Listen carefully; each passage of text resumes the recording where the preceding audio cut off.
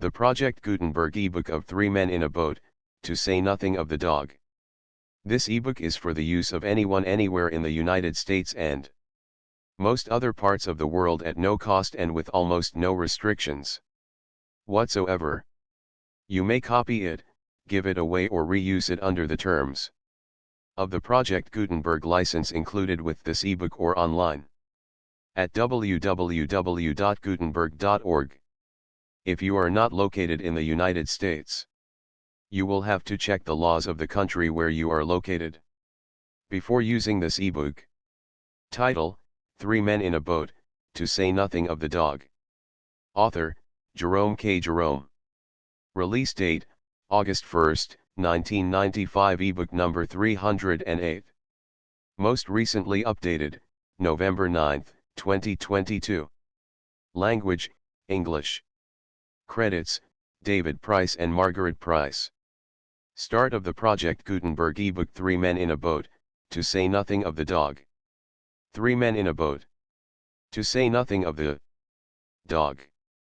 By Jerome K. Jerome. Author of Idle Thoughts of an Idle Fellow, Stageland, etc. Illustrations by A. Fredericks. Bristol: J. W. Arrowsmith, 11, Key Street. London: Simpkin, Marshall, Hamilton, Kent & Co. Limited. 1889. All rights reserved. Preface. The chief beauty of this book lies not so much in its literary style, or in the extent and usefulness of the information it conveys, as in its simple truthfulness. Its pages form the record of events that really happened. All that has been done is to color them, and, for this, no extra charge has been made. George and Harris and Montmorency are not poetic ideals, but things of flesh and blood, especially George, who weighs about 12 stone. Other works may excel this in depth of thought and knowledge of human nature, other books may rival it in originality and size, but, for hopeless and incurable veracity, nothing yet discovered can surpass it. This, more than all its other charms, will, it is felt, make the volume precious in the eye of the earnest reader, and will lend additional weight to the lesson that the story teaches. London, August, 1889. Chapter I. Three Invalid Sufferings of George and Harris, a victim to 107 fatal maladies. Useful prescriptions cure for liver complaint in children. We agree that we are overworked, and need rest a week on the rolling deep. George suggests the river Montmorency lodges an objection. Original motion carried by majority of 3 to 1. There were 4 of us: George, and William Samuel Harris, and myself, and Montmorency.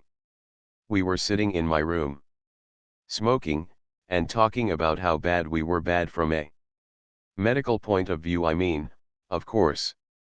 We were all feeling seedy, and we were getting quite nervous about it.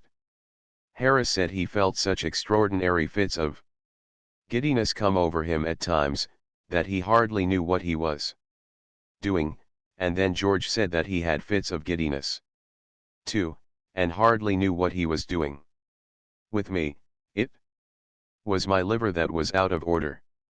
I knew it was my liver that was out of order, because I had just been reading a patent liver pill circular, in which were detailed the various symptoms by which a man could tell when his liver was out of order.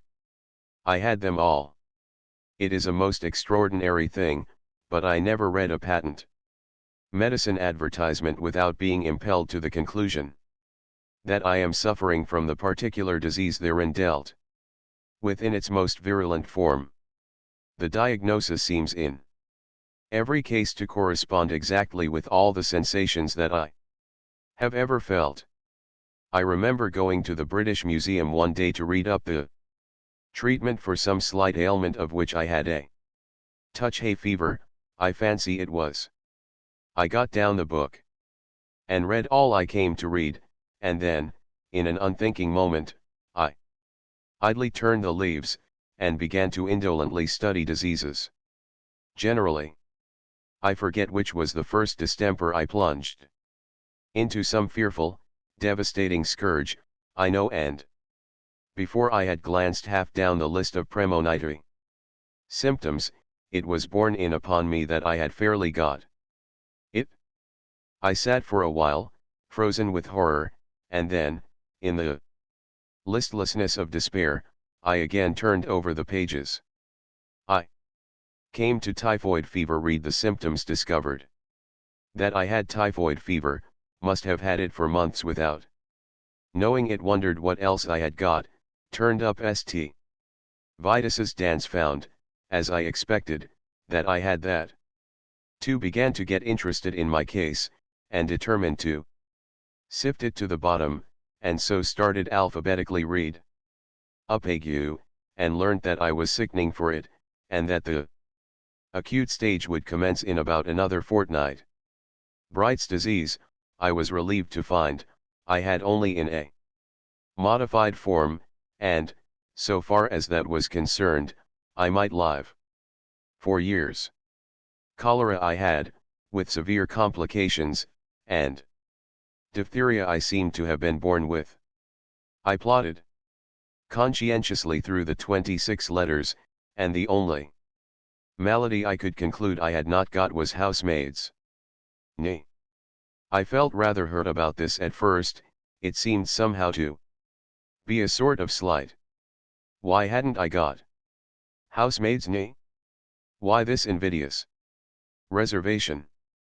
After a while, however, less grasping feelings prevailed. I reflected that I had every other known malady in the pharmacology, and I grew less selfish, and determined to do without housemaid's knee. Gout, in its most malignant stage, it would appear, had seized me without my being aware of it, and zymosis I had evidently been suffering with from boyhood.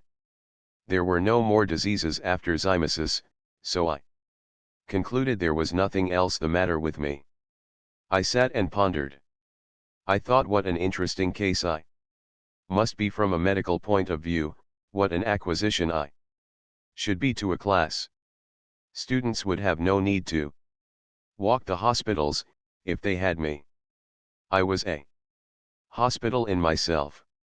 All they need do would be to walk round me, and, after that, take their diploma. Then I wondered how long I had to live. I tried to examine myself. I felt my pulse. I could not at first feel any pulse at all. Then, all of a sudden, it seemed to start off. I pulled out my watch and timed it. I made it 147 to the minute. I tried to feel my heart. I could not feel my heart. It had stopped beating. I have since been induced to come to the opinion that it must have been there all the time, and must have been beating, but I cannot account for it. I patted myself all over my front, from what I call my waist up to my head, and I went a bit round each side, and a little way up the back. But I could not feel or hear anything. I tried to look at my tongue. I stuck it out as far as ever it would go, and I shut one eye, and tried to examine it with the other. I could only see the tip, and the only thing that I could gain from that was to feel more certain than before that I had scarlet fever.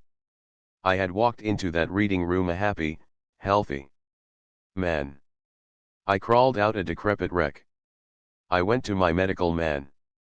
He is an old chum of mine, and feels my pulse, and looks at my tongue, and talks about the weather, all for nothing, when I fancy I'm ill, so I thought I would do him a good turn by going to him now. What a doctor wants, I said, is practice. He shall have me. He will get more practice out of me than out of 1700 of your ordinary commonplace patients, with only 1 or 2 diseases each. So I went straight up and saw him, and he said, "Well, what's the matter with you?" I said, "I will not take up your time, dear boy, with telling you what is the matter with me. Life is brief, and you might pass away before I had finished. But I will tell you what is not the matter with me. I have not got housemaid's knee. Why I have not got housemaid's knee, I cannot tell you, but the fact remains that I have not got it. Everything else, however, I have got." And I told him how I came to discover it all. Then he opened me and looked down me, and clutched hold of my wrist, and then he hit me over the chest when I wasn't expecting it, a cowardly thing to do, I call it, and immediately afterwards butted me with the side of his head. After that, he sat down and wrote out a prescription, and folded it up and gave it me, and I put it in my pocket and went out. I did not open it. I took it to the nearest chemist's, and handed it in. The man read it, and then handed it back. He said he didn't keep it. I said, "You are a chemist." He said, "I am a chemist. If I was a cooperative stores and family hotel combined, I might be able to oblige you. Being only a chemist hampers me." I read the prescription. It ran 1 pound beef steak, with 1 pt bitter beer every 6 hours, 1 10-mile walk every morning, 1 bed at 11 sharp every night. And don't stuff up your head with things you don't understand. I followed the directions, with the happy result speaking for myself that my life was preserved, and is still going on. In the present instance, going back to the liver pill circular, I had the symptoms, beyond all mistake, the chief among them being a general disinclination to work of any kind. What I suffer in that way no tongue can tell. From my earliest infancy I have been a martyr to it. As a boy, the disease hardly ever left me for a day. They did not know then that it was my liver. Medical science was in a far less advanced state than now, and they used to put it down to laziness. "Why, you skulking little devil, you," they would say, "get up and do something for your living, can't you?" Not knowing, of course, that I was ill. And they didn't give me pills, they gave me clumps on the side of the head. And, strange as it may appear, those clumps on the head often cured me for the time being. I have known 1 clump on the head have more effect upon my liver, and make me feel more anxious to go straight away then and there, and do what was wanted to be done, without further loss of time, than a whole box of pills does now. You know, it often is so. Those simple, old-fashioned remedies are sometimes more efficacious than all the dispensary stuff. We sat there for half an hour, describing to each other our maladies. I explained to George and William Harris how I felt when I got up in the morning, and William Harris told us how he felt when he went to bed, and George stood on the hearth rug and gave us a clever and powerful piece of acting, illustrative of how he felt in the night. George fancies he is ill, but there's never anything really the matter with him, you know. At this point, Mrs. Poppets knocked at the door to know if we were ready for supper. We smiled sadly at one another, and said we supposed we had better try to swallow a bit.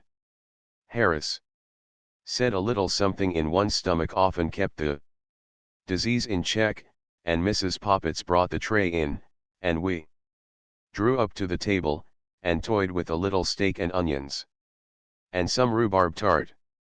I must have been very weak at the time, because I know, after the first half hour or so, I seemed to take no interest whatever in my food, an unusual thing for me, and I didn't want any cheese. This duty done, we refilled our glasses, lit our pipes, and resumed the discussion upon our state of health.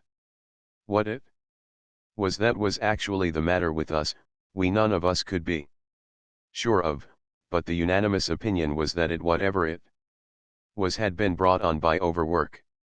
What we want is rest, said Harris. Rest and a complete change, said George. The overstrain upon our brains has produced a general depression throughout the system.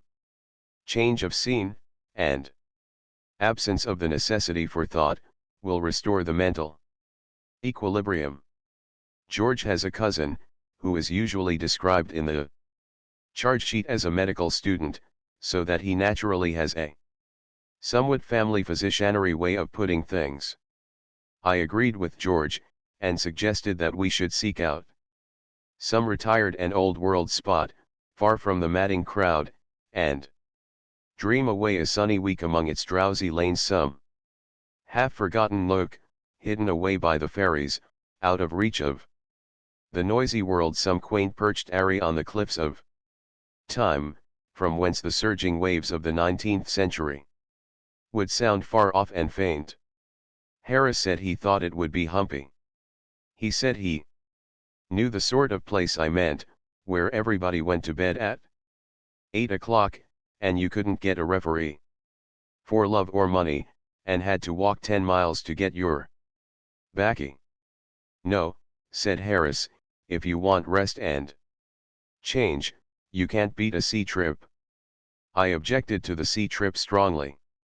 A sea trip does you good when you are going to have a couple of months of it, but for a week, it is wicked. You start on Monday with the idea implanted in your bosom that you are going to enjoy yourself. You wave an area due to the boys on shore, light your biggest pipe, and swagger about the deck as if you were Captain Cook, Sir Francis Drake, and Christopher Columbus all rolled into one. On Tuesday, you wish you hadn't come. On Wednesday, Thursday, and Friday, you wish you were dead. On Saturday, you are able to swallow a little beef tea, and to sit up on deck, and answer with a wan, sweet smile when kind-hearted people ask you how you feel now. On Sunday, you begin to walk about again, and take solid food. And on Monday morning, as, with your bag and umbrella in your hand, you stand by the gunwale, waiting to step ashore, you begin to thoroughly like it. I remember my brother-in-law going for a short sea trip once. For the benefit of his health, he took a return berth from London to Liverpool, and when he got to Liverpool, the only thing he was anxious about was to sell that return ticket.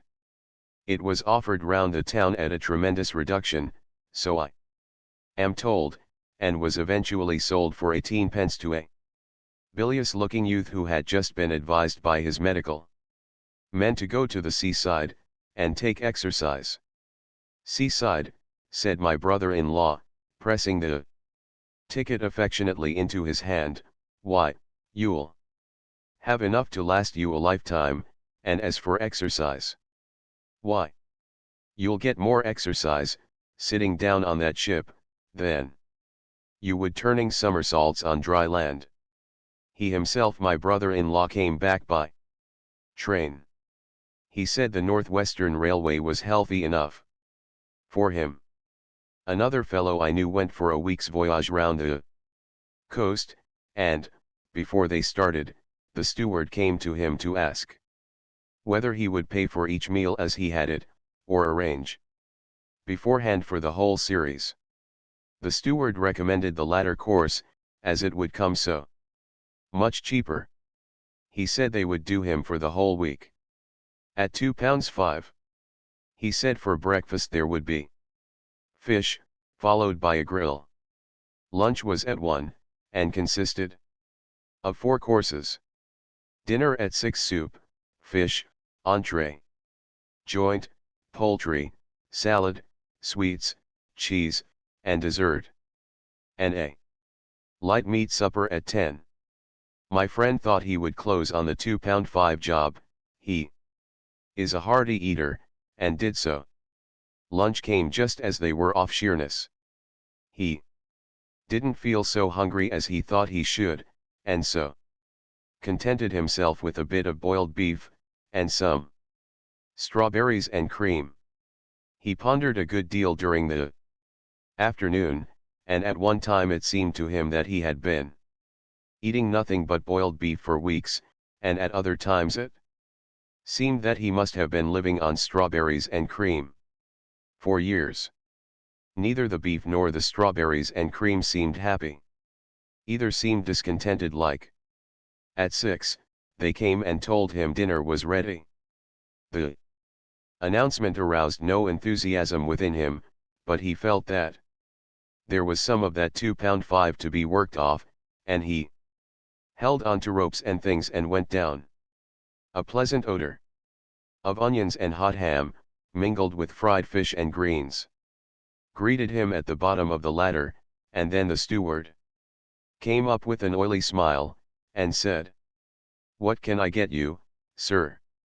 "Get me out of this," was the feeble reply. And they ran him up quick, and propped him up, over to leeward, and left him. For the next 4 days he lived a simple and blameless life on thin captain's biscuits. I mean that the biscuits were thin, not the captain, and soda water, but, towards Saturday, he got uppish, and went in for weak tea and dry toast, and on Monday he was gorging himself on chicken broth. He left the ship on Tuesday, and as it steamed away from the landing stage he gazed after it regretfully. "There she goes," he said, "there she goes. With £2 worth of food on board that belongs to me. And that I haven't had." He said that if they had given him another day he thought he could have put it straight. So I set my face against the sea trip. Not, as I explained, upon my own account. I was never queer. But I was afraid for George. George said he should be all right, and would rather like it, but he would advise Harris and me not to think of it, as he felt sure we should both be ill. Harris said that, to himself, it was always a mystery how people managed to get sick at sea. Said he thought people must do it on purpose, from affectation. Said he had often wished to be, but had never been able. Then he told us anecdotes of how he had gone across the channel when it was so rough that the passengers had to be tied into their berths, and he and the captain were the only 2 living souls on board who were not ill. Sometimes it was he and the second mate who were not ill, but it was generally he and one other man. If not he and another man, then it was he by himself. It is a curious fact, but nobody ever is seasick on land. At sea, you come across plenty of people very bad.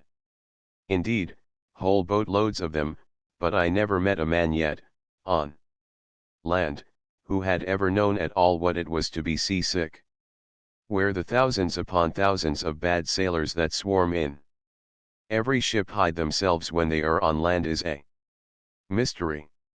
If most men were like a fellow I saw on the Yarmouth boat one day, I could account for the seeming enigma easily enough.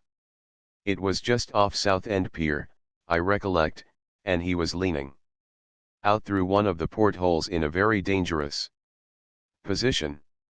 I went up to him to try and save him. "Hi, come further in," I said, shaking him by the shoulder. "You'll be overboard." "Oh my! I wish I was the only answer I could get, and there I had to leave him. 3 weeks afterwards, I met him in the coffee room of a bath hotel, talking about his voyages, and explaining, with enthusiasm, how he loved the sea. "Good sailor," he replied in answer to a mild young man's envious query. "Well, I did feel a little queer once, I confess. It was off Cape Horn. The vessel was wrecked the next morning." I said.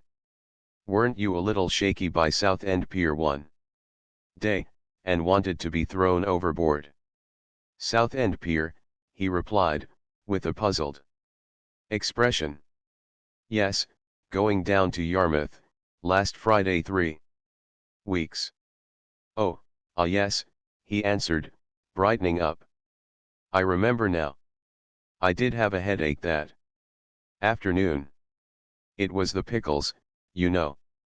They were the most disgraceful pickles I ever tasted in a respectable boat. Did you have any?" "For myself, I have discovered an excellent preventive against seasickness, in balancing myself. You stand in the center of the deck, and, as the ship heaves and pitches, you move your body about, so as to keep it always straight. When the front of the ship rises, you lean forward, till the deck almost touches your nose, and when its back end gets up, you lean backwards. This is all very well for an hour or two, but you can't balance yourself for a week." George said. "Let's go up the river." He said we should have fresh air, exercise, and quiet.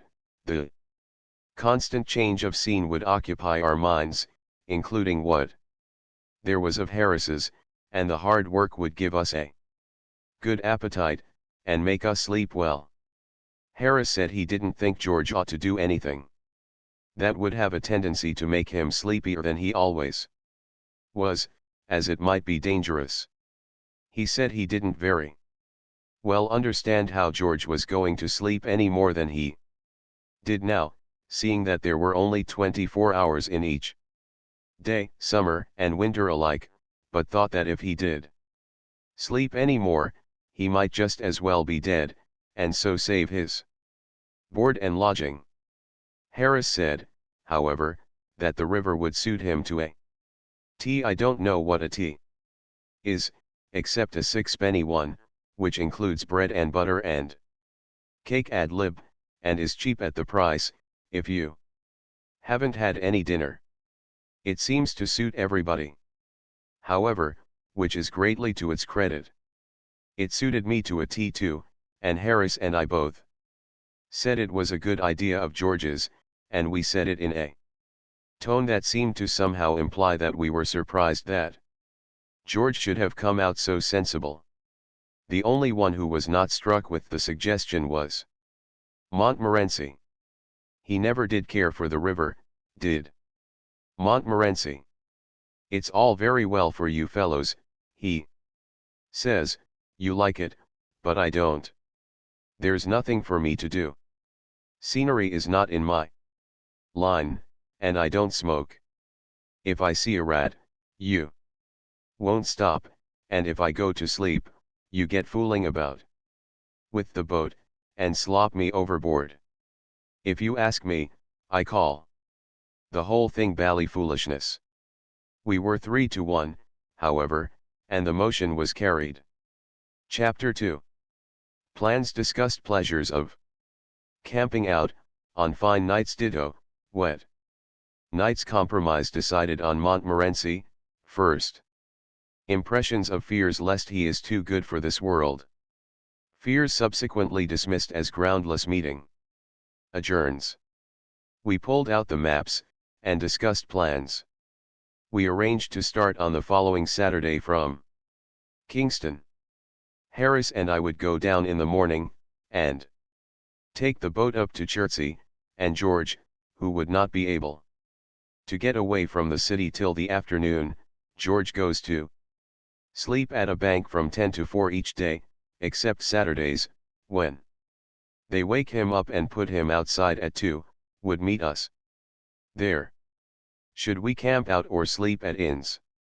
George and I were for camping out. We said it would be. So wild and free, so patriarchal-like. Slowly the golden memory of the dead sun fades from the hearts of the cold, sad clouds. Silent, like sorrowing children.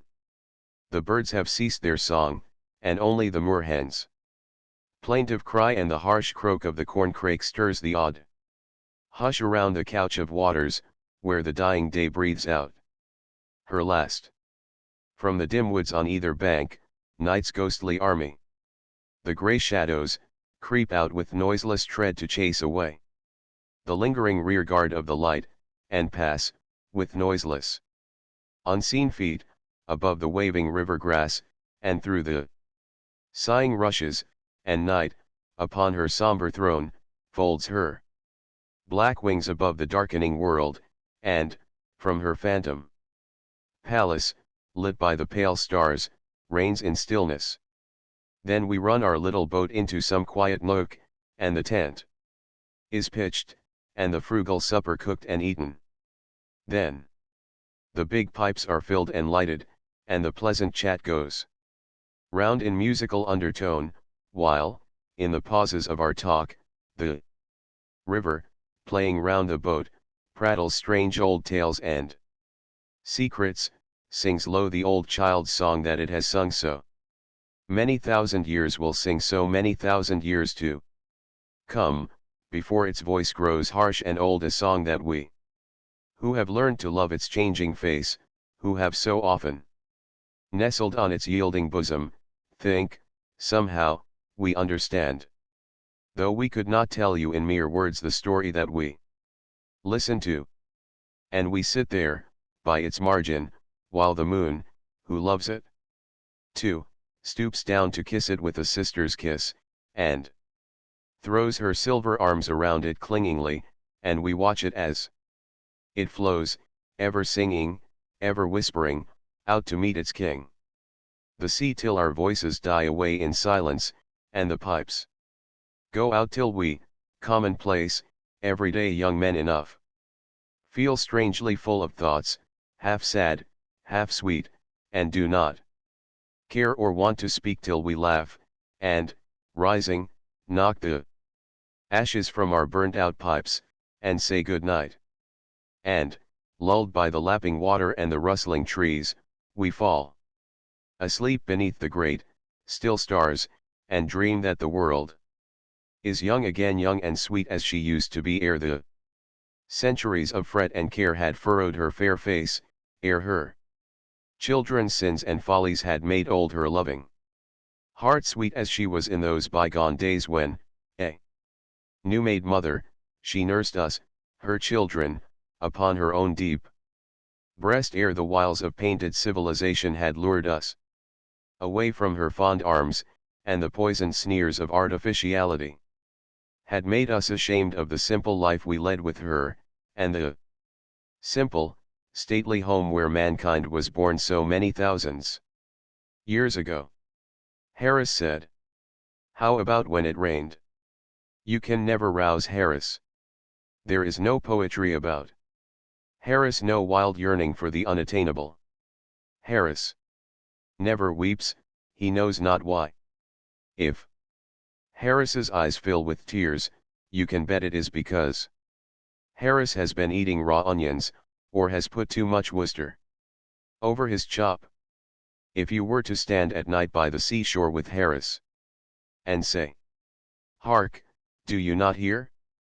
Is it but the mermaids singing deep below the waving waters, or sad spirits, chanting dirges for white corpses, held by seaweed?" Harris would take you by the arm, and say, "I know what it is, old man, you've got a chill. Now, you come along with me. I know a place round the corner here, where you can get a drop of the finest Scotch whiskey you ever tasted, put you right in less than no time." Harris always does know a place round the corner where you can get something brilliant in the drinking line. I believe that if you met Harris up in paradise, supposing such a thing likely, he would immediately greet you with So glad you've come, old fellow. I've found a nice place round the corner here, where you can get some really first-class nectar. In the present instance, however, as regarded the camping out, his practical view of the matter came as a very timely hint. Camping out in rainy weather is not pleasant. It is evening. You are wet through, and there is a good 2 inches of water in the boat, and all the things are damp.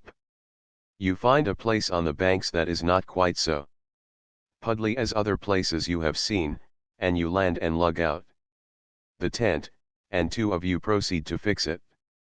It is soaked and heavy, and it flops about, and tumbles down on you, and clings round your head and makes you mad. The rain is pouring steadily down all the time. It is difficult enough to fix a tent in dry weather. In wet, the task becomes Herculean. Instead of helping you, it seems to you that the other man is simply playing the fool. Just as you get your side beautifully fixed, he gives it a hoist from his end, and spoils it all. Here, what are you up to? You call out. What are you up to? He retorts. Lego, can't you? Don't pull it, you've got it all wrong, you stupid ass, you shout. No, I haven't, he yells back, let go your side. I tell you you've got it all wrong, you roar, wishing that you could get at him, and you give your ropes a lug that pulls all his pegs out. Ah, the bally idiot, you hear him mutter to himself, and then comes a savage haul, and away goes your side.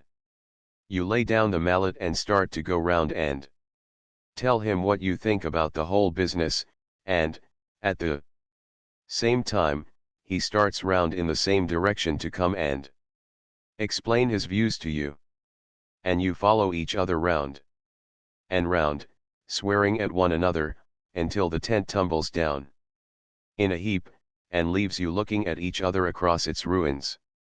When you both indignantly exclaim, in the same breath, there you are, what did I tell you? Meanwhile the third man, who has been bailing out the boat, and who has spilled the water down his sleeve, and has been cursing away to himself steadily for the last 10 minutes, wants to know what the thundering blazes you're playing at, and why the blarm tent isn't up yet. At last, somehow or other, it does get up, and you land the things. It is hopeless attempting to make a wood fire, so you light the methylated spirit stove, and crowd round that. Rainwater is the chief article of diet at supper. The bread is 2/3 rainwater, the beefsteak pie is exceedingly rich in it, and the jam, and the butter, and the salt, and the coffee have all combined with it to make soup. After supper, you find your tobacco is damp, and you cannot smoke.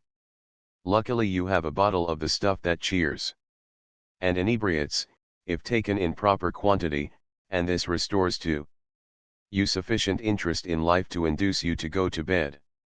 There you dream that an elephant has suddenly sat down on your chest, and that the volcano has exploded and thrown you down to the bottom of the sea, the elephant still sleeping peacefully on your bosom.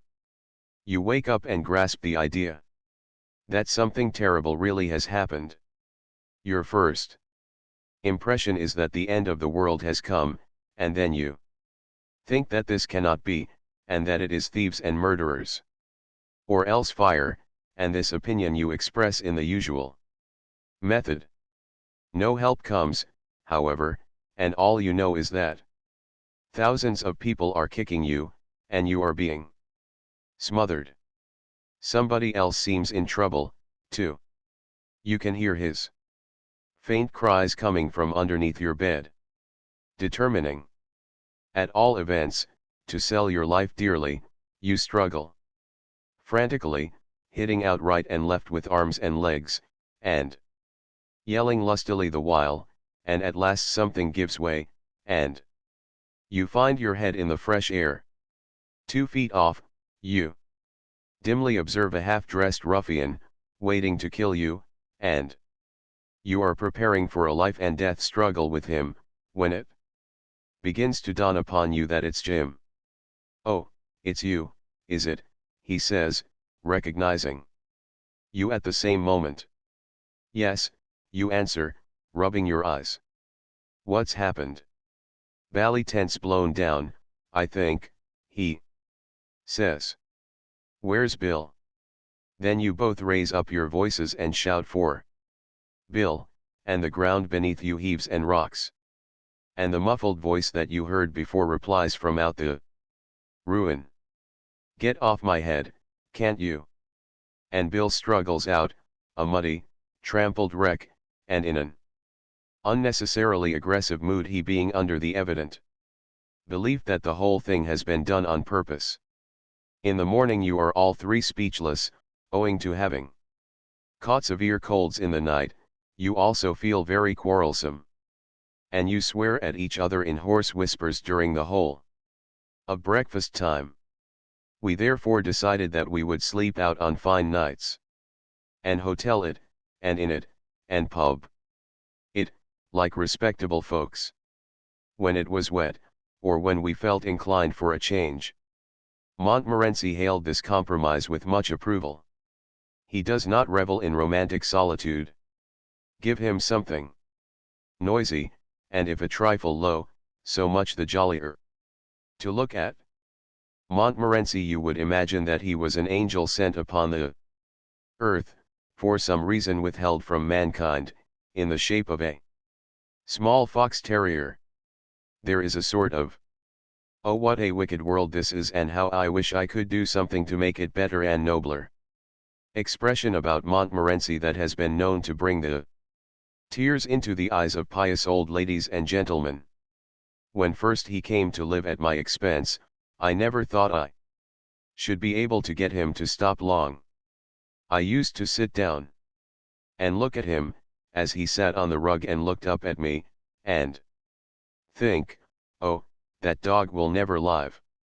He will be snatched up to the bright skies in a chariot, that is what will happen to him."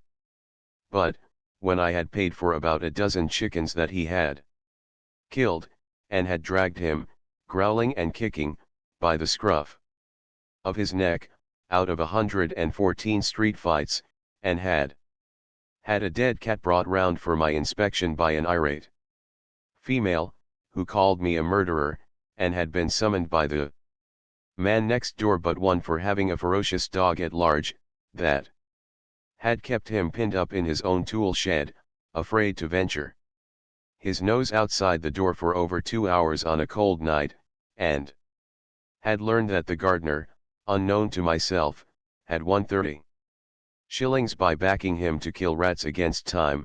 Then I began to think that maybe they'd let him remain on earth for a bit longer, after all.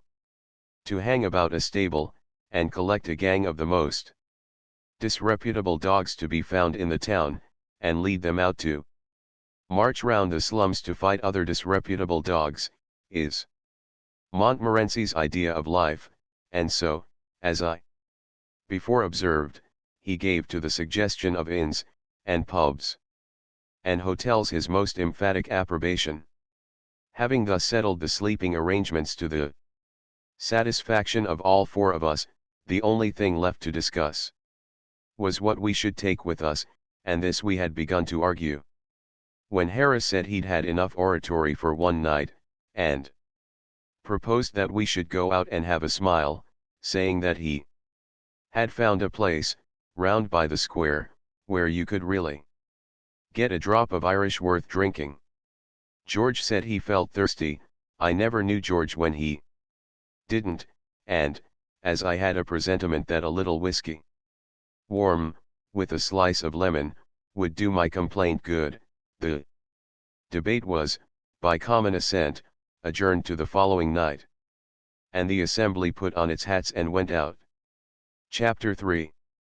Arrangements settled. Harris's method of doing work. How the elderly, family man puts up a Picture George makes a sensible remark, delights of early morning bathing provisions for getting upset. So, on the following evening, we again assembled, to discuss and arrange our plans. Harris said, "Now, the first thing to settle is what to take with us. Now, you get a bit of paper and write down, Jay, and you get the grocery catalog, George, and somebody give me a bit of pencil, and then I'll make out a list." That's Harris all over, so ready to take the burden of everything himself, and put it on the backs of other people. He always reminds me of my poor Uncle Podger. You never saw such a commotion up and down a house, in all your life, as when my Uncle Podger undertook to do a job.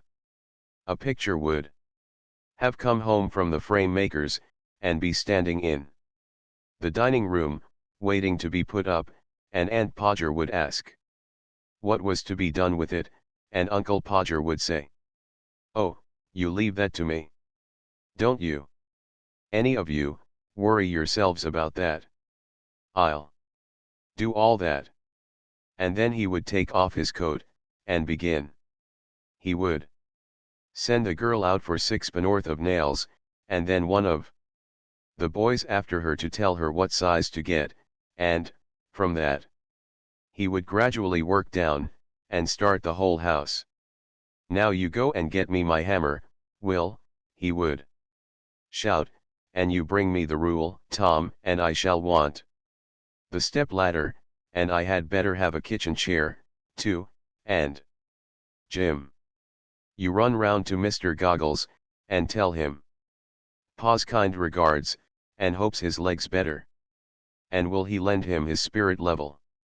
And don't you go, Maria, because I shall want somebody to hold me the light, and when the girl comes back, she must go out again for a bit of picture cord, and Tom, where's Tom? Tom, you come here, I shall want you to hand me up the picture." And then he would lift up the picture, and drop it, and it would come out of the frame, and he would try to save the glass, and cut himself, and then he would spring round the room, looking for his handkerchief. He could not find his handkerchief, because it was in the pocket of the coat he had taken off, and he did not know where he had put the coat, and all the house had to leave off looking for his tools, and start looking for his coat, while he would dance round and hinder them. "Doesn't anybody in the whole house know where my coat is? I never came across such a set in all my life, upon my word I didn't. 6 of you, and you can't find a coat that I put down not 5 minutes ago. Well, of all the—" Then he'd get up, and find that he had been sitting on it, and would call out, "Oh, you can give it up? I've found it myself now. Might just as well ask the cat to find anything as expect you people to find it." And, when half an hour had been spent in tying up his finger, and a new glass had been got, and the tools, and the ladder, and the chair, and the candle had been brought, he would have another go, the whole family, including the girl and the charwoman, standing round in a semicircle, ready to help. 2 people would have to hold the chair, and a third would help him up on it, and hold him there, and a fourth would hand him a nail, and a fifth would pass him up the hammer, and he would take hold of the nail, and drop it. "There," he would say, in an injured tone. "Now the nail's gone." And we would all have to go down on our knees and grovel for it, while he would stand on the chair and grunt and want to know if he was to be kept there all the evening. The nail would be found at last, but by that time he would have lost the hammer. "Where's the hammer? What did I do with the hammer? Great heavens! 7 of you, gaping round there, and you don't know what I did with the hammer." We would find the hammer for him, and then he would have lost sight of the mark he had made on the wall, where the nail was to go in, and each of us had to get up on the chair, beside him, and see if we could find it, and we would each discover it in a different place, and he would call us all fools, one after another, and tell us to get down. And he would take the rule, and remeasure, and find that he wanted half 31 and 3/8 inches from the corner, and would try to do it in his head, and go mad. And we would all try to do it in our heads, and all arrive at different results, and sneer at one another. And in the general row, the original number would be forgotten, and Uncle Podger would have to measure it again. He would use a bit of string this time, and at the critical moment, when the old fool was leaning over the chair at an angle of 45, and trying to reach a point 3 inches beyond what was possible for him to reach, the string would slip, and down he would slide onto the piano, a really fine musical effect being produced by the suddenness with which his head and body struck all the notes at the same time. And Aunt Maria would say that she would not allow the children to stand round and hear such language. At last, Uncle Podger would get the spot fixed again, and put the point of the nail on it with his left hand, and take the hammer in his right hand. And, with the first blow, he would smash his thumb, and drop the hammer, with a yell, on somebody's toes. Aunt Maria would mildly observe that, next time Uncle Podger was going to hammer a nail into the wall, she hoped he'd let her know in time, so that she could make arrangements to go and spend a week with her mother while it was being done. "Oh, you women, you make such a fuss over everything," Uncle Podger would reply, picking himself up. "Why, I like doing a little job of this sort." And then he would have another try, and, at the second blow, the nail would go clean through the plaster, and half the hammer after it, and Uncle Podger be precipitated against the wall with force nearly sufficient to flatten his nose. Then we had to find the rule and the string again, and a new hole was made, and, about midnight, the picture would be up very crooked and insecure, the wall for yards round, looking as if it had been smoothed down with a rake, and everybody dead beat and wretched except Uncle Podger.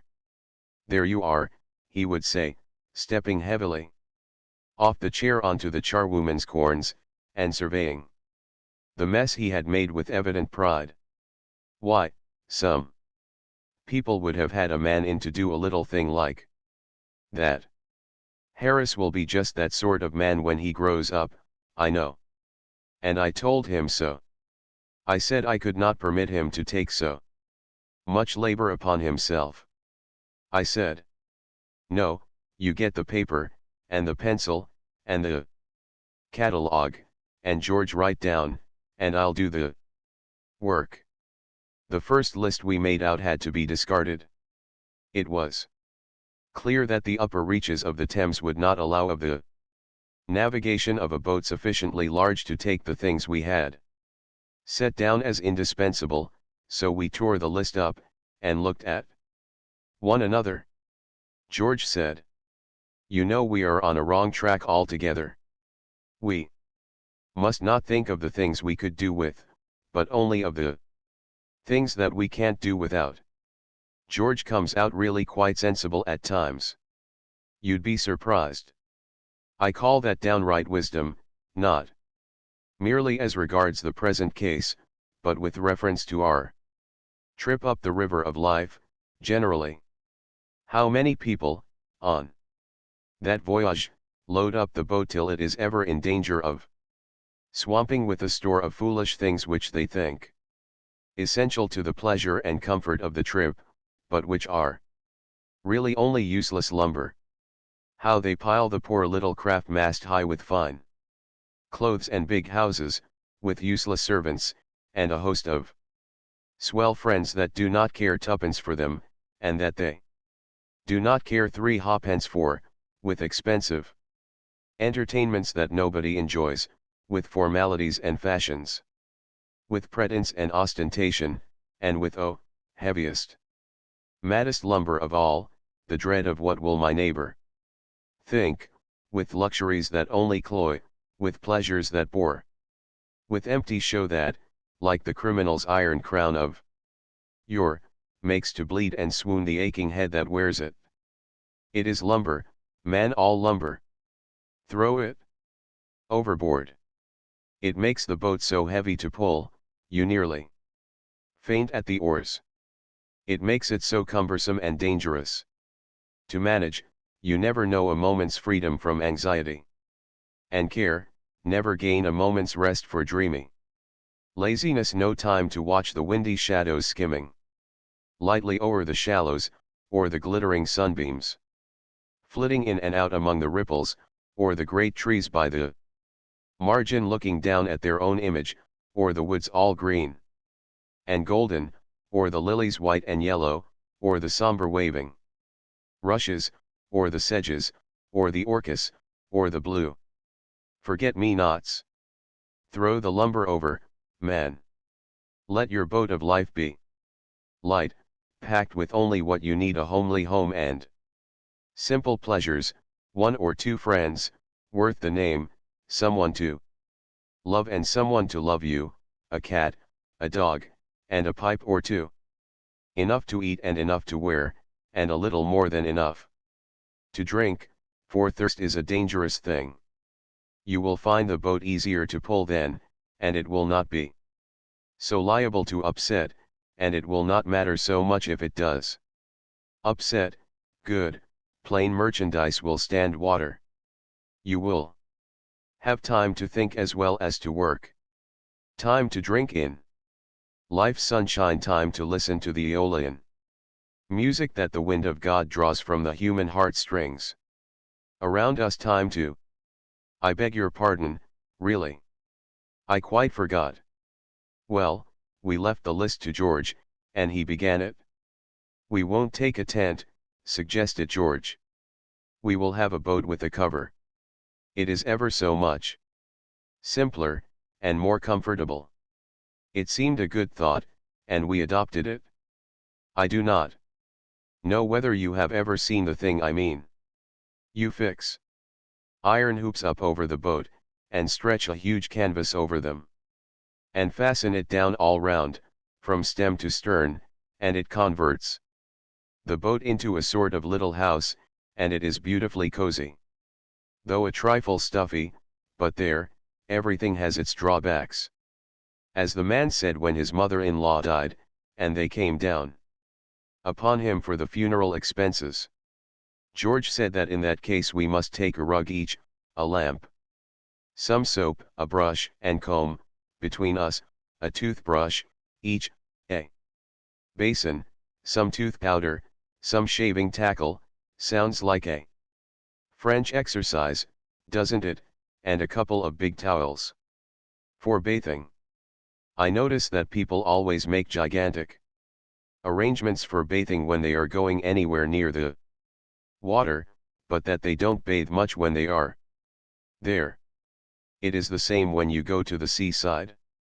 I always determine when thinking over the matter in London that I'll get up early every morning, and go and have a dip before breakfast, and I religiously pack up a pair of drawers and a bath towel.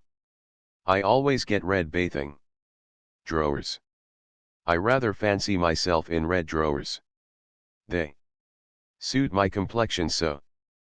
But when I get to the sea I don't feel somehow that I want that early morning bathe nearly so much as I did when I was in town. On the contrary, I feel more that I want to stop in bed till the last moment, and then come down and have my breakfast. Once or twice virtue has triumphed, and I have got out at 6 and half dressed myself, and have taken my drawers and towel, and stumbled dismally off. But I haven't enjoyed it. They seem to keep a specially cutting east wind. waiting for me, when I go to bathe in the early morning, and they pick out all the three-cornered stones, and put them on the top. And they sharpen up the rocks and cover the points over with a bit of sand so that I can't see them, and they take the sea and put it 2 miles out, so that I have to huddle myself up in my arms and hop, shivering, through 6 inches of water. And when I do get to the sea, it is rough and quite insulting. One huge wave catches me up and chucks me in a sitting posture, as hard as ever it can, down onto a rock which has been put there for me. And, before I've said oh, ugh, and found out what has gone, the wave comes back and carries me out to mid-ocean. I begin to strike out frantically for the shore, and wonder if I shall ever see home and friends again, and wish I'd been kinder to my little sister when I was a boy, I mean. Just when I have given up all hope, a wave retires and leaves me sprawling like a starfish on the sand, and I get up and look back and find that I've been swimming for my life in 2 feet of water. I hop back and dress, and crawl home, where I have to pretend I liked it. In the present instance, we all talked as if we were going to have a long swim every morning. George said it was so pleasant to wake up in the boat in the fresh morning, and plunge into the limpid river. Harris said there was nothing like a swim before breakfast to give you an appetite. He said it always gave him an appetite.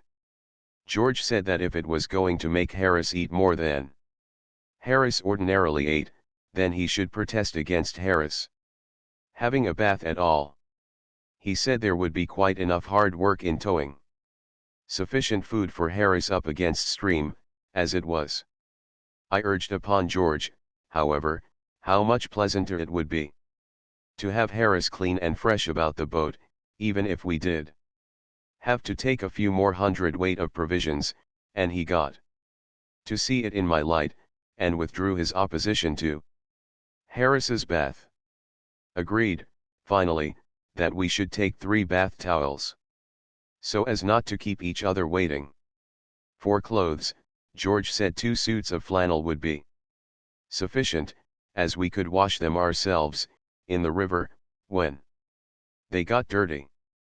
We asked him if he had ever tried washing flannels in the river, and he replied, no, not exactly himself like, but he knew some fellows who had, and it was easy enough, and Harris and I were weak enough to fancy he knew what he was talking about, and that 3 respectable young men, without position or influence, and with no experience in washing, could really clean their own shirts and trousers in the river Thames with a bit of soap. We were to learn in the days to come, when it was too late, that George was a miserable impostor, who could evidently have known nothing whatever about the matter. If you had seen these clothes after but, as the shilling shockers say, we anticipate. George impressed upon us to take a change of underthings and plenty of socks, in case we got upset and wanted a change, also plenty of handkerchiefs, as they would do to wipe things, and a pair of leather boots as well as our boating shoes, as we should want them if we got upset. Chapter 4. The Food Question. Objections to paraffin oil as an atmosphere. Advantages of cheese as a traveling companion. A married woman deserts her home. Further provision for getting upset. I pack cussedness of toothbrushes. George and Harris pack awful behavior of Montmorency. We retire to rest. Then we discuss the food question. George said, begin with breakfast. George is so practical. Now for breakfast we shall want a frying pan. Harris said it was indigestible, but we merely urged him not to be an ass, and George went on, a teapot and a kettle, and a methylated spirit stove. No oil, said George, with a significant look. And Harris and I agreed. We had taken up an oil stove once, but never again. It had been like living in an oil shop that week. It oozed. I never saw such a thing as paraffin. Oil is to ooze. We kept it in the nose of the boat, and from there, it oozed down to the rudder, impregnating the whole boat and everything in it on its way, and it oozed over the river, and saturated the scenery and spoilt the atmosphere. Sometimes a westerly oily wind blew, and at other times an easterly oily wind, and sometimes it blew a northerly oily wind. And maybe a southerly oily wind, but whether it came from the Arctic snows, or was raised in the waste of the desert sands, it came alike to us laden with the fragrance of paraffin oil. And that oil oozed up and ruined the sunset, and as for the moonbeams, they positively reeked of paraffin. We tried to get away from it at Marlow.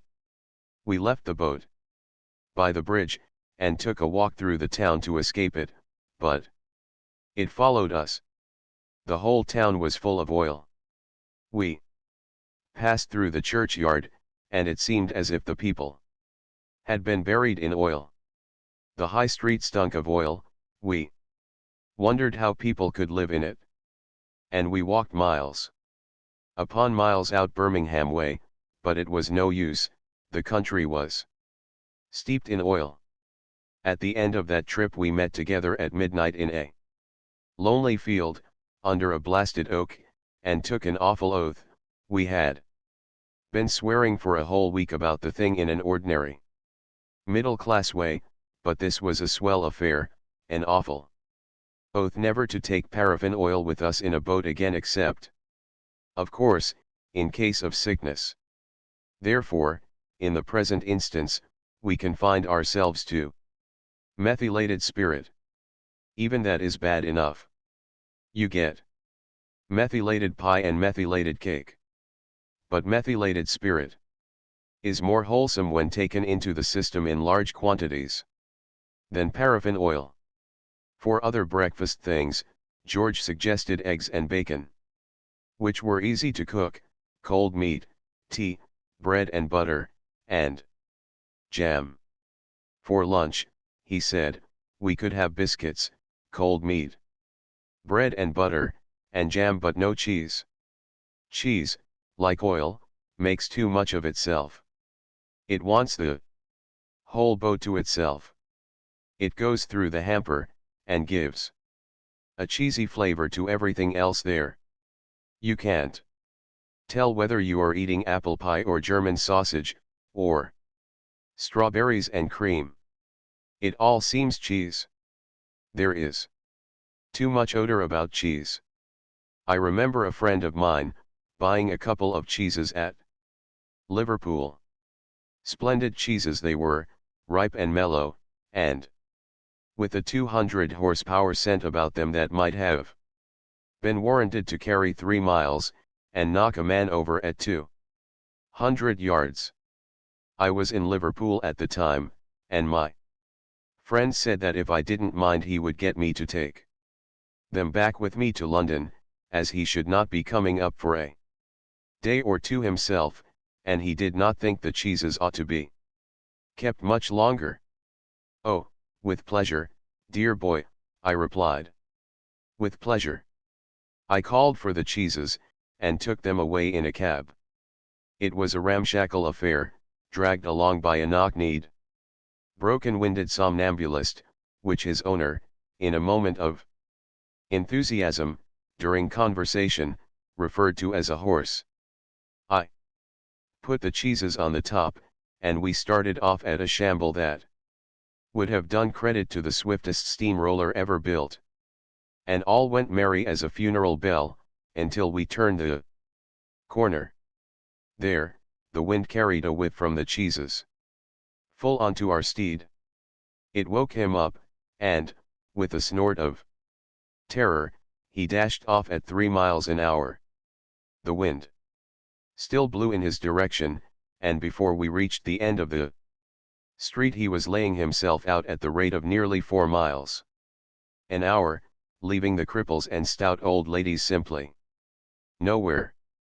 It took 2 porters as well as the driver to hold him in at the station, and I do not think they would have done it, even then, had not one of the men had the presence of mind to put a handkerchief over his nose, and to light a bit of brown paper. I took my ticket, and marched proudly up the platform, with my cheeses, the people falling back respectfully on either side. The train was crowded, and I had to get into a carriage where there were already 7 other people. One crusty old gentleman objected, but I got in, notwithstanding. And, putting my cheeses upon the rack, squeezed down with a pleasant smile, and said it was a warm day. A few moments passed, and then the old gentleman began to fidget. "Very close in here," he said. "Quite oppressive," said the man next him. And then they both began sniffing, and, at the 3rd sniff, they caught it right on the chest, and rose up without another word and went out. And then a stout lady got up, and said, it was disgraceful that a respectable married woman should be harried about in this way, and gathered up a bag and 8 parcels and went. The remaining 4 passengers sat on for a while, until a solemn-looking man in the corner, who, from his dress and general appearance, seemed to belong to the undertaker class, said it put him in mind of dead baby, and the other 3 passengers tried to get out of the door at the same time, and hurt themselves. I smiled at the black gentleman, and said I thought we were going to have the carriage to ourselves, and he laughed pleasantly, and said that some people made such a fuss over a little thing. But even he grew strangely depressed after we had started, and so, when we reached Crewe, I asked him to come and have a drink. He accepted, and we forced our way into the buffet, where we yelled and stamped and waved our umbrellas for a quarter of an hour, and then a young lady came, and asked us if we wanted anything. "What's yours?" I said, turning to my friend. "I'll have half a crown's worth of brandy." "Neat, if you please, miss," he responded. And he went off quietly after he had drunk it and got into another carriage, which I thought mean. From Crewe I had the compartment to myself, though the train was crowded. As we drew up at the different stations, the people, seeing my empty carriage, would rush for it. "Here we are, Maria, come along, plenty of room." "All right, Tom, we'll get in." "Here," they would shout. And they would run along, carrying heavy bags, and fight round the door to get in first. And one would open the door and mount the steps, and stagger back into the arms of the man behind him, and they would all come and have a sniff, and then droop off and squeeze into other carriages, or pay the difference and go first. From Euston, I took the cheeses down to my friend's house. When his wife came into the room she smelled round for an instant. Then she said, "What is it? Tell me the worst." I said, "It's cheeses. Tom bought them in Liverpool, and asked me to bring them up with me." And I added that I hoped she understood that it had nothing to do with me, and she said that she was sure of that, but that she would speak to Tom about it when he came back. My friend was detained in Liverpool longer than he expected. And, 3 days later, as he hadn't returned home, his wife called on me. She said, "What did Tom say about those cheeses?" I replied that he had directed they were to be kept in a moist place, and that nobody was to touch them. She said, "Nobody's likely to touch them. Had he smelt them?" I thought he had, and added that he seemed greatly attached to them. You think he would be upset, she queried, if I gave a man a sovereign to take them away and bury them? I answered that I thought he would never smile again. An idea struck her. She said, do you mind keeping them for him? Let me send them round to you. Madam, I replied, for myself I like the smell of cheese, and the journey the other day with them from Liverpool I shall ever look back upon as a happy ending to a pleasant holiday. But, in this world, we must consider others. The lady under whose roof I have the honor of residing is a widow, and, for all I know, possibly an orphan. 2. She has a strong, I may say an eloquent, objection to being what she terms put upon. The presence of your husband's cheeses in her house she would, I instinctively feel, regard as a put upon, and it shall never be said that I put upon the widow and the orphan. Very well, then, said my friend's wife. Rising, all I have to say is, that I shall take the children and go to an hotel until those cheeses are eaten. I decline to live any longer in the same house with them. She kept her word, leaving the place in charge of the charwoman, who, when asked if she could stand the smell, replied, what smell? And who, when taken close to the cheeses and told to sniff hard, said she could detect a faint odor of melons. It was argued from this that little injury could result to the woman from the atmosphere, and she was left. The hotel bill came to 15 guineas, and my friend, after reckoning everything up, found that the cheeses had cost him 8.10 a pound. He said he dearly loved a bit of cheese, but it was beyond his means, so he determined to get rid of them.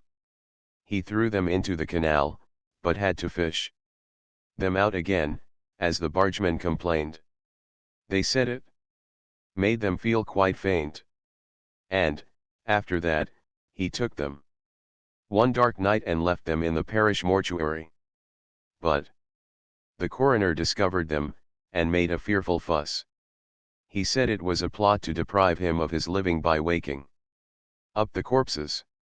My friend got rid of them, at last, by taking them down to a seaside town, and burying them on the beach. It gained the place quite a reputation. Visitors said they had never noticed before how strong the air was, and weak-chested and consumptive people used to throng there for years afterwards. Fond as I am of cheese, therefore, I hold that George was right in declining to take any. We shan't want any tea, said George.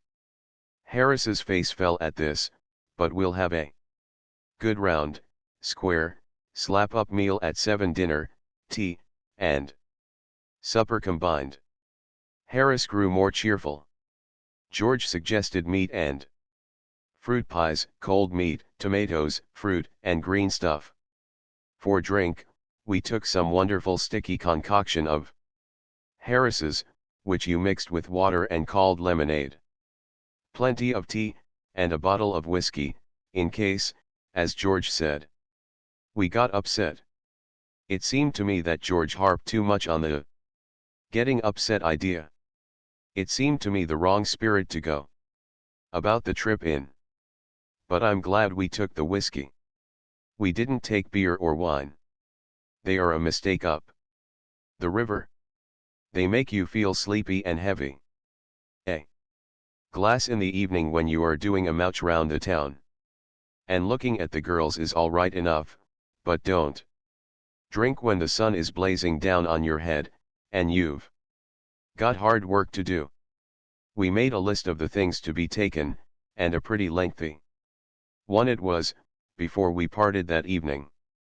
The next day, which was Friday, we got them all together, and met in the evening to pack.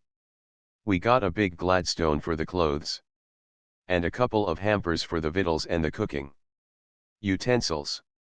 We moved the table up against the window, piled everything in a heap in the middle of the floor, and sat round and looked at it.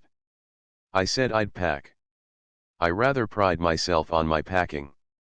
Packing is one of those many things that I feel I know more about than any other person living. It surprises me myself, sometimes, how many of these subjects there are. I impressed the fact upon George and Harris, and told them that they had better leave the whole matter entirely to me. They fell into the suggestion with a readiness that had something uncanny about it. George put on a pipe and spread himself over the easy chair, and Harris cocked his legs on the table and lit a cigar. This was hardly what I intended.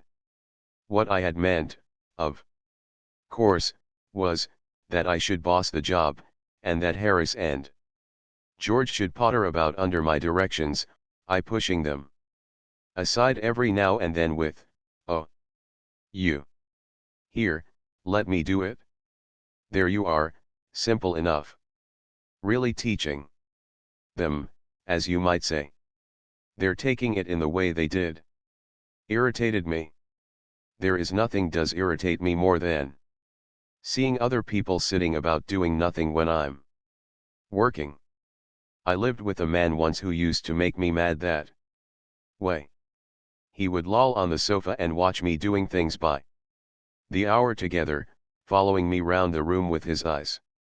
Wherever I went, he said it did him real good to look on at me, messing about.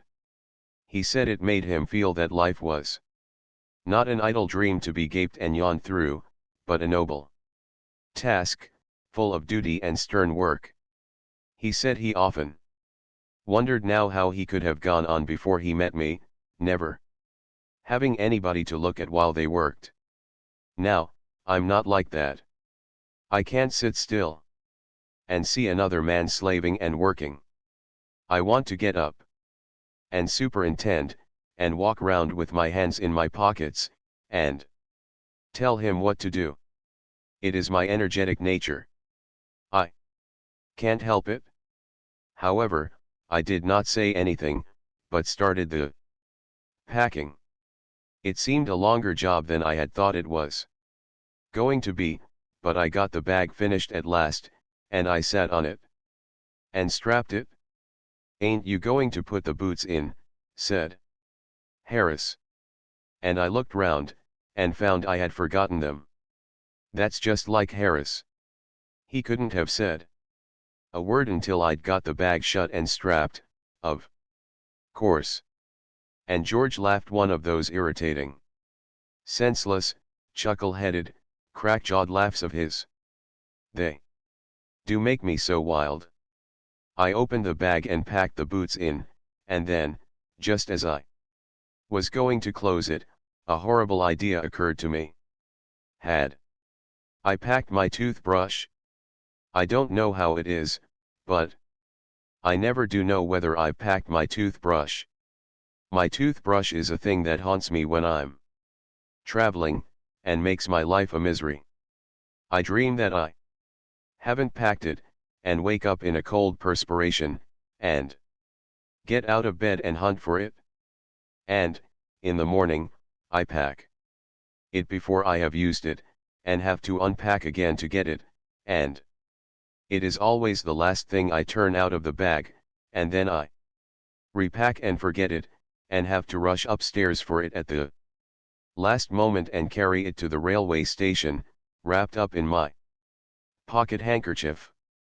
Of course I had to turn every mortal thing out now, and, of course, I could not find it. I rummaged the things up into much the same state that they must have been before the world was created, and when chaos reigned. Of course, I found George's and Harris's 18 times over, but I couldn't find my own. I put the things back one by one, and held everything up and shook it. Then I found it inside a boot. I repacked once more. When I had finished, George asked if the soap was in. I Said I didn't care a hang whether the soap was in or whether it wasn't, and I slammed the bag to and strapped it, and found that I had packed my tobacco pouch in it, and had to reopen it. It got shut up finally at 10:05 p.m., and then there remained the hampers to do. Harris said that we should be wanting to start in less than 12 hours time, and thought that he and George had better do the rest, and I agreed and sat down, and they had a go. They began in a light-hearted spirit, evidently intending to show me how to do it. I made no comment, I only waited. When George is hanged, Harris will be the worst packer in this world, and I looked at the piles of plates and cups and kettles and bottles and jars, and pies, and stoves, and cakes, and tomatoes, and felt that the thing would soon become exciting. It did. They started with breaking a cup. That was the first thing they did. They did that just to show you what they could do, and to get you interested. Then Harris packed the strawberry jam on top of a tomato and squashed it, and they had to pick out the tomato with a teaspoon. And then it was George's turn, and he trod on the butter. I didn't say anything, but I came over and sat on the edge of the table and watched them. It irritated them more than anything I could have said. I felt that it made them nervous and excited, and they stepped on things, and put things behind them, and then couldn't find them when they wanted them, and they packed the pies at the bottom, and put heavy things on top, and smashed the pies in. They upset salt over everything, and as for the butter, I never saw two men do more with 1 and 2pence worth of butter in my whole life than they did. After George had got it off his slipper, they tried to put it in the kettle. It wouldn't go in, and what was in wouldn't come out. They did scrape it out at last, and put it down on a chair, and Harris sat on it, and it stuck to him, and they went looking for it all over the room. I'll take my oath I put it down on that chair, said George, staring at the empty seat. I saw you do it myself, not a minute ago, said Harris. Then they started round the room again looking for it, and then they met again in the center, and stared at one another. Most extraordinary thing I ever heard of, said George. So mysterious, said Harris. Then George got round at the back of Harris and saw it.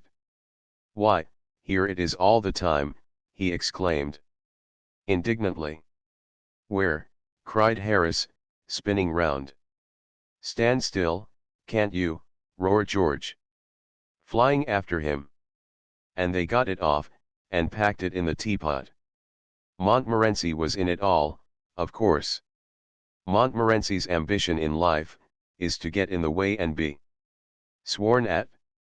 If he can squirm in anywhere where he particularly is not wanted, and be a perfect nuisance, and make people mad, and have things thrown at his head, then he feels his day has not been wasted.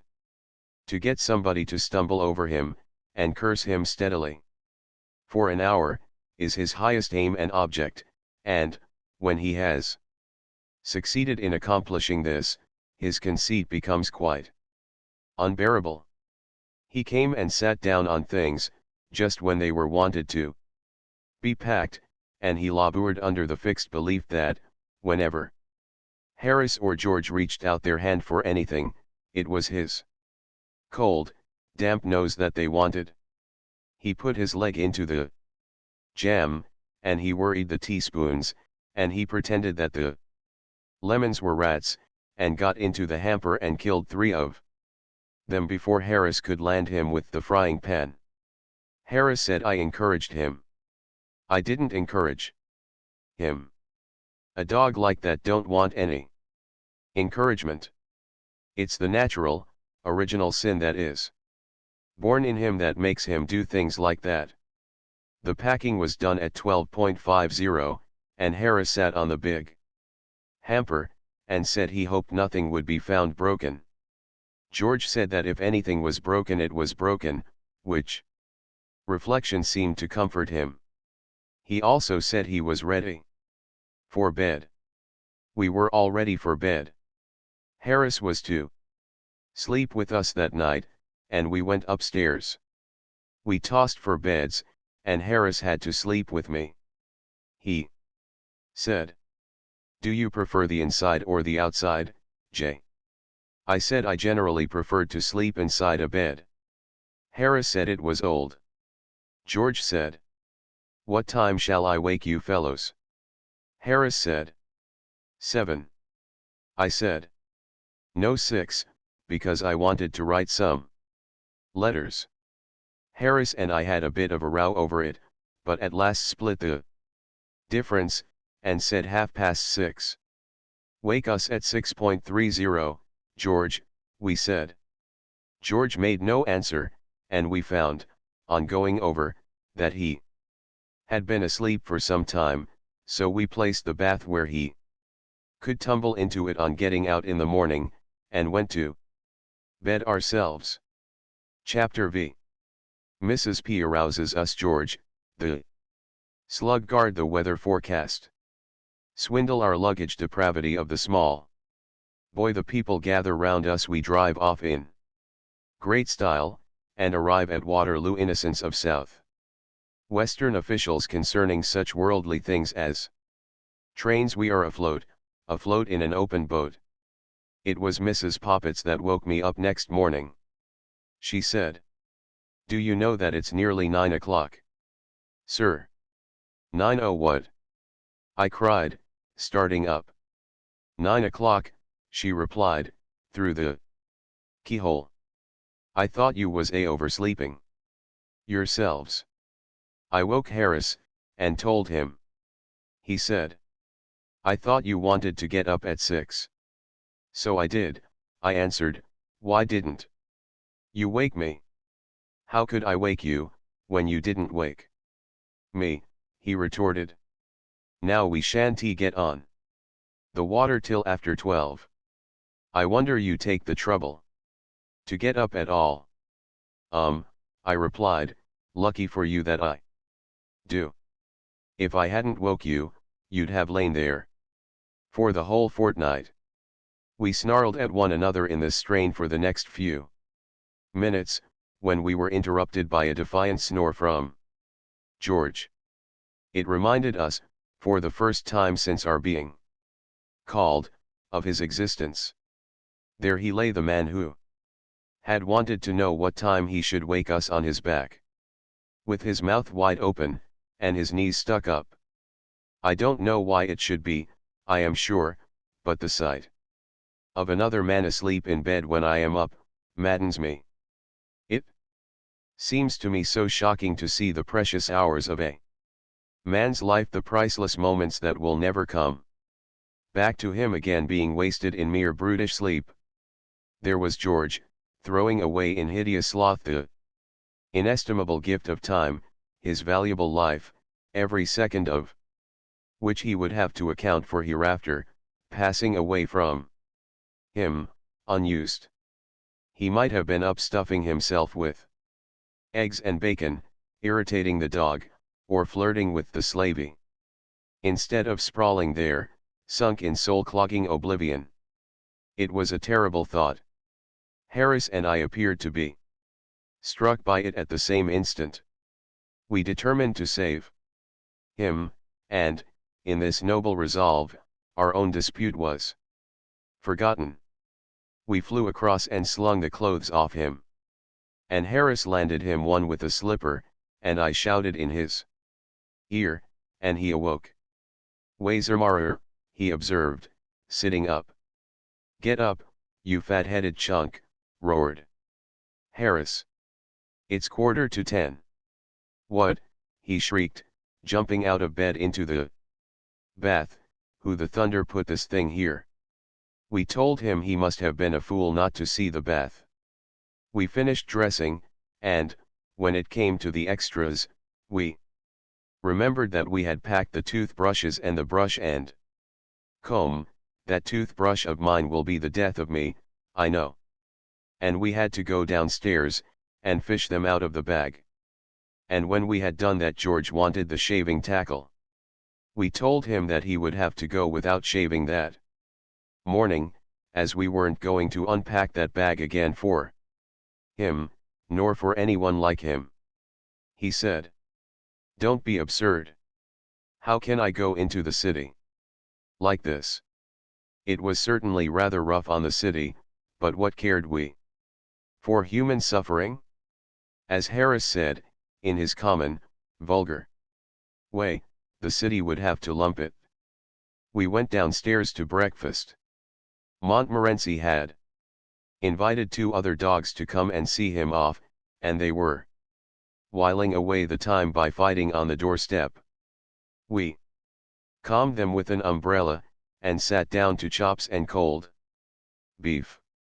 Harris said, "The great thing is to make a good breakfast," and he started with a couple of chops, saying that he would take these while they were hot, as the beef could wait.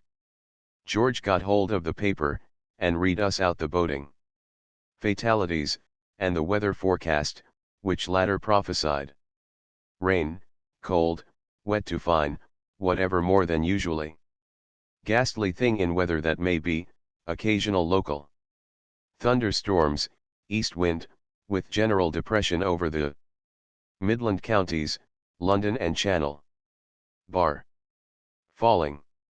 I do think that, of all the silly, irritating tomfoolishness by which we are plagued, this weather forecast fraud is about the most aggravating. It forecasts precisely what happened yesterday or the day before, and precisely the opposite of what is going to happen today. I remember a holiday of mine being completely ruined one late autumn by our paying attention to the weather report of the local newspaper.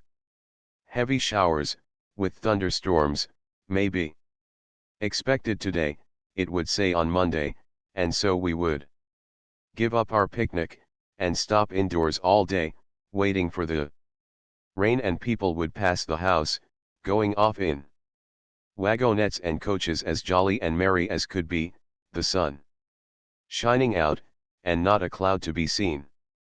"Ah," we said, as we stood looking out at them through the window, "won't they come home soaked?" And we chuckled to think how wet they were going to get, and came back and stirred the fire, and got our books, and arranged our specimens of seaweed and cockle shells. By 12 o'clock, with the sun pouring into the room, the heat became quite oppressive, and we wondered when those heavy showers and occasional thunderstorms were going to begin. "Ah, they'll come in the afternoon, you'll find," we said to each other. "Oh, won't those people get wet? What a lark." At 1 o'clock, the landlady would come in to ask if we weren't going out, as it seemed such a lovely day. "No, no," we replied, with a knowing chuckle. "Not we. We don't mean to get wet, no, no." And when the afternoon was nearly gone, and still there was no sign of rain, we tried to cheer ourselves up with the idea that it would come down all at once, just as the people had started for home, and were out of the reach of any shelter, and that they would thus get more drenched than ever. But not a drop ever fell, and it finished a grand day, and a lovely night after it. The next morning we would read that it was going to be a warm, fine to set fair day, much heat, and we would dress ourselves in flimsy things, and go out, and, half an hour after we had started, it would commence to rain hard, and a bitterly cold wind would spring up, and both would keep on steadily for the whole day, and we would come home with colds and rheumatism all over us, and go to bed The weather is a thing that is beyond me altogether. I never can understand it. The barometer is useless, it is as misleading as the newspaper forecast.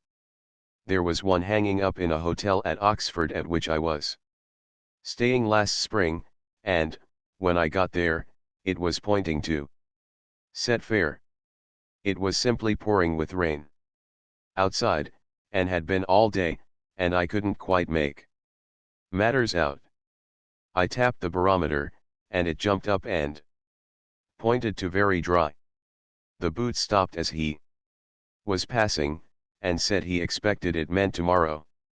I fancied that maybe it was thinking of the week before last, but Boots said, no, he thought not. I tapped it again the next morning, and it went up still higher, and the rain came down faster than ever.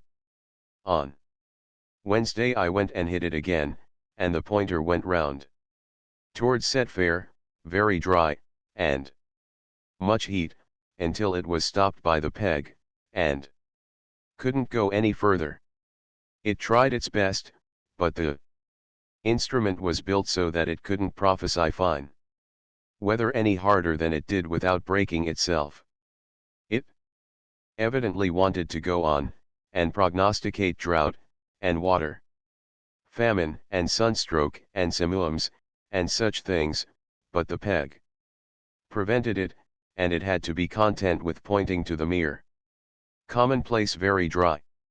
Meanwhile, the rain came down in a steady torrent, and the lower part of the town was under water, owing to the river having overflowed. Boots said it was evident that we were going to have a prolonged spell of grand weather some time, and read out a poem which was printed over the top of the oracle, about long foretold, long last. Short notice, soon past. The fine weather never came that summer. I expect that machine must have been referring to the following spring. Then there are those new style of barometers, the long, straight ones. I never can make head or tail of those. There is one side for 10 a.m. yesterday, and one side for 10 a.m. today, but you can't always get there as early as 10, you know. It rises or falls for rain and fine, with much or less wind, and one end is NLY. And the other illy, what's illy got to do with it, and if you tap it, it doesn't tell you anything. And you've got to correct it to sea level. And reduce it to Fahrenheit, and even then I don't know the answer. But who wants to be foretold the weather? It is bad enough when it comes, without our having the misery of knowing about it beforehand. The prophet we like is the old man, who, on the particularly gloomy-looking morning of some day when we particularly want it to be fine, looks round the horizon with a particularly knowing eye, and says, "Oh no, sir, I think it will clear up all right. It will break all right enough, sir." Ah, he knows, we say, as we wish him good morning, and start off. Wonderful how these old fellows can tell. And we feel an affection for that man which is not at all lessened by the circumstances of its not clearing up, but continuing to rain steadily all day. Ah, well, we feel, he did his best. For the man that prophesies us bad weather, on the contrary, we entertain only bitter and revengeful thoughts. Going to clear up, d'ye think, we shout cheerily, as we pass. Well, no, sir, I'm afraid it's settled down for the day, he replies, shaking his head. Stupid old fool, we mutter, what's he know about it? And, if his portent proves correct, we come back feeling still more angry against him, and with a vague notion that, somehow or other, he has had something to do with it. It was too bright and sunny on this especial morning for George's blood-curdling readings about bar falling, Atmospheric disturbance, passing in an oblique line over southern Europe, and pressure increasing, to very much upset us, and so, finding that he could not make us wretched, and was only wasting his time, he sneaked the cigarette that I had carefully rolled up for myself, and went. Then Harris and I, having finished up the few things left on the table, carted out our luggage onto the doorstep, and waited for a cab. There seemed a good deal of luggage, when we put it all together. There was the Gladstone and the small handbag, and the 2 hampers, and a large roll of rugs, and some 4 or 5 overcoats and mackintoshes, and a few umbrellas, and then there was a melon by itself in a bag, because it was too bulky to go in anywhere, and a couple of pounds of grapes in another bag, and a Japanese paper umbrella, and a frying pan, which, being too long to pack, we had wrapped round with brown paper. It did look a lot, and Harris and I began to feel rather ashamed of it, though why we should be, I can't see. No cab came by, but the street boys did, and got interested in the show, apparently, and stopped. Biggs's boy was the first to come round. Biggs is our greengrocer, and his chief talent lies in securing the services of the most abandoned and unprincipled errand boys that civilization has as yet produced. If anything more than usually villainous in the boy line crops up in our neighborhood, we know that it is Biggs's latest. I was told that at the time of the great Coram Street murder, it was promptly concluded by our street that Biggs's boy, for that period, was at the bottom of it, and had he not been able, in reply to the severe cross-examination to which he was subjected by number 19, when he called there for orders the morning after the crime, assisted by number 21, who happened to be on the step at the time, to prove a complete alibi, it would have gone hard with him. I didn't know Biggs's boy at that time, but, from what I have seen of them since, I should not have attached much importance to that alibi myself. Biggs's boy, as I have said, came round the corner. He was evidently in a great hurry when he first dawned upon the vision, but, on catching sight of Harris and me, and Montmorency, and the things, he eased up and stared. Harris and I frowned at him. This might have wounded a more sensitive nature, but Biggs's boys are not, as a rule, touchy. He came to a dead stop, a yard from our step, and, leaning up against the railings, and selecting a straw to chew, fixed us with his eye. He evidently meant to see this thing out. In another moment, the grocer's boy passed on the opposite side of the street. Biggs's boy hailed him. "Hi, ground floor 042S. A moving." The grocer's boy came across, and took up a position on the other side of the step.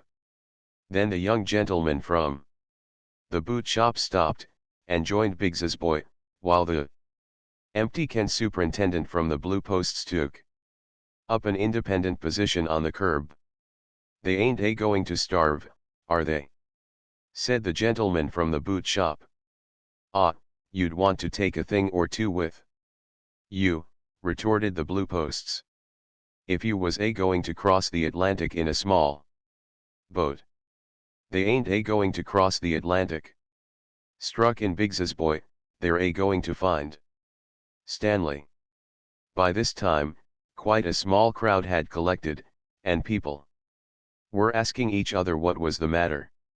One party, the young and giddy portion of the crowd, held that it was a wedding, and pointed out Harris as the bridegroom, while the elder and more thoughtful among the populace inclined to the idea that it was a funeral, and that I was probably the corpse's brother. At last, an empty cab turned up. It is a street where, as a rule, and when they are not wanted, Empty cabs pass at the rate of 3 a minute, and hang about, and get in your way, and packing ourselves and our belongings into it, and shooting out a couple of Montmorency's friends, who had evidently sworn never to forsake him, we drove away amidst the cheers of the crowd, Biggs's boy shying a carrot after us for luck.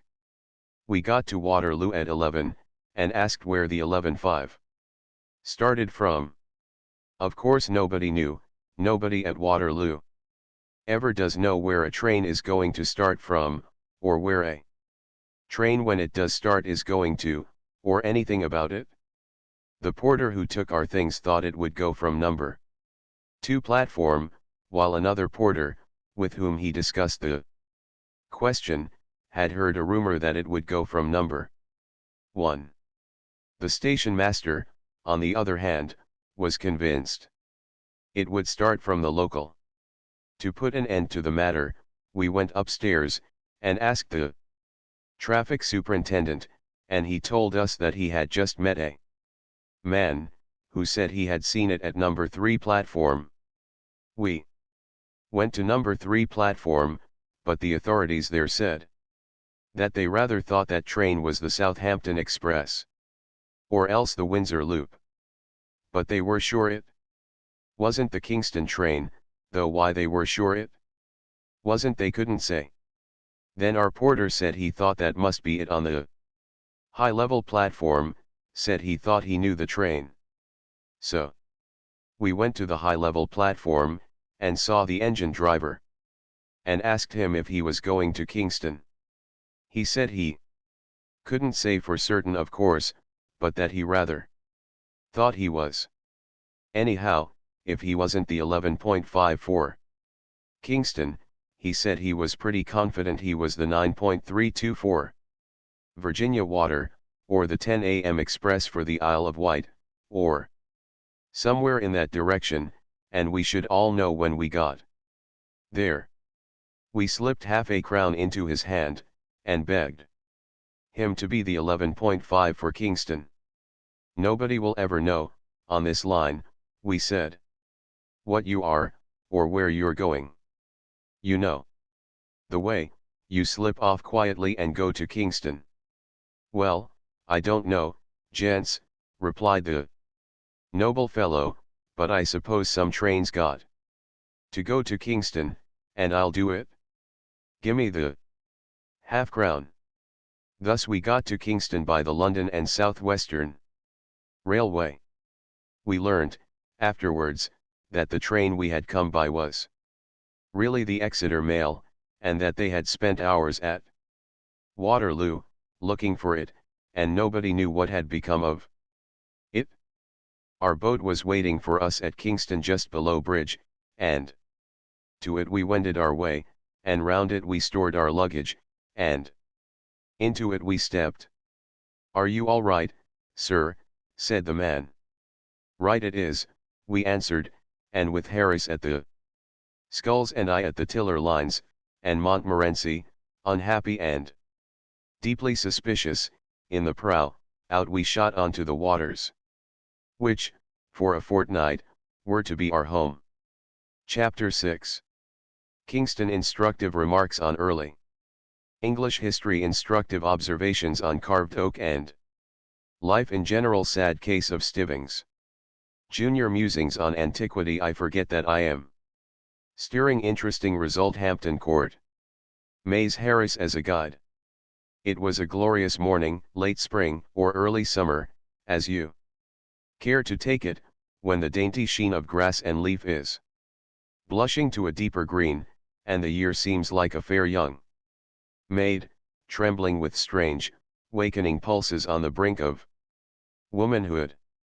The quaint back streets of Kingston, where they came down to the water's edge, looked quite picturesque in the flashing sunlight, the glinting river with its drifting barges, the wooded towpath, the trim-kept villas on the other side, Harris, in a red and orange blazer, grunting away at the sculls, the distant glimpses of the grey old palace of the Tudors, all made a sunny picture, so bright but calm, so full of life, and yet so peaceful, that, early in the day though it was, I felt myself being dreamily lulled off into a musing fit. I mused on Kingston, or Kyningistan, as it was once called in the days when Saxon kings were crowned there. Great Caesar crossed the river there, and the Roman legions camped upon its sloping uplands. Caesar, like, in later years, Elizabeth, seems to have stopped everywhere, only he was more respectable than good Queen Bess. He didn't put up at the public houses. She was nuts on public houses, was England's virgin Queen. There's scarcely a pub of any attractions within 10 miles of London that she does not seem to have looked in at, or stopped at, or slept at, some time or other. I wonder now, supposing Harris, say, turned over a new leaf, and became a great and good man, and got to be Prime Minister, and died, if they would put up signs over the public houses that he had patronized. Harris had a glass of bitter in this house, Harris had 2 of Scotch cold here in the summer of '88, Harris was chucked from here in December, 1886. No, there would be too many of them. It would be the houses that he had never entered that would become famous. Only house in South London that Harris never had a drink in. The people would flock to it to see what could have been the matter with it. How poor weak-minded King Edward must have hated Kyningistan. The coronation feast had been too much for him.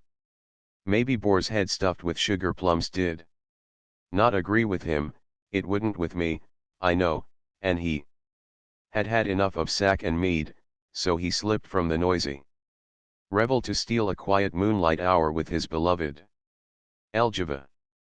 Perhaps, from the casement, standing hand in hand, they were watching the calm moonlight on the river, while from the distant halls the boisterous revelry floated in broken bursts of faint heard din and tumult.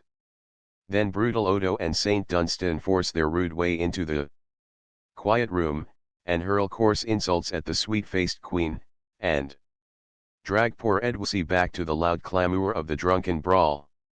Years later, to the crash of battle music, Saxon kings and Saxon revelry were buried side by side, and Kingston's greatness passed away for a time, to rise once more when Hampton Court became the palace of the Tudors and the Stuarts, and the royal barges strained at their moorings on the river's bank, and bright-cloaked gallants swaggered down the water steps to cry, "What fairy, ho! Gadzooks! Gramercy!"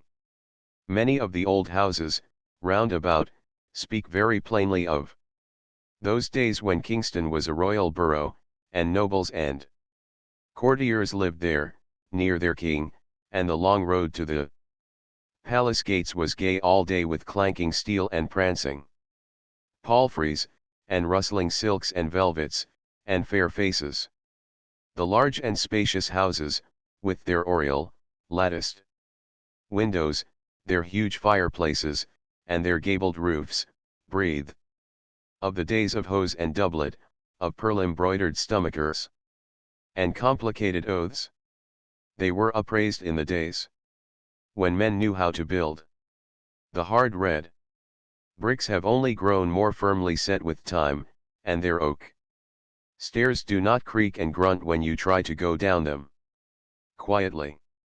Speaking of oak staircases reminds me that there is a magnificent carved oak staircase in one of the houses in Kingston. It is a shop now, in the marketplace, but it was evidently once the mansion of some great personage. A friend of mine, who lives at Kingston, went in there to buy a hat one day, and, in a thoughtless moment, put his hand in his pocket and paid for it then and there. The shopman, he knows my friend, was naturally a little staggered at first, but, quickly recovering himself, and feeling that something ought to be done to encourage this sort of thing, asked our hero if he would like to see some fine old carved oak.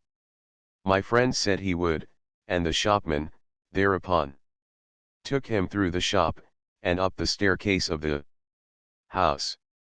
The balusters were a superb piece of workmanship, and the wall all the way up was oak panelled, with carving that would have done credit to a palace. From the stairs, they went into the drawing room, which was a large, bright room, decorated with a somewhat startling though cheerful paper of a blue ground. There was nothing, however, remarkable about the apartment, and my friend wondered why he had been brought there. The proprietor went up to the paper, and tapped it. It gave forth a wooden sound. Oak, he explained.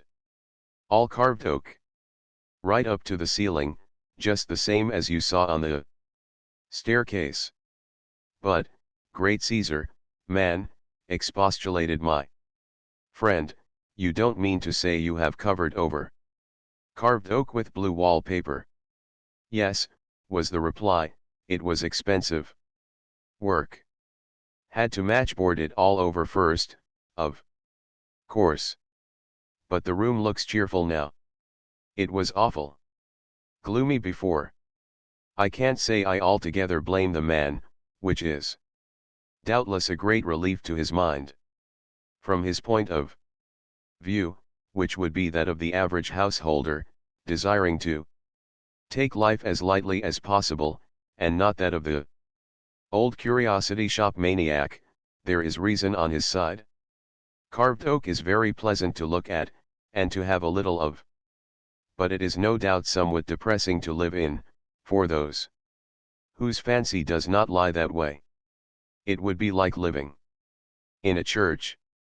No, what was sad in his case was that he, who didn't care for carved oak, should have his drawing room panelled with it, while people who do care for it have to pay enormous prices to get it. It seems to be the rule of this world. Each person has what he doesn't want, and other people have what he does want. Married men have wives, and don't seem to want them, and young single fellows cry out that they can't get them. Poor people who can hardly keep themselves have 8 hardy children. Rich old couples, with no one to leave their money to, die childless. Then there are girls with lovers. The girls that have lovers never want them. They say they would rather be without them, that they bother them, and why don't they go and make love to Miss Smith and Miss Brown, who are plain and elderly, and haven't got any lovers? They themselves don't want lovers. They never mean to marry. It does not do to dwell on these things, it makes one so sad. There was a boy at our school, we used to call him Sandford and Merton. His real name was Stivings. He was the most extraordinary lad I ever came across. I believe he really liked study. He used to get into awful rows for sitting up in bed and reading Greek, and as for French irregular verbs, there was simply no keeping him away from them. He was full of weird and unnatural notions about being a credit to his parents and an honor to the school, and he yearned to win prizes, and grow up and be a clever man, and had all those sorts of weak-minded ideas. I never knew such a strange creature. Yet harmless, mind you, as the babe unborn. Well, that boy used to get ill about twice a week, so that he couldn't go to school. There never was such a boy to get ill as that Sandford and Merton. If there was any known disease going within 10 miles of him, he had it, and had it badly. He would take bronchitis in the dog days, and have hay fever at Christmas.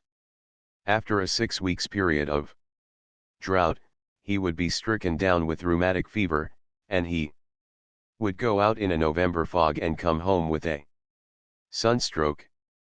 They put him under laughing gas 1 year, poor lad, and drew all his teeth, and gave him a false set, because he suffered so terribly with toothache, and then it turned to neuralgia and earache.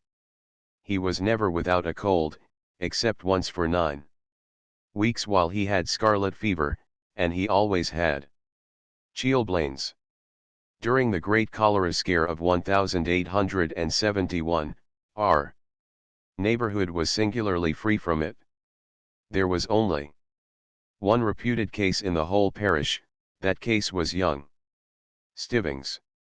He had to stop in bed when he was ill, and eat chicken and custards and hothouse grapes, and he would lie there and sob. Because they wouldn't let him do Latin exercises, and took his German grammar away from him. And we other boys, who would have sacrificed 10 terms of our school life for the sake of being ill for a day, and had no desire whatever to give our parents any excuse for being stuck up about us, couldn't catch so much as a stiff neck. We fooled about in drafts, and it did us good, and freshened us up, and we took things to make us sick, and they made us fat, and gave us an appetite. Nothing we could think of seemed to make us ill until the holidays began.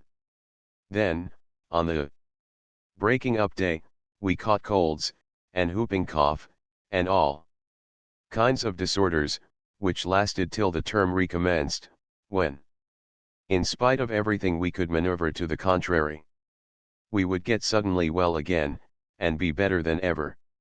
Such is life, and we are but as grass that is cut down, and put into the oven and baked.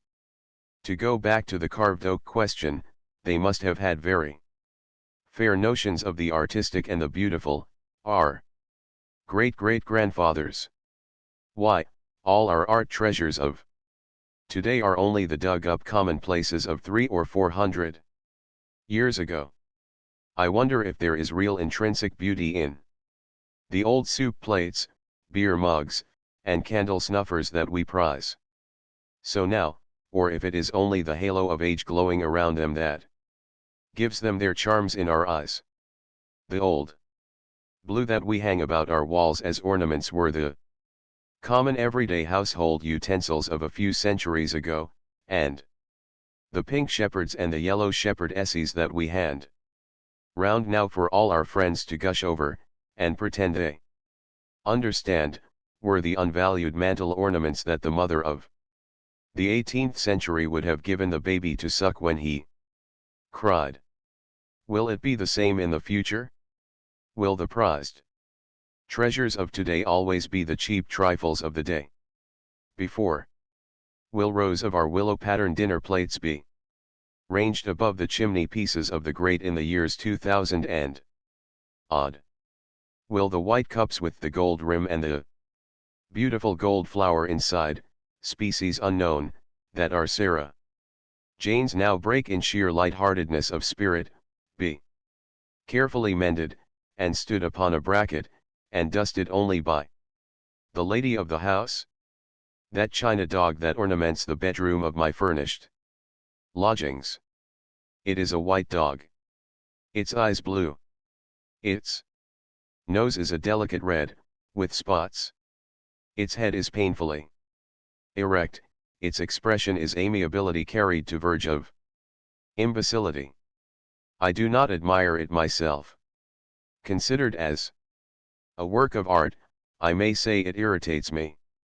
Thoughtless friends jeer at it, and even my landlady herself has no admiration for it, and excuses its presence by the circumstance that her aunt gave it to her. But in 200 years' time it is more than probable that that dog will be dug up from somewhere or other, minus its legs, and with its tail broken, and will be sold for old china, and put in a glass cabinet.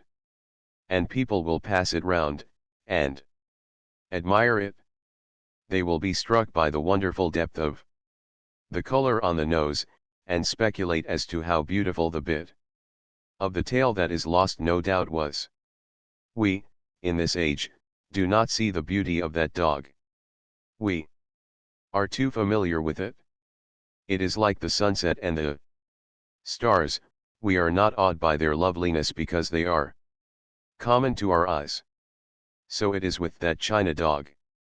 In 2,288 people will gush over it. The making of such dogs will have become a lost art. Our descendants will wonder how we did it, and say how clever we were. We shall be referred to lovingly as those grand old artists that flourished in the 19th century, and produced those China dogs. The sampler that the eldest daughter did at school will be spoken of as tapestry of the Victorian era, and be almost priceless. The blue and white mugs of the present-day roadside inn will be hunted up, all cracked and chipped, and sold for their weight in gold, and rich people will use them for claret cups, and travelers from Japan will buy up all the presents from Ramsgate, and souvenirs of Margate, that may have escaped destruction, and take them back to Jeddo as ancient English curios. At this point Harris threw away the skulls, got up and left his seat, and sat on his back, and stuck his legs in the air.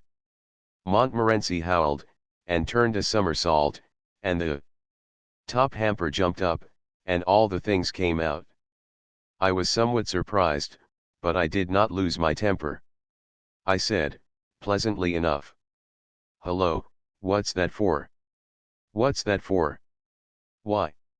No, on second thoughts, I will not repeat what Harris said. I may have been to blame, I admitted, but nothing.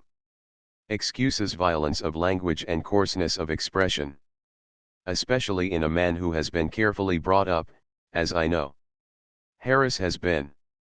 I was thinking of other things, and forgot, as anyone might easily understand, that I was steering. And the consequence was that we had got mixed up a good deal with the towpath. It was difficult to say, for the moment, which was us and which was the Middlesex bank of the river, but we found out after a while, and separated ourselves. Harris, however, said he had done enough for a bit, and proposed that I should take a turn, so, as we were in, I got out, and took the tow line, and ran the boat on past Hampton Court. What a dear old wall that is that runs along by the river there. I never pass it without feeling better for the sight of it.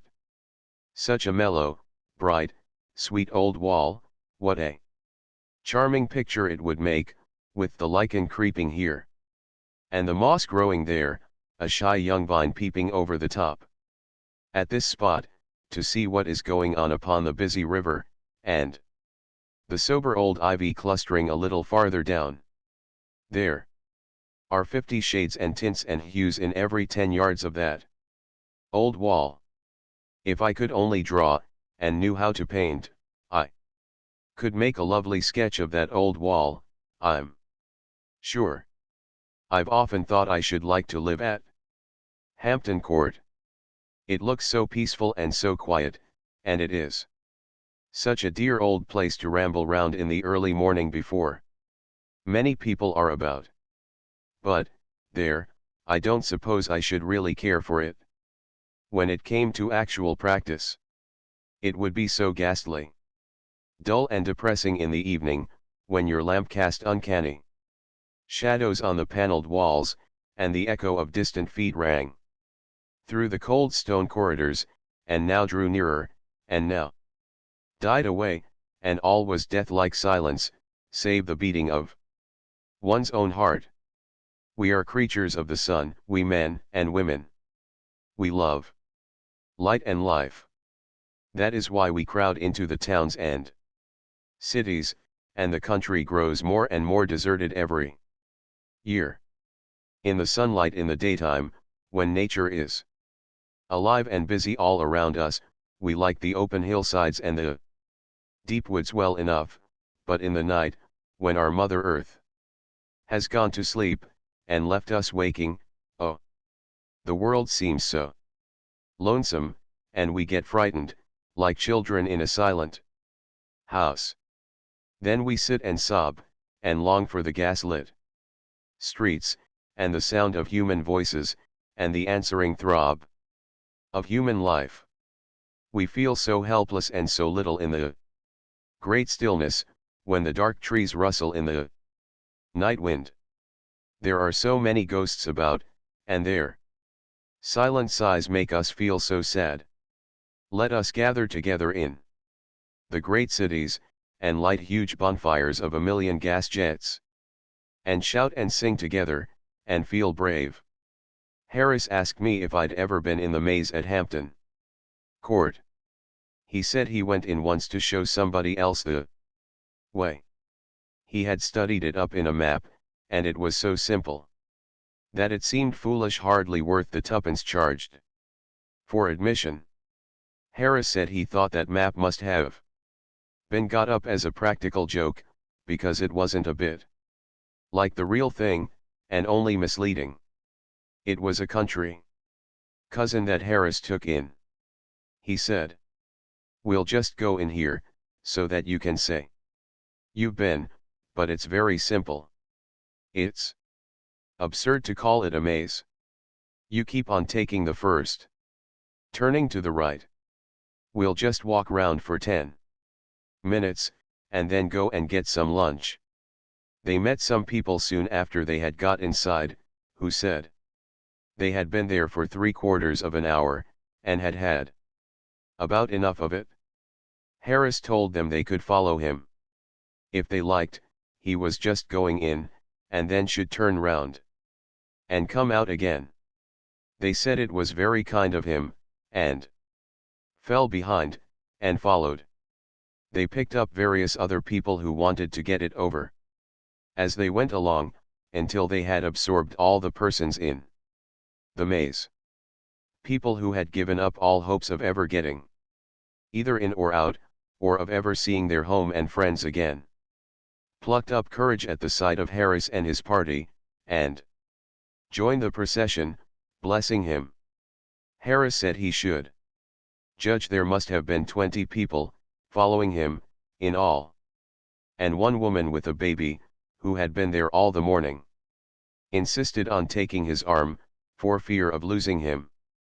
Harris kept on turning to the right, but it seemed a long way, and his cousin said he supposed it was a very big maze. "Oh, one of the largest in Europe," said Harris. "Yes, it must be," replied the cousin, "because we've walked a good 2 miles already." Harris began to think it rather strange himself, but he held on until, at last, they passed the half of a penny bun on the ground that Harris's cousin swore he had noticed there 7 minutes ago. Harris said, "Oh, impossible," but the woman with the baby said, "Not at all," as she herself had taken it from the child, and thrown it down there, just before she met Harris.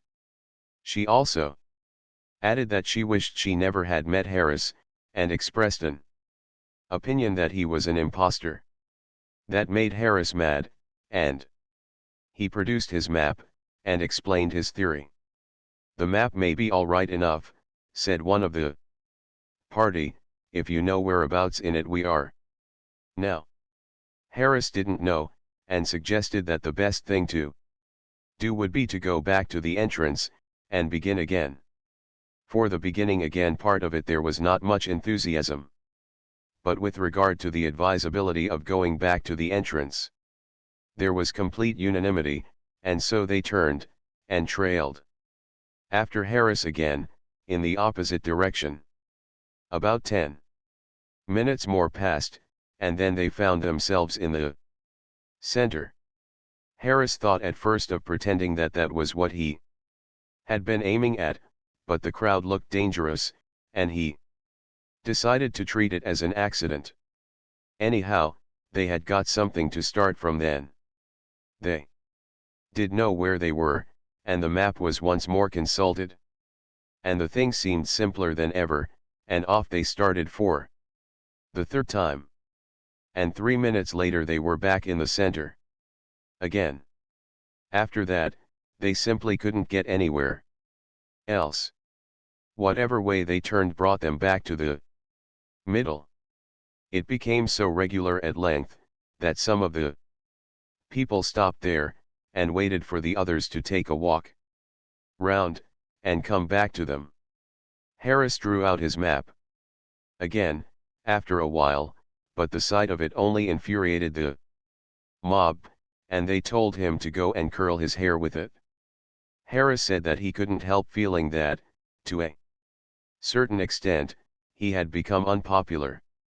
They all got crazy at last, and sang out for the keeper, and the man came and climbed up the ladder outside, and shouted out directions to them. But all their heads were, by this time, in such a confused whirl that they were incapable of grasping anything, and so the man told them to stop where they were, and he would come to them. They huddled together, and waited. And he climbed down, and came in.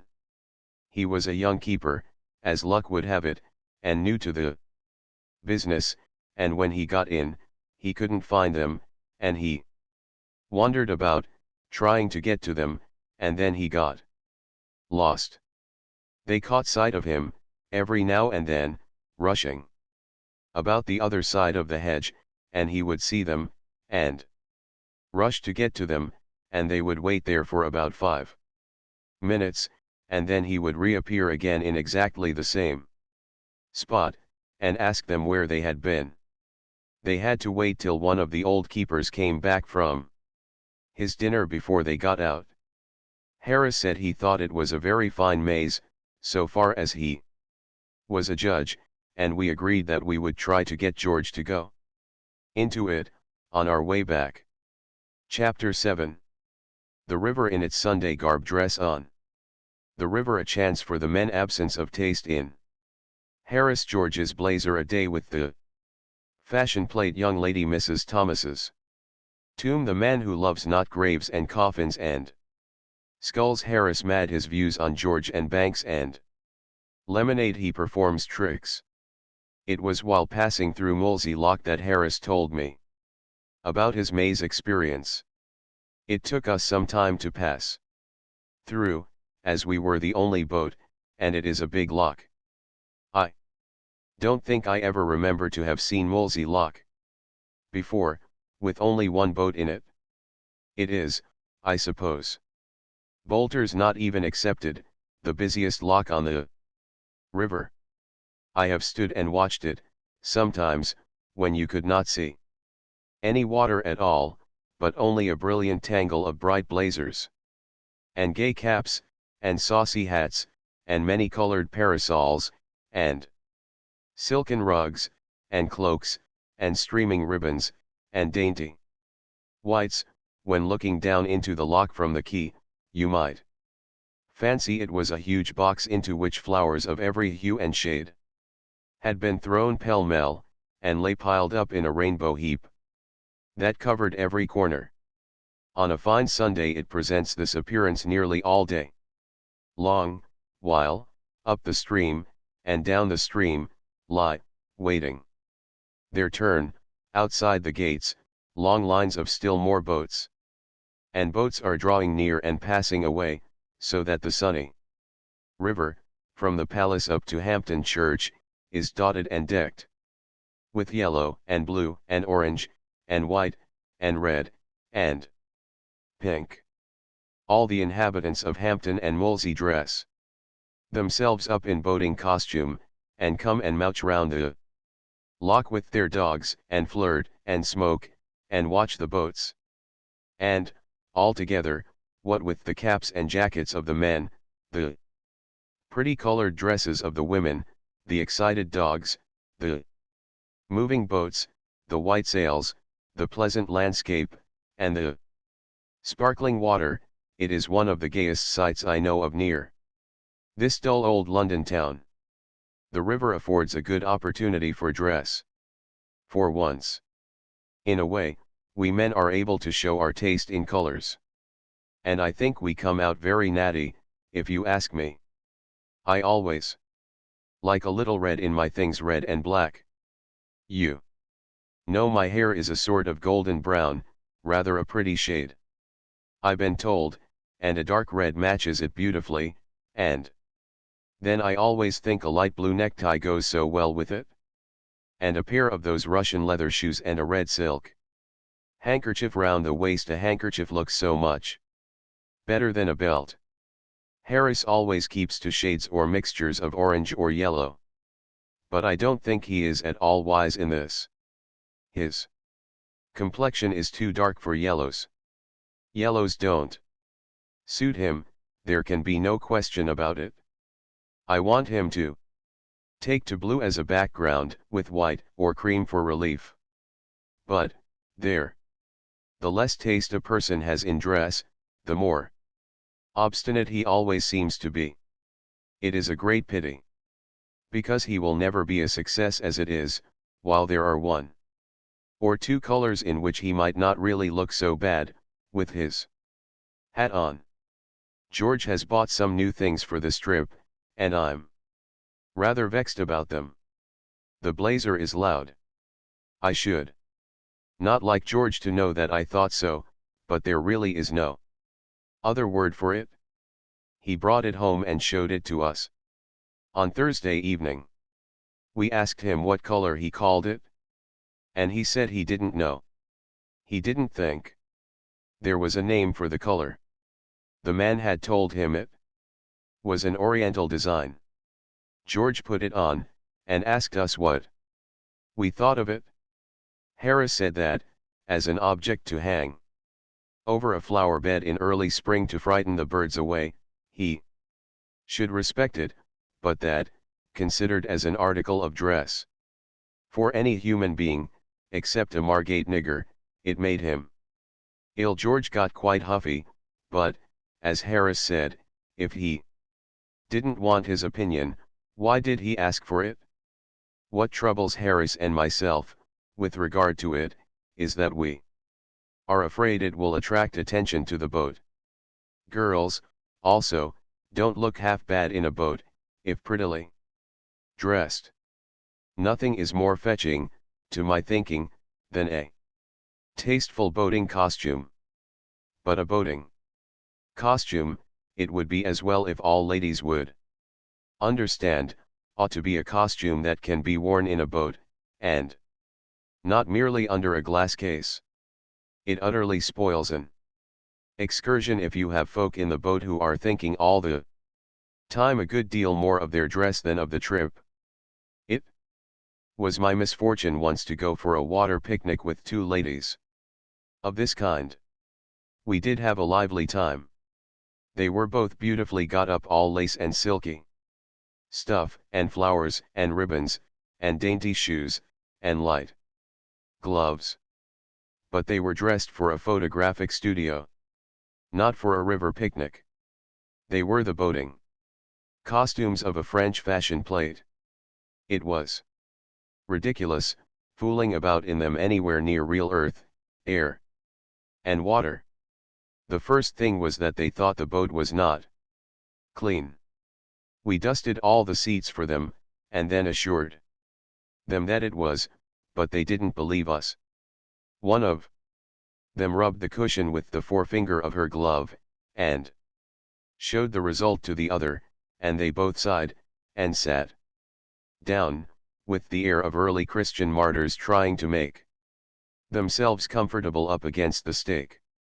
You are liable to occasionally splash a little when sculling, and it appeared that a drop of water ruined those costumes.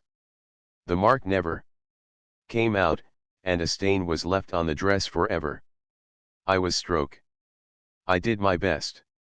I feathered some 2 feet high, and I paused at the end of each stroke to let the blades drip before returning them, and I picked out a smooth bit of water to drop them into again each time.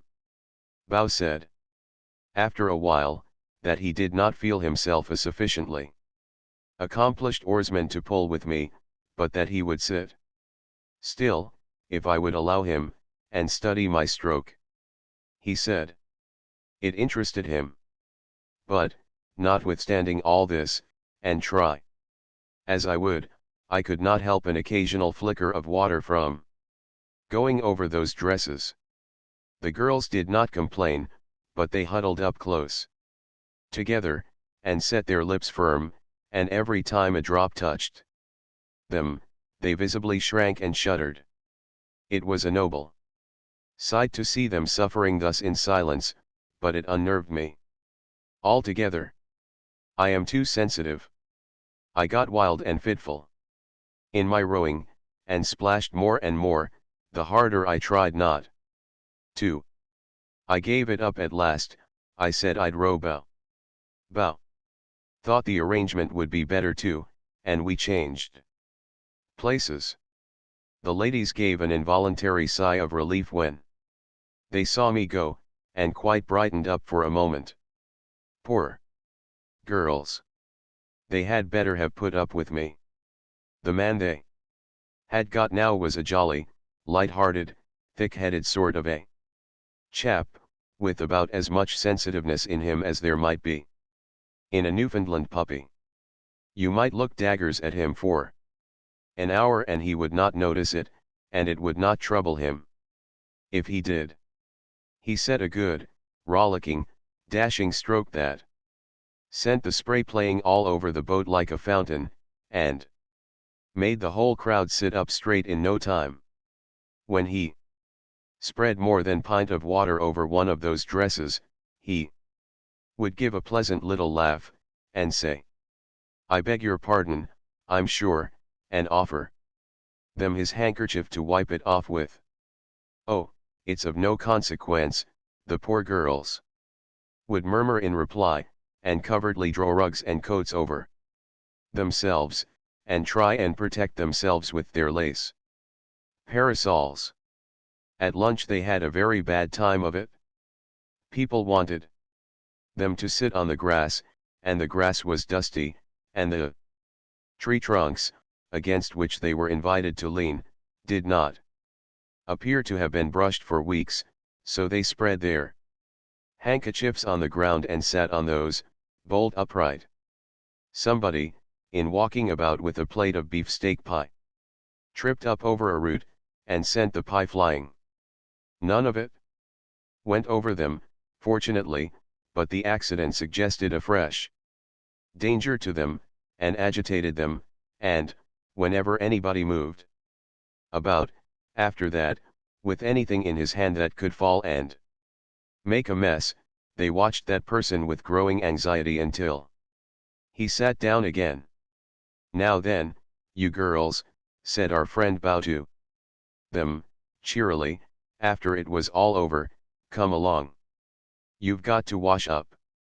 They didn't understand him at first. When they grasped the idea, they said they feared they did not know how to wash up. "Oh, I'll soon show you," he cried. "It's rare fun. You lie down on your mean you lean over the bank, you know, and slush the things about in the water." The elder sister said that she was afraid that they hadn't got on dresses suited to the work. "Oh, they'll be all right," said he light-heartedly, "tuck 'em up." And he made them do it, too. He told them that that sort of thing was half the fun of a picnic. They said it was very interesting.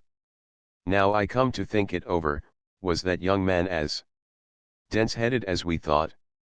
Or was he no, impossible? There was such a simple, childlike expression about him. Harris wanted to get out at Hampton Church, to go and see Mrs. Thomas's tomb. "Who is Mrs. Thomas?" I asked.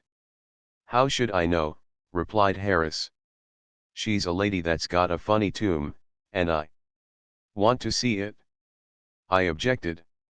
"I don't know whether it is that I am built wrong, but I never did seem to hanker after tombstones."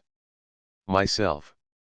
I know that the proper thing to do, when you get to a village or town, is to rush off to the churchyard, and enjoy the graves, but it is a recreation that I always deny. Myself. I take no interest in creeping round dim and chilly churches behind wheezy old men, and reading epitaphs.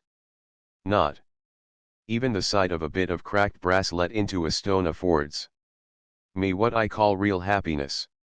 I shock respectable sextons by the imperturbability I am able to assume before exciting inscriptions, and by my lack of enthusiasm for the local family history, while my ill-concealed anxiety to get outside wounds their feelings. One golden morning of a sunny day, I leaned against the low stone wall that guarded a little village church, and I smoked and drank in deep, calm gladness from the sweet, restful scene. The grey old church with its clustering ivy and its quaint carved wooden porch, the white lane winding down the hill between tall rows of elms, the thatched roof cottages peeping above their trim-kept hedges, the silver river in the hollow, the wooded hills beyond. It was a lovely landscape. It was idyllic, poetical, and it inspired me. I felt good and noble. I felt I didn't want to be sinful and wicked anymore.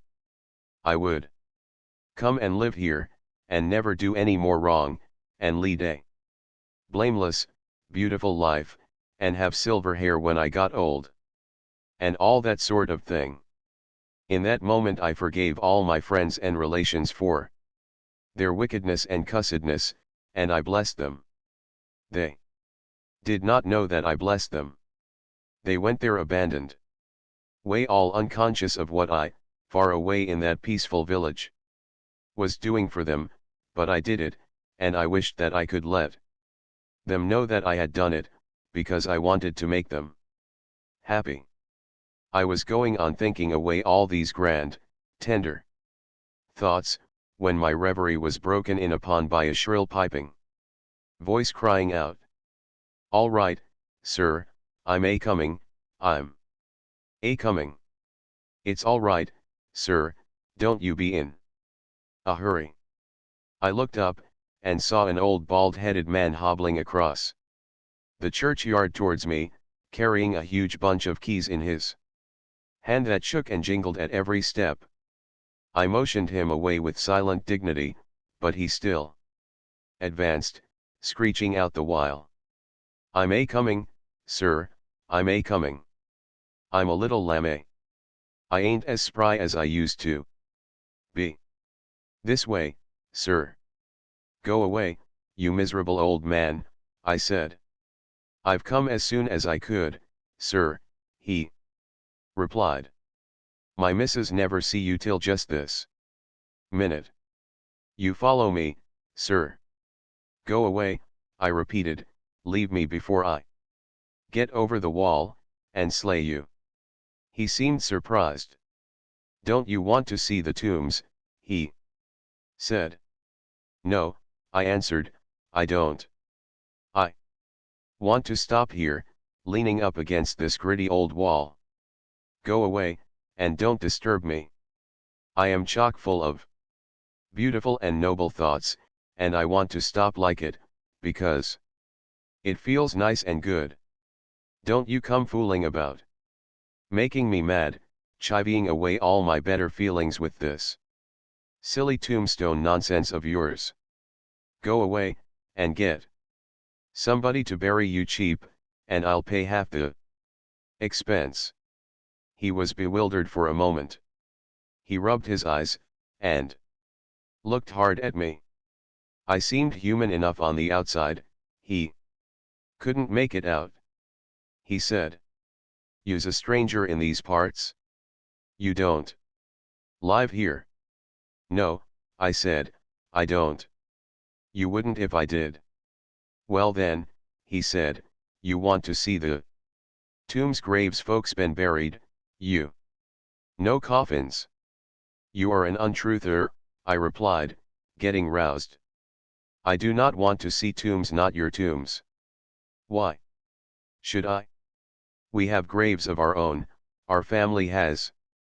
Why, my uncle Podger has a tomb in Kensal Green Cemetery, that is the pride of all that countryside, and my grandfather's vault at Bow is capable of accommodating 8 visitors, while my great-aunt Susan has a brick grave in Finchley churchyard, with a headstone with a coffee pot sort of thing in bas-relief upon it, and a 6-inch best white stone coping all the way round, that cost pounds. When I want graves, it is to those places that I go and revel. I do not want other folks. When you yourself are buried, I will come and see yours. That is all I can do for you. He burst into tears. He said that one of the tombs had a bit of stone upon the top of it that had been said by some to be probably part of the remains of the figure of a man, and that another had some words carved upon it that nobody had ever been able to decipher. I still remained obdurate, and, in broken-hearted tones, he said, "Well, won't you come and see the memorial window?" I would not even see that, so he fired his last shot. He drew near, and whispered hoarsely, "I've got a couple of skulls down in the crypt," he said, "come and see those." "Oh, do. Come and see the skulls. You are a young man out for a holiday, and you want to enjoy yourself. Come and see the skulls." Then I turned and fled, and as I sped I heard him calling to me, "Oh, come and see the skulls, come back and see the skulls." Harris, however, revels in tombs and graves and epitaphs and monumental inscriptions, and the thought of not seeing Mrs. Thomas's grave made him crazy. He said he had looked forward to seeing Mrs. Thomas's grave from the first moment that the trip was proposed. Said he wouldn't have joined if it hadn't been for the idea of seeing Mrs. Thomas's tomb. I reminded him of George, and how we had to get the boat up to Shepperton by 5 o'clock to meet him, and then he went for George. Why was George to fool about all day, and leave us to lug this lumbering old top-heavy barge up and down the river by ourselves to meet him? Why couldn't George come and do some work? Why couldn't he have got the day off, and come down with us? Bank be blowed. What good was he at the bank? I never see him doing any work there, continued Harris. Whenever I go in, he sits behind a bit of glass all day, trying to look as if he was doing something. What's the good of a man behind a bit of glass? I have to work for my living. Why can't he work? What use is he there, and what's the good of their banks? They take your money, and then, when you draw a check, they send it back smeared all over with no effects, refer to drawer. What's the good of that? That's the sort of trick they served me twice last week. I'm not going to stand it much longer. I shall withdraw my account. If he was here, we could go and see that tomb. I don't believe he's at the bank at all. He's larking about somewhere, that's what he's doing, leaving us to do all the work. I'm going to get out, and have a drink. I pointed out to him that we were miles away from a pub, and then he went on about the river, and what was the good of the river, and was everyone who came on the river to die of thirst? It is always best to let Harris have his head when he gets like this. Then he pumps himself out, and is quiet. Afterwards, I reminded him that there was concentrated lemonade in the hamper, and a gallon jar of water in the nose of the boat, and that the two only wanted mixing to make a cool and refreshing beverage. Then he flew off about lemonade, and such like Sunday school slops, as he termed them, ginger beer, raspberry syrup, and C. He said they all produced dyspepsia, and ruined body and soul alike, and were the cause of half the crime in England. He said he must drink something, however, and climbed upon the seat, and leaned over to get the bottle. It was right at the bottom of the hamper, and seemed difficult to find, and he had to lean over further and further, and, in trying to steer at the same time, from a topsy-turvy point of view, he pulled the wrong line, and sent the boat into the bank, and the shock upset him. And he dived down right into the hamper, and stood there on his head, holding on to the sides of the boat like grim death, his legs sticking up into the air. He dared not move for fear of going over, and had to stay there till I could get hold of his legs, and haul him back, and that made him madder than ever. Chapter 8. Blackmailing the proper course to pursue selfish boorishness of Riverside. Landowner notice. Boards unchristian-like feelings of Harris. How Harris sings a comic song. A high-class party. Shameful conduct of two abandoned young men. Some useless information. George buys a banjo. We stopped under the willows by Kempton Park, and lunched. It is a pretty little spot there, a pleasant grass plateau, running along by the water's edge, and overhung by willows. We had just commenced the third course, the bread and jam, when a gentleman in shirt sleeves and a short pipe came along, and wanted to know if we knew that we were trespassing. We said we hadn't given the matter sufficient consideration as yet to enable us to arrive at a definite conclusion on that point, but that, if he assured us on his word as a gentleman that we were trespassing, we would, without further hesitation, believe it. He gave us the required assurance, and we thanked him, but he still hung about, and seemed to be dissatisfied, so we asked him if there was anything further that we could do for him, and Harris, who is of a chummy disposition, offered him a bit of bread and jam. I fancy he must have belonged to some society sworn to abstain from bread and jam, for he declined it quite gruffly, as if he were vexed at being tempted with it, and he added that it was his duty to turn us off. Harris said that if it was a duty it ought to be done, and asked the man what was his idea with regard to the best means for accomplishing it. Harris is what you would call a well-made man of about number 1 size, and looks hard and bony, and the man measured him up and down, and said he would go and consult his master, and then come back and chuck us both into the river. Of course, we never saw him any more, and, of course, all he really wanted was a shilling. There are a certain number of riverside roughs who make quite an income, during the summer, by slouching about the banks and blackmailing weak-minded noodles in this way. They represent themselves as sent by the proprietor. The proper course to pursue is to offer your name and address, and leave the owner, if he really has anything to do with the matter, to summon you, and prove what damage you have done to his land by sitting down on a bit of it. But the majority of people are so intensely lazy and timid, that they prefer to encourage the imposition by giving in to it rather than put an end to it by the exertion of a little firmness. Where it is really the owners that are to blame, they ought to be shown up. The selfishness of the riparian proprietor grows with every year. If these men had their way, they would close the River Thames altogether.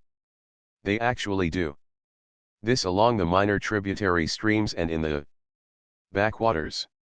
They drive posts into the bed of the stream, and draw chains across from bank to bank, and nail huge notice boards on every tree.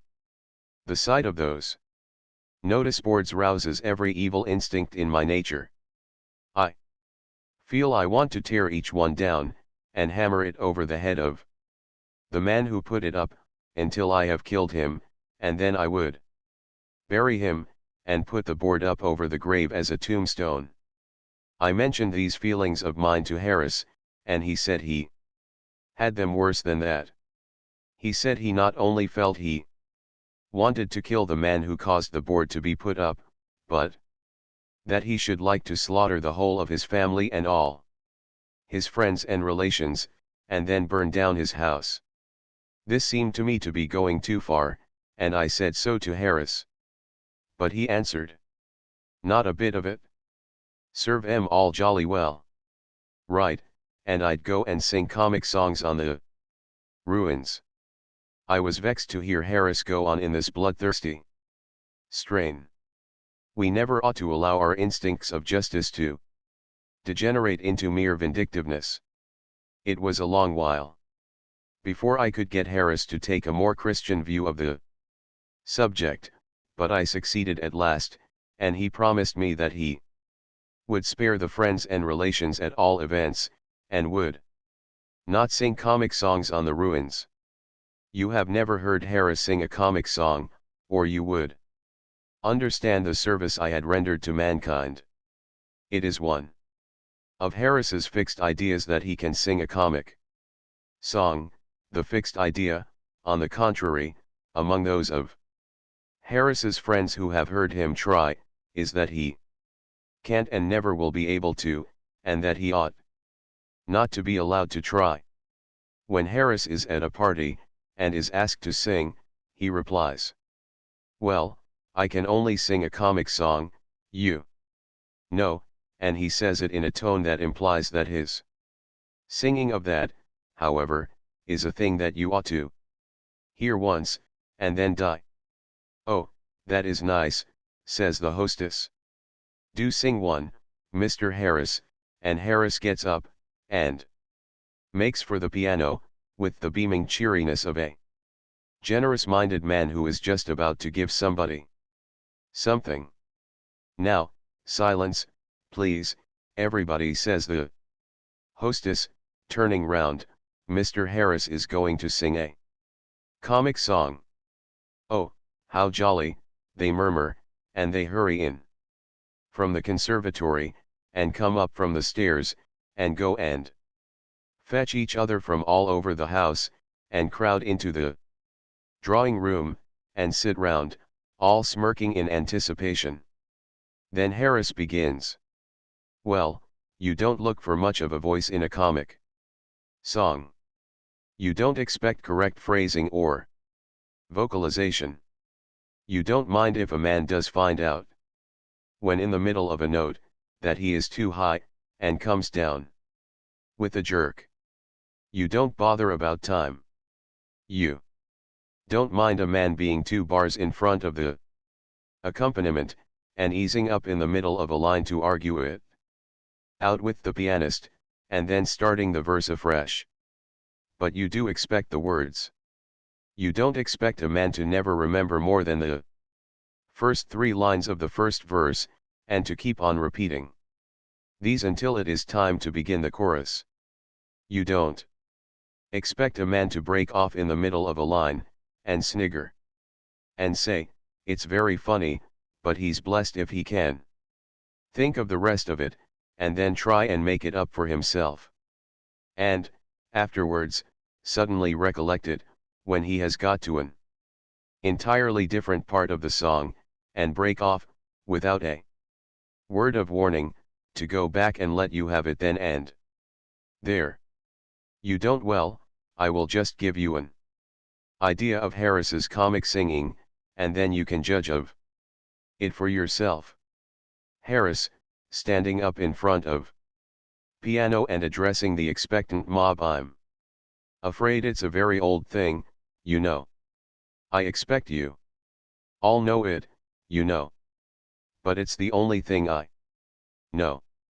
It's the judge's song out of Pinafore. No, I don't mean Pinafore, I mean, you know what I mean, the other thing, you know. You must all join in the chorus, you know. Murmurs of delight and anxiety to join in the chorus. Brilliant performance of prelude to the judge's song in Trial by Jury. By nervous pianist. Moment arrives for Harris to join in. Harris takes no notice of it. Nervous pianist commences prelude over again, and Harris, commencing singing at the same time, dashes off the first two lines of the First Lord's song out of Pinafore.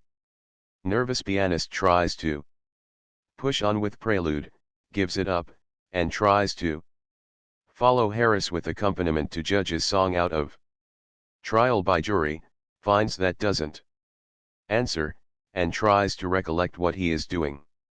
And where he is, feels his mind giving way, and stops short. Harris, with kindly encouragement, it's all right. You're doing it very well, indeed, go on. Nervous pianist, I'm afraid there's a mistake somewhere. What are you singing? Harris, promptly. Why, the judge's song out of Trial by Jury. Don't you know it? Some friend of Harris's. From the back of the room, no, you're not. You chucklehead, you're singing the Admiral's song. From Pinafore. Long argument between Harris and Harris's friend as to what Harris is really singing. Friend finally suggests that it doesn't matter what Harris is singing so long as Harris gets on and sings it, and Harris, with an evident sense of injustice rankling inside him, requests pianist to begin again. Pianist, thereupon, starts prelude to the Admiral's song, and Harris, seizing what he considers to be a favorable opening in the music, begins. Harris. When I was young and called to the bar. General roar of laughter, taken by Harris as a compliment.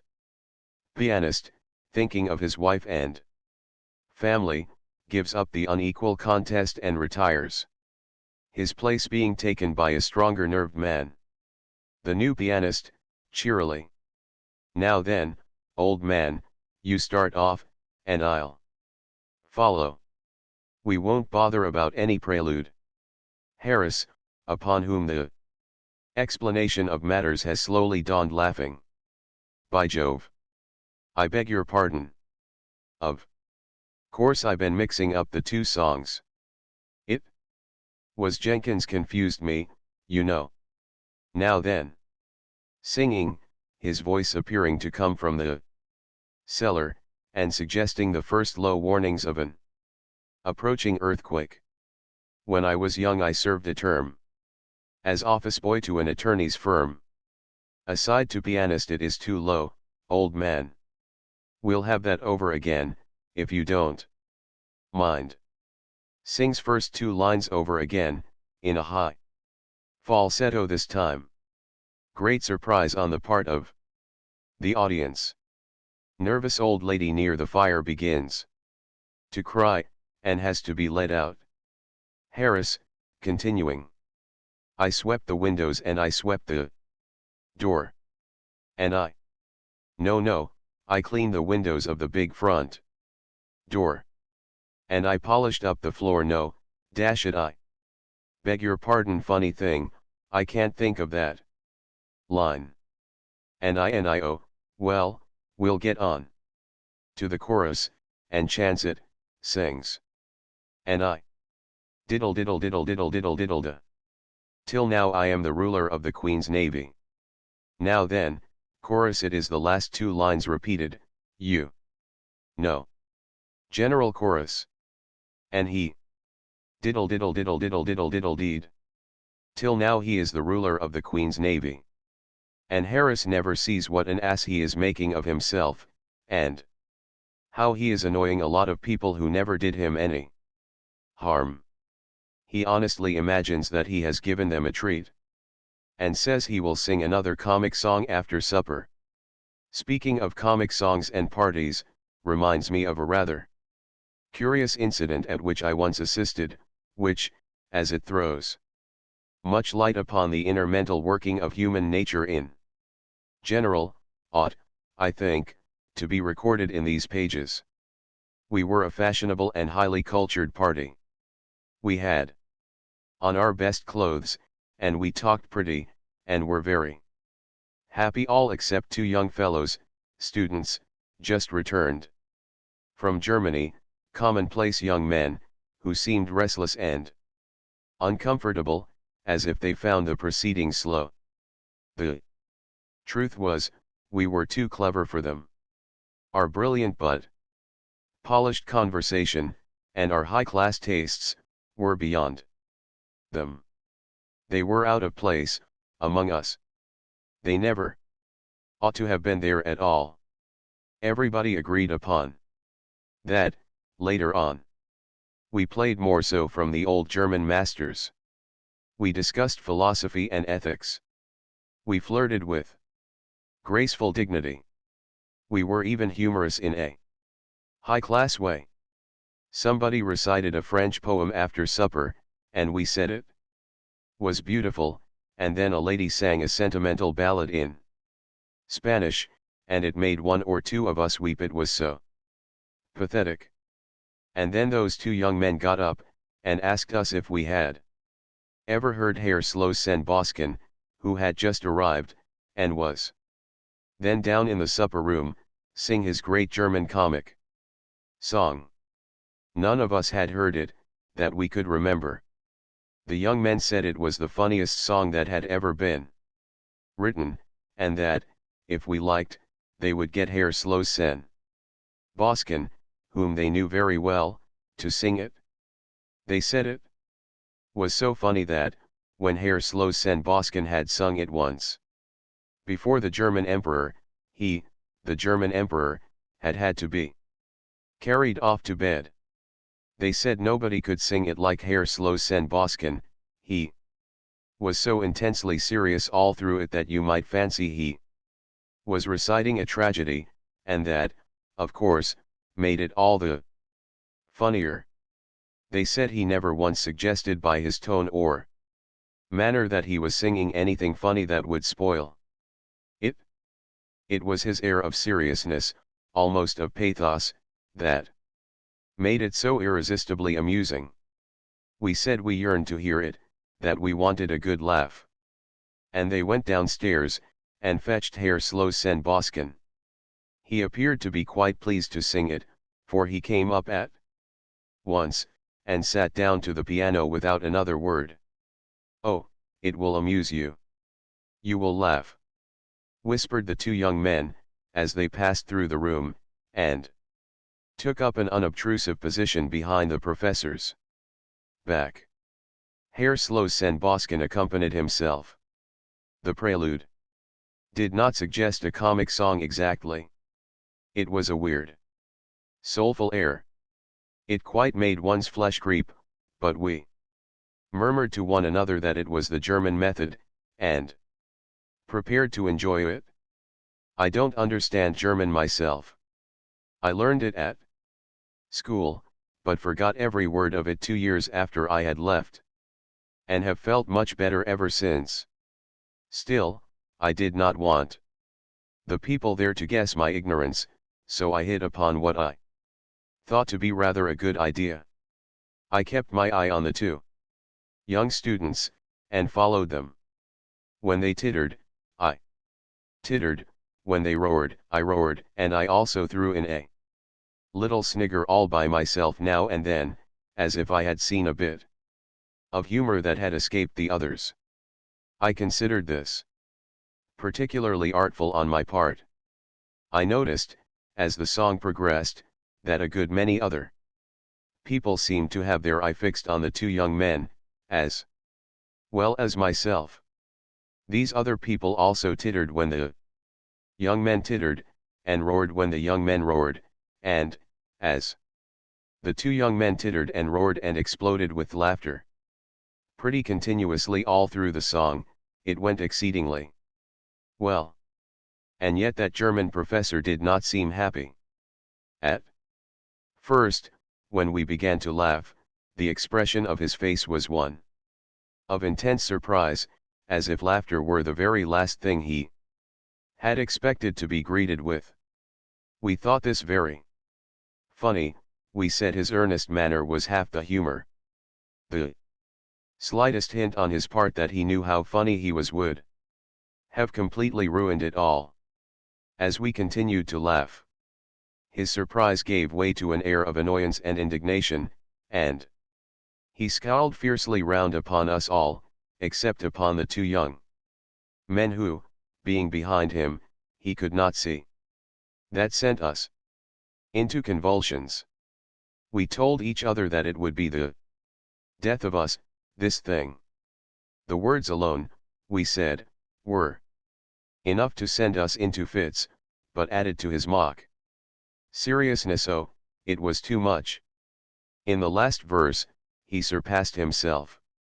He glowered round upon us with a look of such concentrated ferocity that, but for our being forewarned as to the German method of comic singing, we should have been nervous, and he threw such a wailing note of agony into the weird music that, if we had not known it was a funny song, we might have wept.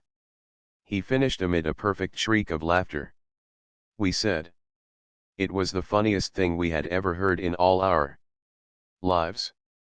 We said how strange it was that, in the face of things like these, there should be a popular notion that the Germans hadn't any sense of humor. And we asked the professor why he didn't translate the song into English, so that the common people could understand it, and hear what a real comic song was like. Then Herr Slosen Bosken got up, and went on awful. He swore at us in German, which I should judge to be a singularly effective language for that purpose, and he danced, and shook his fists, and called us all the English he knew. He said he had never been so insulted in all his life. It appeared that the song was not a comic song at all. It was about a young girl who lived in the Harz Mountains, and who had given up her life to save her lover's soul, and he died, and met her spirit in the air, and then, in the last verse, he jilted her spirit, and went on with another spirit. I'm not quite sure of the details, but it was something very sad, I know. Herr Bosken said he had sung it once before the German emperor, and he, the German emperor, had sobbed like a little child. He, Herr Bosken, said it was generally acknowledged to be one of the most tragic and pathetic songs in the German language. It was a trying situation for us, very trying. There seemed to be no answer. We looked around for the two young men who had done this thing, but they had left the house in an unostentatious manner immediately after the end of the song. That was the end of that party. I never saw a party break up so quietly, and with so little fuss. We never said good night even to one another. We came downstairs one at a time, walking softly, and keeping the shady side. We asked the servant for our hats and coats in whispers, and opened the door for ourselves, and slipped out, and got round the corner quickly, avoiding each other as much as possible. I have never taken much interest in German songs since then. We reached Sunbury Lock at 3:30. The river is sweetly pretty just there before you come to the gates, and the backwater is charming, but don't attempt to row up it. I tried to do so once. I was sculling, and asked the fellows who were steering if they thought it could be done, and they said, oh, yes, they thought so, if I pulled hard. We were just under the little footbridge that crosses it between the two weirs, when they said this, and I bent down over the sculls, and set myself up, and pulled. I pulled splendidly. I got well into a steady rhythmical swing. I put my arms, and my legs, and my back into it. I set myself a good, quick, dashing stroke, and worked. In really grand style. My two friends said it was a pleasure to watch me. At the end of 5 minutes, I thought, we ought to be pretty near the weir, and I looked up.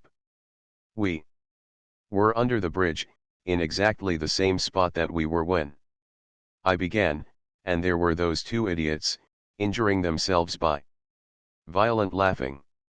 I had been grinding away like mad to keep that boat stuck still under that bridge. I let other people pull up backwaters against strong streams now. We sculled up to Walden, a rather large place for a riverside town. As with all riverside places, only the tiniest corner of it comes down to the water, so that from the boat you might fancy it was a village of some half-dozen houses, all told. Windsor and Abingdon are the only towns between London and Oxford that you can really see anything of from the stream. All the others hide round corners, and merely peep at the river down one street, my thanks to them for being so considerate, and leaving the river banks to woods and fields and waterworks. Even reading, though it does its best to spoil and sully and make hideous as much of the river as it can reach, is good-natured enough to keep its ugly face a good deal out of sight. Caesar, of course, had a little place at Walton, a camp, or an entrenchment, or something of that sort. Caesar was a regular upriver man. Also Queen Elizabeth, she was there, too.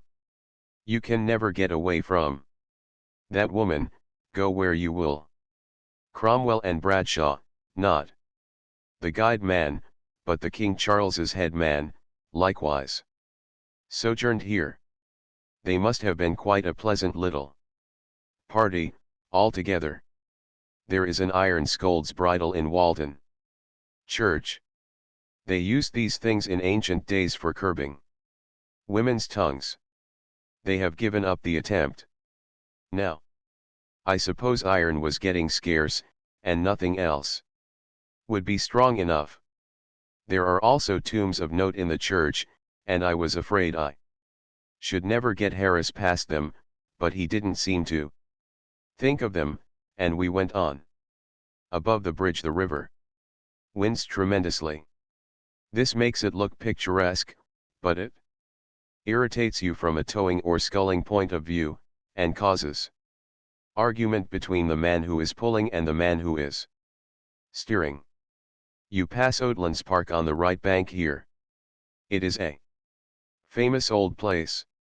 Henry VIII stole it from someone or the other, I forget whom now, and lived in it.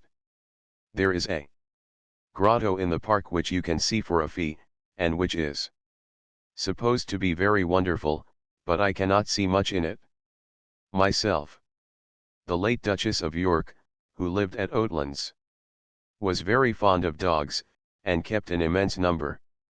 She had a special graveyard made, in which to bury them when they died. And there they lie, about 50 of them, with a tombstone over each, and an epitaph inscribed thereon. Well, I dare say they deserve it quite as much as the average Christian does. At Corway Stakes, the first bend above Walton Bridge, was fought a battle between Caesar and Cassivellaunus. Cassivellaunus had prepared the river for Caesar, by planting it full of stakes, and had, no doubt, put up a notice board. But Caesar crossed in spite of this. You couldn't choke Caesar off that river. He is the sort of man we want round the backwaters. Now, Halliford and Shepperton are both pretty little spots where they touch the river, but there is nothing remarkable about either of them. There is a tomb in Shepperton churchyard, however, with a poem on it, and I was nervous lest Harris should want to get out and fool round it. I saw him fix a longing eye on the landing stage as we drew near it, so I managed, by an adroit movement, to jerk his cap into the water, and in the excitement of recovering that, and his indignation at my clumsiness, he forgot all about his beloved graves. At Weybridge, the Wey, a pretty little stream, navigable for small boats up to Guildford, and one which I have always been making up my mind to explore, and never have, the Bourne, and the Basingstoke Canal all enter the Thames together. The lock is just opposite the town, and the first thing that we saw, when we came in view of it, was George's blazer on one of the lock gates, closer inspection showing that George was inside it. Montmorency set up a furious barking, I shrieked, Harris roared, George waved his hat, and yelled back. The lock-keeper rushed out with a drag, under the impression that somebody had fallen into the lock, and appeared annoyed at finding that no one had. George had rather a curious oilskin-covered parcel in his hand. It was round and flat at one end, with a long, straight handle sticking out of it. What's that? Said Harris. A frying pan. No, said George, with a strange, wild look glittering in his eyes, they are all the rage this season. Everybody has got them up the river. It's a banjo. I never knew you played the banjo, cried Harris. And I, in one breath. Not exactly, replied George, but it's very easy, they tell me, and I've got the instruction book. Chapter 9. George is introduced to work heathenish. Instincts of tow lines, ungrateful conduct of a double sculling skiff, towers and tow to use. Discovered for lovers, strange disappearance of an elderly lady, much haste, less speed being towed by girls. Exciting sensation, the missing lock or the haunted river, music saved. We made George work, now we had got him. He did not want to work, of course, that goes without saying. He had had a hard time in the city, so he explained. Harris, who is callous in his nature, and not prone to pity, said, Ah, and now you are going to have a hard time on the river for a change. Change is good for everyone. Out you get. He could not in conscience, not even George's conscience object, though he did suggest that, perhaps, it would be better for him to stop in the boat, and get tea ready, while Harris and I towed, because getting tea was such a worrying work, and Harris and I looked tired. The only reply we made to this, however, was to pass him over the tow line, and he took it, and stepped out. There is something very strange and unaccountable about a tow line. You roll it up with as much patience and care as you would take to fold up a new pair of trousers, and 5 minutes afterwards, when you pick it up, it is one ghastly, soul-revolting tangle. I do not wish to be insulting, but I firmly believe that if you took an average tow line, and stretched it out straight across the middle of a field, and then turned your back on it for 30 seconds, that, when you looked round again, you would find that it had got itself all together in a heap in the middle of the field, and had twisted itself up, and tied itself into knots, and lost its two ends, and become all loops, and it would take you a good half-hour, sitting down there on the grass and swearing all the while, to disentangle it again. That is my opinion of tow lines in general. Of course, there may be honorable exceptions, I do not say that there are not. There may be tow lines that are a credit to their profession, conscientious, respectable. Tow lines that do not imagine they are crochet work, and try to knit themselves up into antimacassars the instant they are left to themselves. I say there may be such tow lines, I sincerely hope there are. But I have not met with them. This tow line I had taken in myself just before we had got to the lock. I would not let Harris touch it, because he is careless. I had looped it round slowly and cautiously, and tied it up in the middle, and folded it in two, and laid it down gently at the bottom of the boat. Harris had lifted it up scientifically, and had put it into George's hand. George had taken it firmly, and held it away from him, and had begun to unravel it as if he were taking the swaddling clothes off a newborn infant, and, before he had unwound a dozen yards, the thing was more like a badly made doormat than anything else. It is always the same, and the same sort of thing always goes on in connection with it. The man on the bank, who is trying to disentangle it, thinks all the fault lies with the man who rolled it up, and when a man up the river thinks a thing, he says it. What have you been trying to do with it? Make a fishing net of it? You've made a nice mess, you have. Why couldn't you wind it up properly, you silly dummy, he grunts from time to time as he struggles wildly with it, and lays it out flat on the towpath, and runs round and round it, trying to find the end. On the other hand, the man who wound it up thinks the whole cause of the muddle rests with the man who is trying to unwind it. It was all right when you took it, he exclaims indignantly. Why don't you think what you are doing? You go about things in such a slapdash style. You'd get a scaffolding pole entangled, you would. And they feel so angry with one another that they would like to hang each other with the thing. 10 minutes go by, and the first man gives a yell and goes mad, and dances on the rope, and tries to pull it straight by seizing hold of the first piece that comes to his hand and hauling at it. Of course, this only gets it into a tighter tangle than ever. Then the second man climbs out of the boat and comes to help him, and they get in each other's way, and hinder one another. They both get hold of the same bit of line, and pull at it in opposite directions, and wonder where it is caught. In the end, they do get it clear, and then turn round and find that the boat has drifted off, and is making straight for the weir. This really happened once to my own knowledge. It was up by Bovany, one rather windy morning. We were pulling down stream, and, as we came round the bend, we noticed a couple of men on the bank. They were looking at each other with as bewildered and helplessly miserable expression as I have ever witnessed on any human countenance before or since, and they held a long tow line between them. It was clear that something had happened, so we eased up and asked them what was the matter. Why, our boat's gone off, they replied in an indignant tone.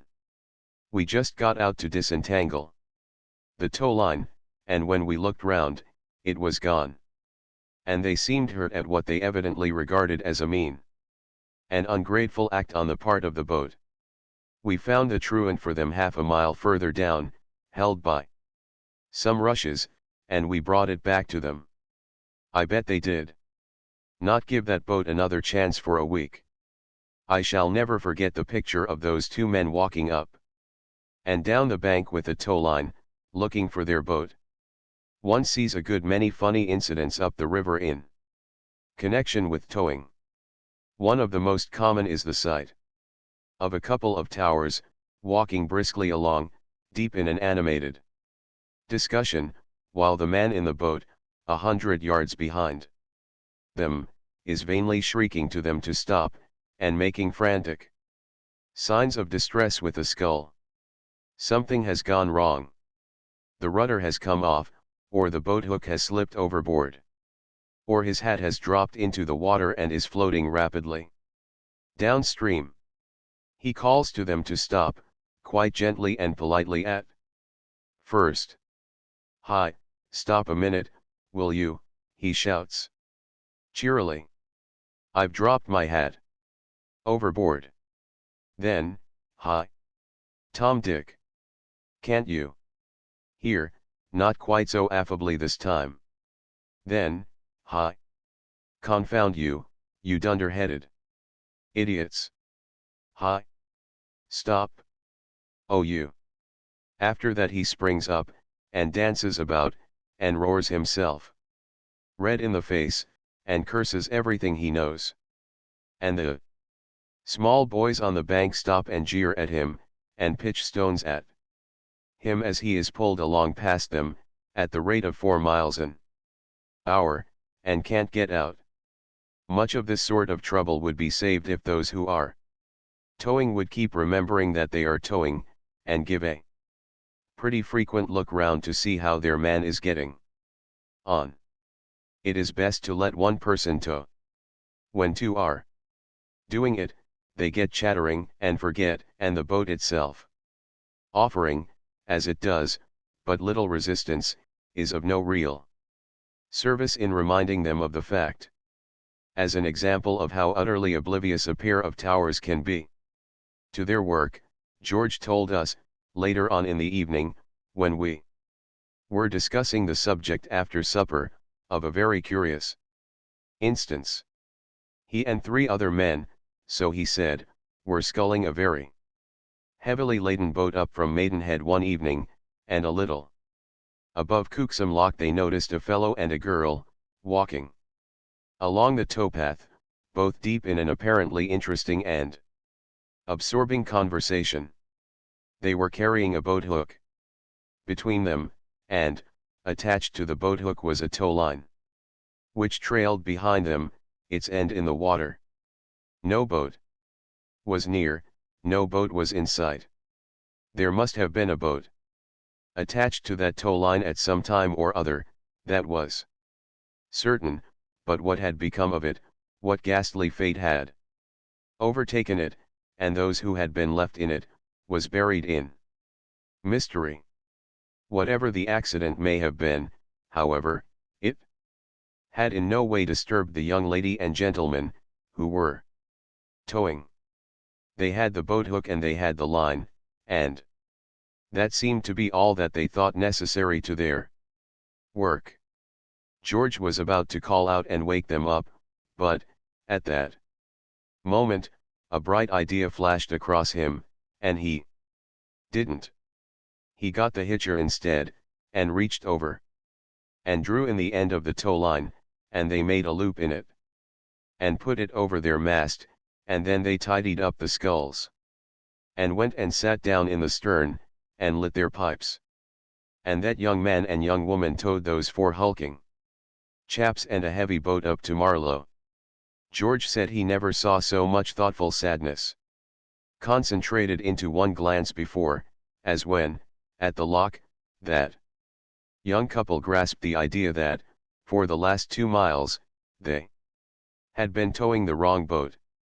George fancied that, if it had not been for the restraining influence of the sweet woman at his side, the young man might have given way to violent language. The maiden was the first to recover from her surprise, and when she did, she clasped her hands, and said, wildly, "Oh, Henry, then where is Auntie?"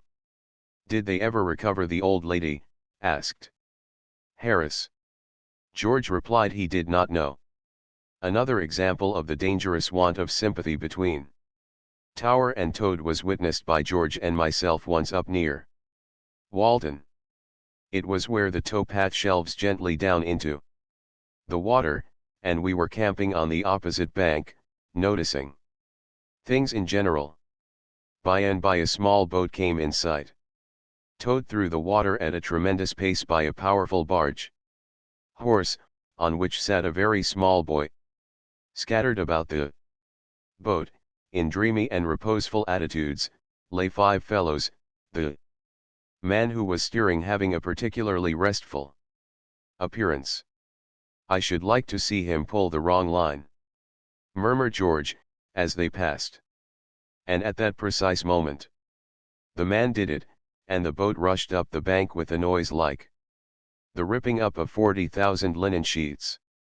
2 men, a hamper, and 3 oars immediately left the boat on the larboard side, and reclined on the bank, and 1.5 moments afterwards, 2 other men disembarked from the starboard, and sat down among boat hooks and sails and carpet bags and bottles. The last man went on 20 yards further, and then got out on his head. This seemed to sort of lighten the boat, and it went on much easier, the small boy shouting at the top of his voice, and urging his steed into a gallop. The fellows sat up and stared at one another. It was some seconds before they realized what had happened to them, but, when they did, they began to shout lustily for the boy to stop. He, however, was too much occupied with the horse to hear them, and we watched them, flying after him, until the distance hid them from view. I cannot say I was sorry at their mishap. Indeed, I only wish that all the young fools who have their boats towed in this fashion and plenty do could meet with similar misfortunes. Besides the risk they run themselves, they become a danger and an annoyance to every other boat they pass. Going at the pace they do, it is impossible for them to get out of anybody else's way, or for anybody else to get out of theirs. Their line gets hitched across your mast, and overturns you, or it catches somebody in the boat, and either throws them into the water, or cuts their face open. The best plan is to stand your ground, and be prepared to keep them off with the butt end of a mast. Of all experiences in connection with towing, the most exciting is being towed by girls. It is a sensation that nobody ought to miss. It takes 3 girls to tow always. 2 hold the rope, and the other one runs round and round, and giggles. They generally begin by getting themselves tied up. They get the line round their legs, and have to sit down on the path and undo each other, and then they twist it round their necks, and are nearly strangled. They fix it straight, however, at last, and start off at a run, pulling the boat along at quite a dangerous pace. At the end of 100 yards they are naturally breathless, and suddenly stop. And all sit down on the grass and laugh, and your boat drifts out to midstream and turns round, before you know what has happened, or can get hold of a scull. Then they stand up, and are surprised. Oh, look, they say, he's gone right out into the middle. They pull on pretty steadily for a bit, after this, and then it all at once occurs to one of them that she will pin up her frock, and they ease up for the purpose, and the boat runs aground. You jump up, and push it off, and you shout to them not to stop. Yes. What's the matter, they shout back. Don't stop, you roar. Don't what? Don't stop, go on, go on. Go back, Emily, and see what it is they want, says one, and Emily comes back, and asks what it is. What do you want, she says, anything happened? No, you reply, it's all right, only go on, you know, don't stop. Why not? Why, we can't steer, if you keep stopping. You must keep some way on the boat. Keep some what? Some way you must keep the boat moving. Oh, all right, I'll tell M. Are we doing it all right? Oh, yes, very nicely, indeed, only don't stop. It doesn't seem difficult at all. I thought it was so hard. Oh, no, it's simple enough. You want to keep on steady at it, that's all. I see. Give me out my red shawl, it's under the cushion. You find the shawl, and hand it out, and by this time another one has come back and thinks she will have hers too, and they take Mary's on chance, and Mary does not want it, so they bring it back and have a pocket comb instead. It is about 20 minutes before they get off again, and, at the next corner, they see a cow, and you have to leave the boat to chive the cow out of their way. There is never a dull moment in the boat while girls are towing it. George got the line right after a while, and towed us steadily on to Penton Hook. There we discussed the important question of camping. We had decided to sleep on board that night, and we had either to lay up just about there, or go on past Staines. It seemed early to think about shutting up. Then, however, with the sun still in the heavens, and we settled to push straight on for Runnymede, 3.5 miles further, a quiet wooded part of the river, and where there is good shelter. We all wished, however, afterward that we had stopped at Penton Hook. 3 or 4 miles upstream is a trifle early in the morning, but it is a weary pull at the end of a long day.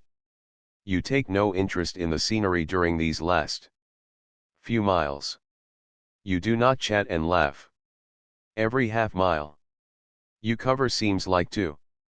You can hardly believe you are only where you are, and you are convinced that the map must be wrong, and, when you have trudged along for what seems to you at least 10 miles, and still the loch is not in sight, you begin to seriously fear that somebody must have sneaked it, and run off with it. I remember being terribly upset once up the river, in a figurative sense, I mean. I was out with a young lady cousin on my mother's side and we were pulling down to Goring. It was rather late, and we were anxious to get in, at least she was anxious to get in. It was 6:30 when we reached Benson's Loch, and dusk was drawing on, and she began to get excited. Then she said she must be in to supper. I said it was a thing I felt I wanted to be in at, too, and I drew out a map I had with me to see exactly how far it was. I saw it was just 1.5 miles to the next Loch Wallingford and 5 on from there to Cleve. Oh, it's all right, I said. We'll be through the next loch before 7, and then there is only one more, and I settled down and pulled steadily away. We passed the bridge, and soon after that I asked if she saw the loch. She said no, she did not see any loch, and I said, oh, and pulled on. Another 5 minutes went by, and then I asked her to look again. No, she said, I can't see any signs of a loch. You are sure you know a loch, when you do see one? I asked hesitatingly, not wishing to offend her. The question did offend her, however, and she suggested that I had better look for myself, so I laid down the sculls, and took a view. The river stretched out straight before us in the twilight for about 1 mile, not a ghost of a loch was to be seen. You don't think we have lost our way, do you? Asked my companion. I did not see how that was possible, though, as I suggested. We might have somehow got into the Weir stream, and be making for the falls. This idea did not comfort her in the least, and she began to cry. She said we should both be drowned, and that it was a judgment on her for coming out with me. It seemed an excessive punishment, I thought, but my cousin thought not, and hoped it would all soon be over. I tried to reassure her, and to make light of the whole affair. I said that the fact evidently was that I was not rowing as fast as I fancied I was, but that we should soon reach the loch now, and I pulled on for another mile. Then I began to get nervous myself. I looked again at the map. There was Wallingford Lock, clearly marked, a mile and a half below Benson's. It was a good, reliable map, and, besides, I recollected the lock myself. I had been through it twice. Where were we? What had happened to us? I began to think it must be all a dream, and that I was really asleep in bed, and should wake up in a minute, and be told it was past 10. I asked my cousin if she thought it could be a dream, and she replied that she was just about to ask me the same question, and then we both wondered if we were both asleep, and if so, who was the real one that was dreaming, and who was the one that was only a dream. It got quite interesting. I still went on pulling, however, and still no lock came in sight, and the river grew more and more gloomy and mysterious. Under the gathering shadows of night, and things seemed to be getting weird and uncanny. I thought of hobgoblins and banshees, and will-o'-the-wisps, and those wicked girls who sit up all night on rocks, and lure people into whirlpools and things, and I wished I had been a better man, and knew more hymns, and in the middle of these reflections I heard the blessed strains of He's Got 'Em On, played badly, on a concertina, and knew that we were saved. I do not admire the tones of a concertina, as a rule, but, oh, how beautiful the music seemed to us both then, far, far more beautiful than the voice of Orpheus or the lute of Apollo, or anything of that sort could have sounded. Heavenly melody, in our then state of mind, would only have still further harrowed us. A soul-moving harmony, correctly performed, we should have taken as a spirit warning, and have given up all hope. But about the strains of He's Got 'Em On, jerked spasmodically, and with involuntary variations, out of a wheezy accordion, there was something singularly human and reassuring. The sweet sounds drew nearer, and soon the boat from which they were worked lay alongside us. It contained a party of provincial Aries and Ariots, out for a moonlight sail. There was not any moon, but that was not their fault. I never saw more attractive, lovable people in all my life. I hailed them, and asked if they could tell me the way to Wallingford Lock, and I explained that I had been looking for it for the last 2 hours. Wallingford Lock, they answered. Lor love you, sir, that's been done away with for over a year. There ain't no Wallingford Lock now, sir. You're close to Cleve now. Blow me tight if ere ain't a gentleman been looking for Wallingford Lock, Bill. I had never thought of that. I wanted to fall upon all their necks and bless them, but the stream was running too strong just there to allow of this, so I had to content myself with mere cold-sounding words of gratitude. We thanked them over and over again, and we said it was a lovely night, and we wished them a pleasant trip, and, I think, I invited them all to come and spend a week with me, and my cousin said her mother would be so pleased to see them. And we sang the soldiers' chorus out of Faust, and got home in time for supper, after all. Chapter X. Our first night under canvasin. Appeal for help, contrariness of tea kettles, how to overcome supper, how to feel virtuous, wanted. A comfortably appointed, well-drained desert island neighborhood of South Pacific Ocean preferred. Funny thing that happened to George's father a restless night. Harris and I began to think that Belweir Lock must have been done away with after the same manner. George had towed us up to Staines, and we had taken the boat from there, and it seemed that we were dragging 50 tons after us, and were walking 40 miles. It was 7:30 when we were through, and we all got in, and sculled up close to the left bank, looking out for a spot to haul up in. We had originally intended to go on to Magna Carta Island, a sweetly pretty part of the river, where it winds through a soft green valley, and to camp in one of the many picturesque inlets to be found round that tiny shore. But, somehow, we did not feel that we yearned for the picturesque nearly so much now as we had earlier in the day. A bit of water between a coal barge and a gas works would have quite satisfied us for that night. We did not want scenery. We wanted to have our supper and go to bed. However, we did pull up to the picnic point, it is called, and dropped into a very pleasant nook under a great elm tree, to the spreading roots of which we fastened the boat. Then we thought we were going to have supper. We had dispensed with tea, so as to save time, but George said no, that we had better get the canvas up first, before it got quite dark, and while we could see what we were doing. Then, he said, all our work would be done, and we could sit down to eat with an easy mind. That canvas wanted more putting up than I think any of us had bargained for.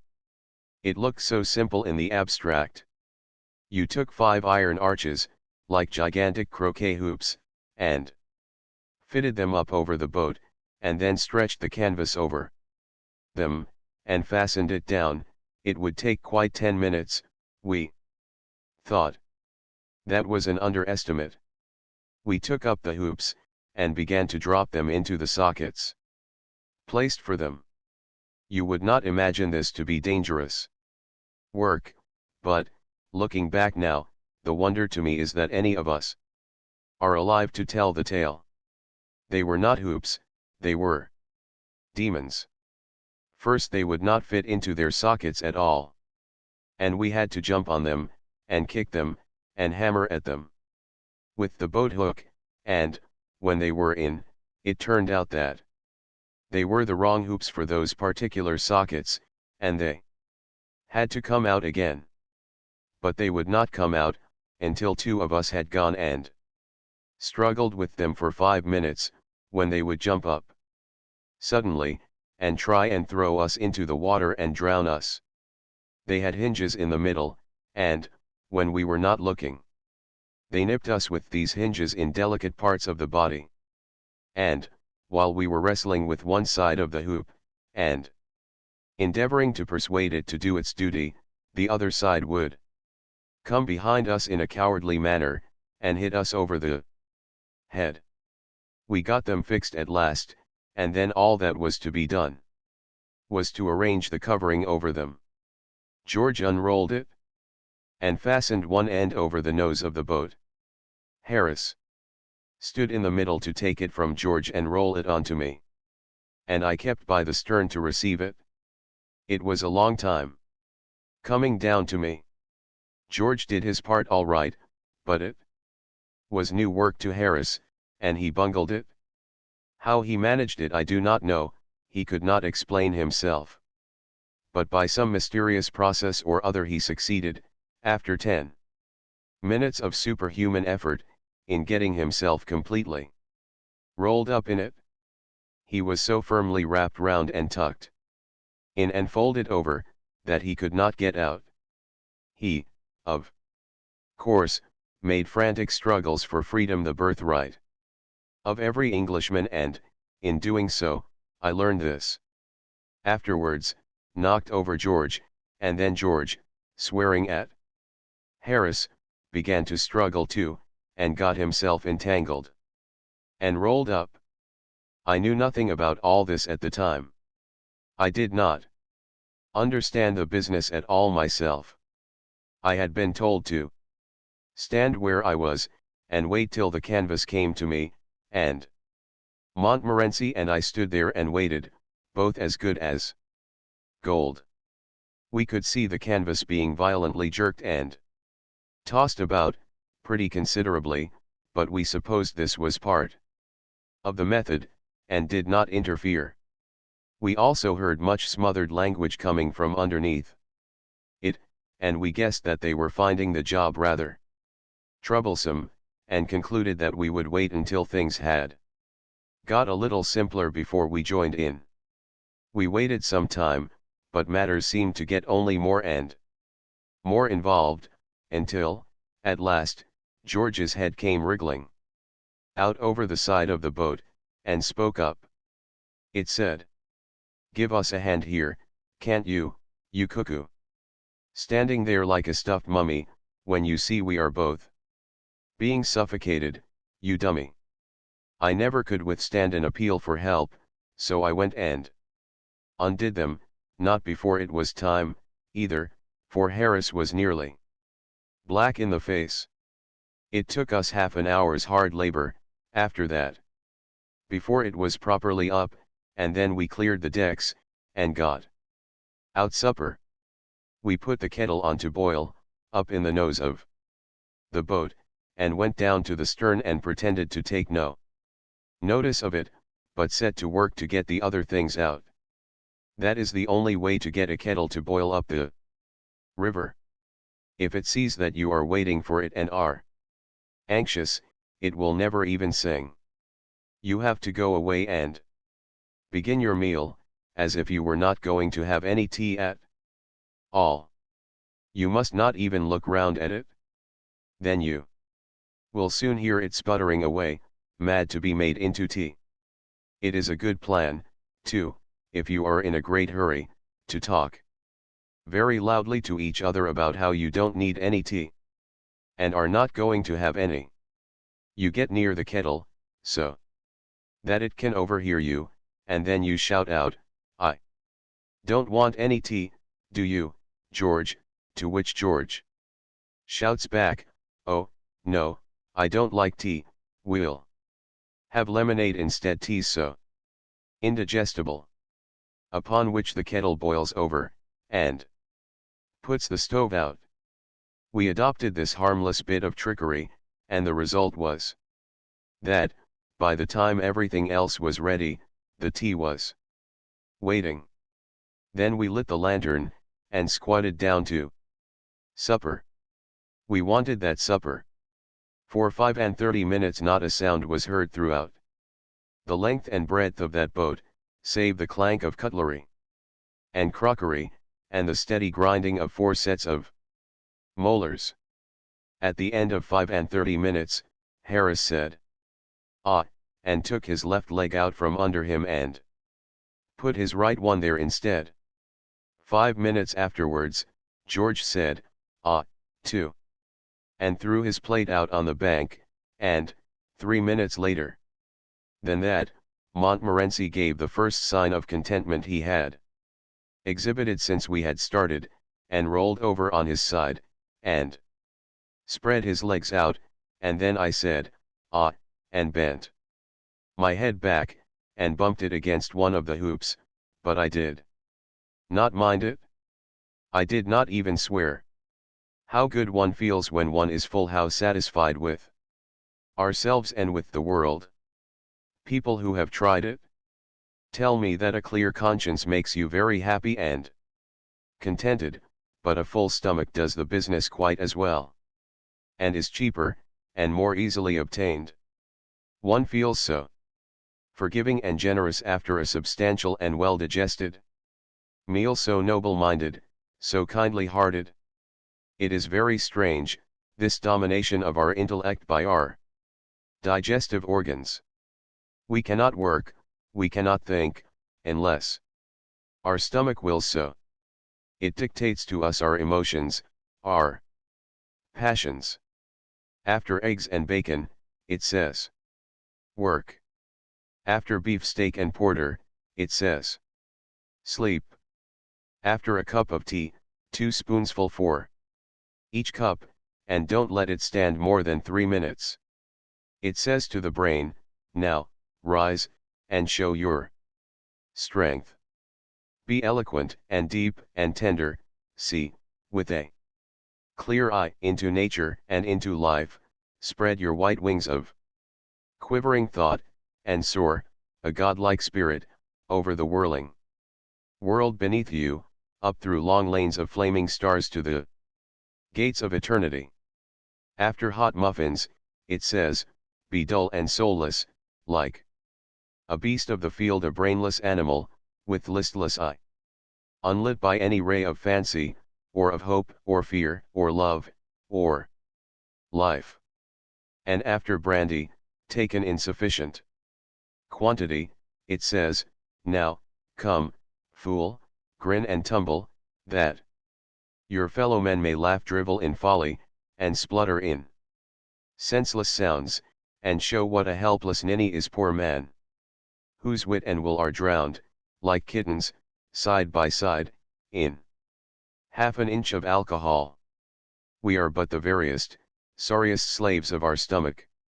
Reach not after morality and righteousness, my friends, watch vigilantly your stomach, and diet it with care and judgment. Then virtue and contentment will come and reign within your heart, unsought by any effort of your own, and you will be a good citizen, a loving husband, and a tender father, a noble, pious man. Before our supper, Harris and George and I were quarrelsome and snappy and ill-tempered. After our supper, we sat and beamed on one another, and we beamed upon the dog, too. We loved each other, we loved everybody. Harris, in moving about, trod on George's corn.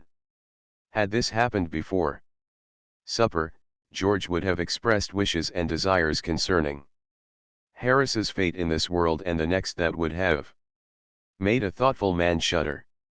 As it was, he said, steady, old man, where wheat?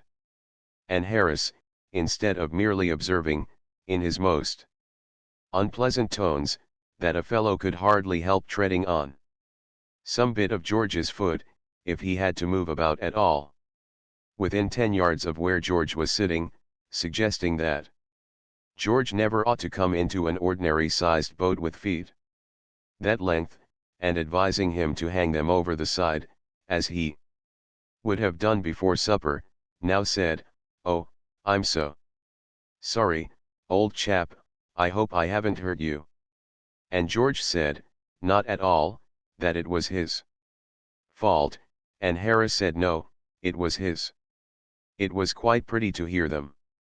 We lit our pipes, and sat, looking out on the quiet night, and talked.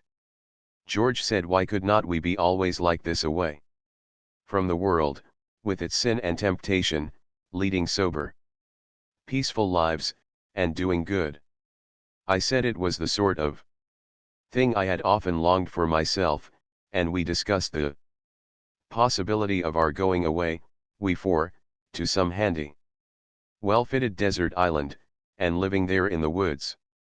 Harris said that the danger about desert islands, as far as he had heard, was that they were so damp, but George said no, not if properly drained.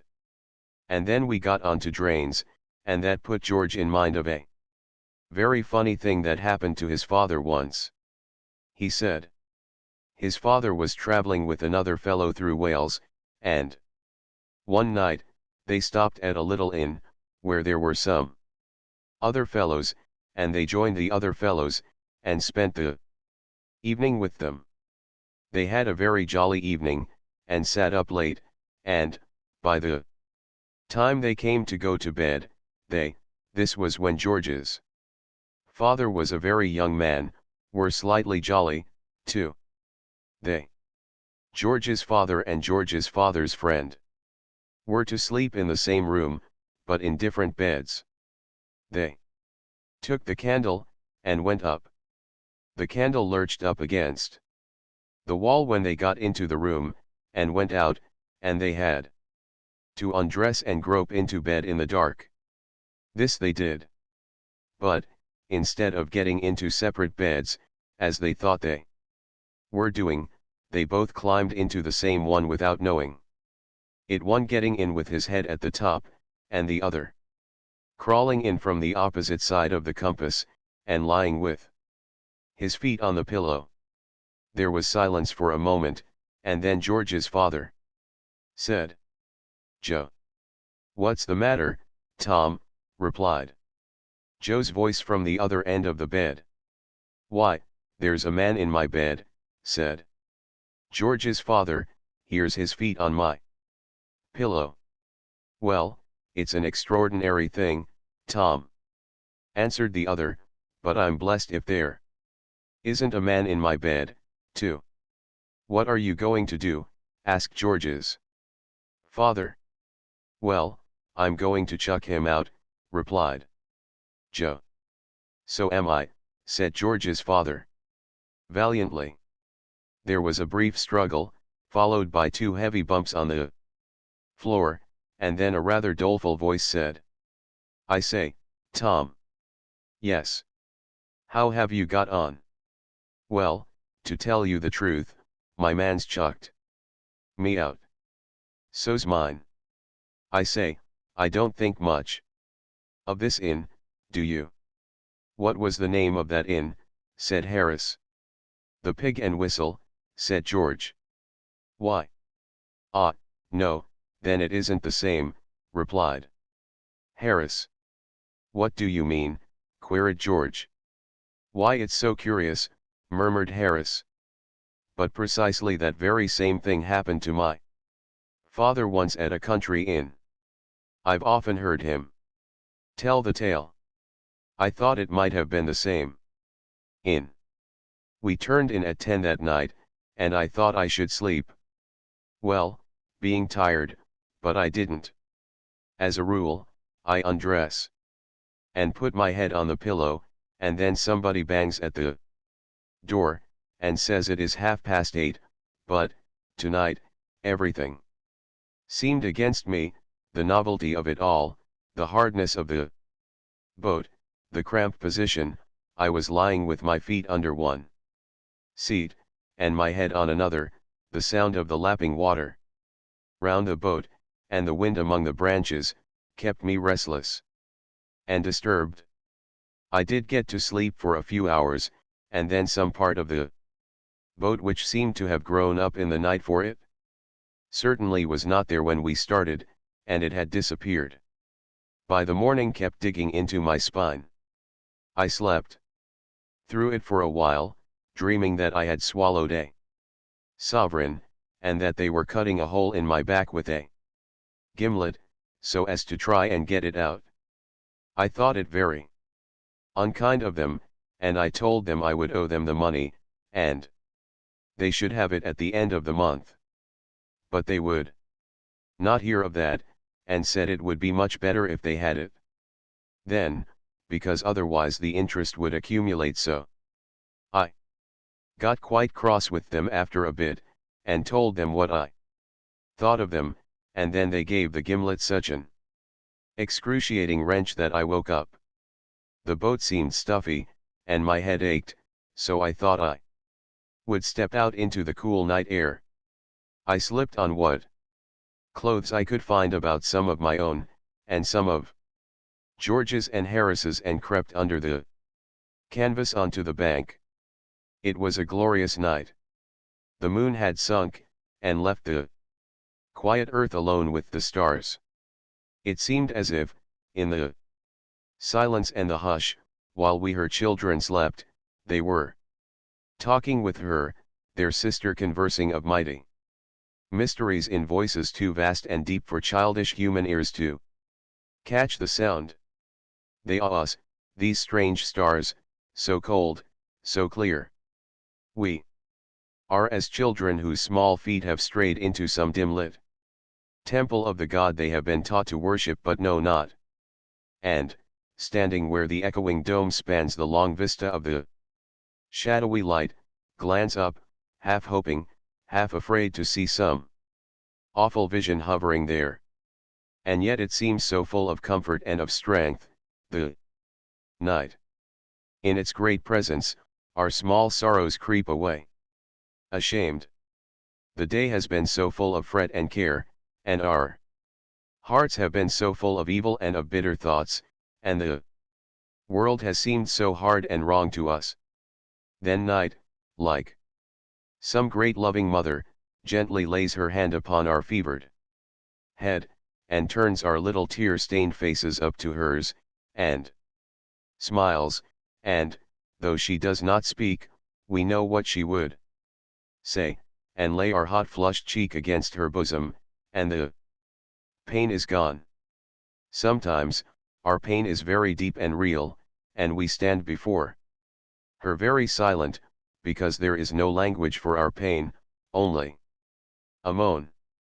Night's heart is full of pity for us, she cannot ease our aching, she takes our hand in hers, and the little world grows very small and very far away beneath us, and, borne on her dark wings, we pass for a moment into a mightier presence than her own, and in the wondrous light of that great presence, all human life lies like a book before us, and we know that pain and sorrow are but the angels of God.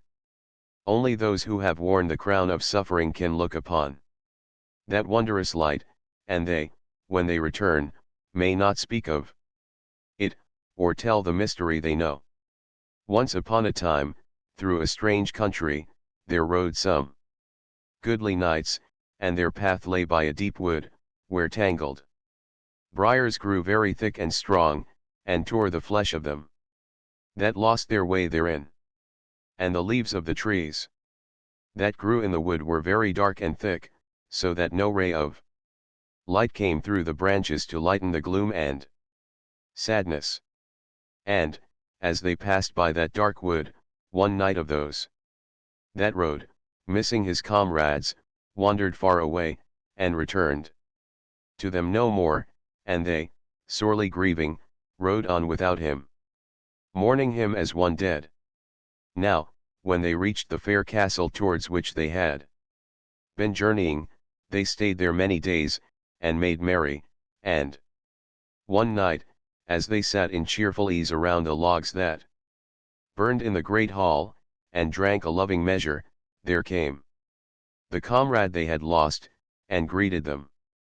His clothes were ragged, like a beggar's, and many sad wounds were on his sweet flesh, but upon his face there shone a great radiance of deep joy.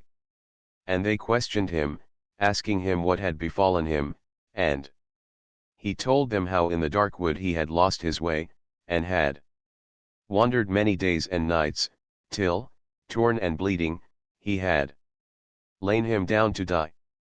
Then, when he was nigh unto death, lo! through the savage gloom there came to him a stately maiden, and took him by the hand and led him on through devious paths, unknown to any man, until upon the darkness of the wood there dawned a light such as the light of day was unto but as a little lamp unto the sun, and in that wondrous light, our way-worn knight saw as in a dream a vision, and so glorious, so fair the vision seemed, that of his bleeding wounds he thought no more, but stood as one entranced, whose joy is deep as is the sea, whereof no man can tell the depth. And the vision faded, and the knight, kneeling upon the ground, thanked the good saint who into that sad wood had strayed his steps, so he had seen the vision that lay there hid. And the name of the dark forest was Sorrow, but of the vision that the good knight saw therein we may not speak nor tell. Chapter 11. How George, once upon a time, got up early in the morning. George, Harris, and Montmorency do not like the look of the cold water heroism and determination on the part of J. George and his shirt, story with a moral Harris as Cook historical retrospect. Specially inserted for the use of schools. I woke at 6 the next morning, and found George awake too. We both turned round, and tried to go to sleep again. But we could not. Had there been any particular reason why we should not have gone to sleep again, but have got up and dressed then and there, we should have dropped off while we were looking at our watches, and have slept till 10. As there was no earthly necessity for our getting up under another 2 hours at the very least, and our getting up at that time was an utter absurdity. It was only in keeping with the natural cussedness of things in general that we should both feel that lying down for 5 minutes more would be death to us. George said that the same kind of thing, only worse, had happened to him some 18 months ago, when he was lodging by himself in the house of a certain Mrs. Jippings. He said his watch went wrong one evening, and stopped at 8:15.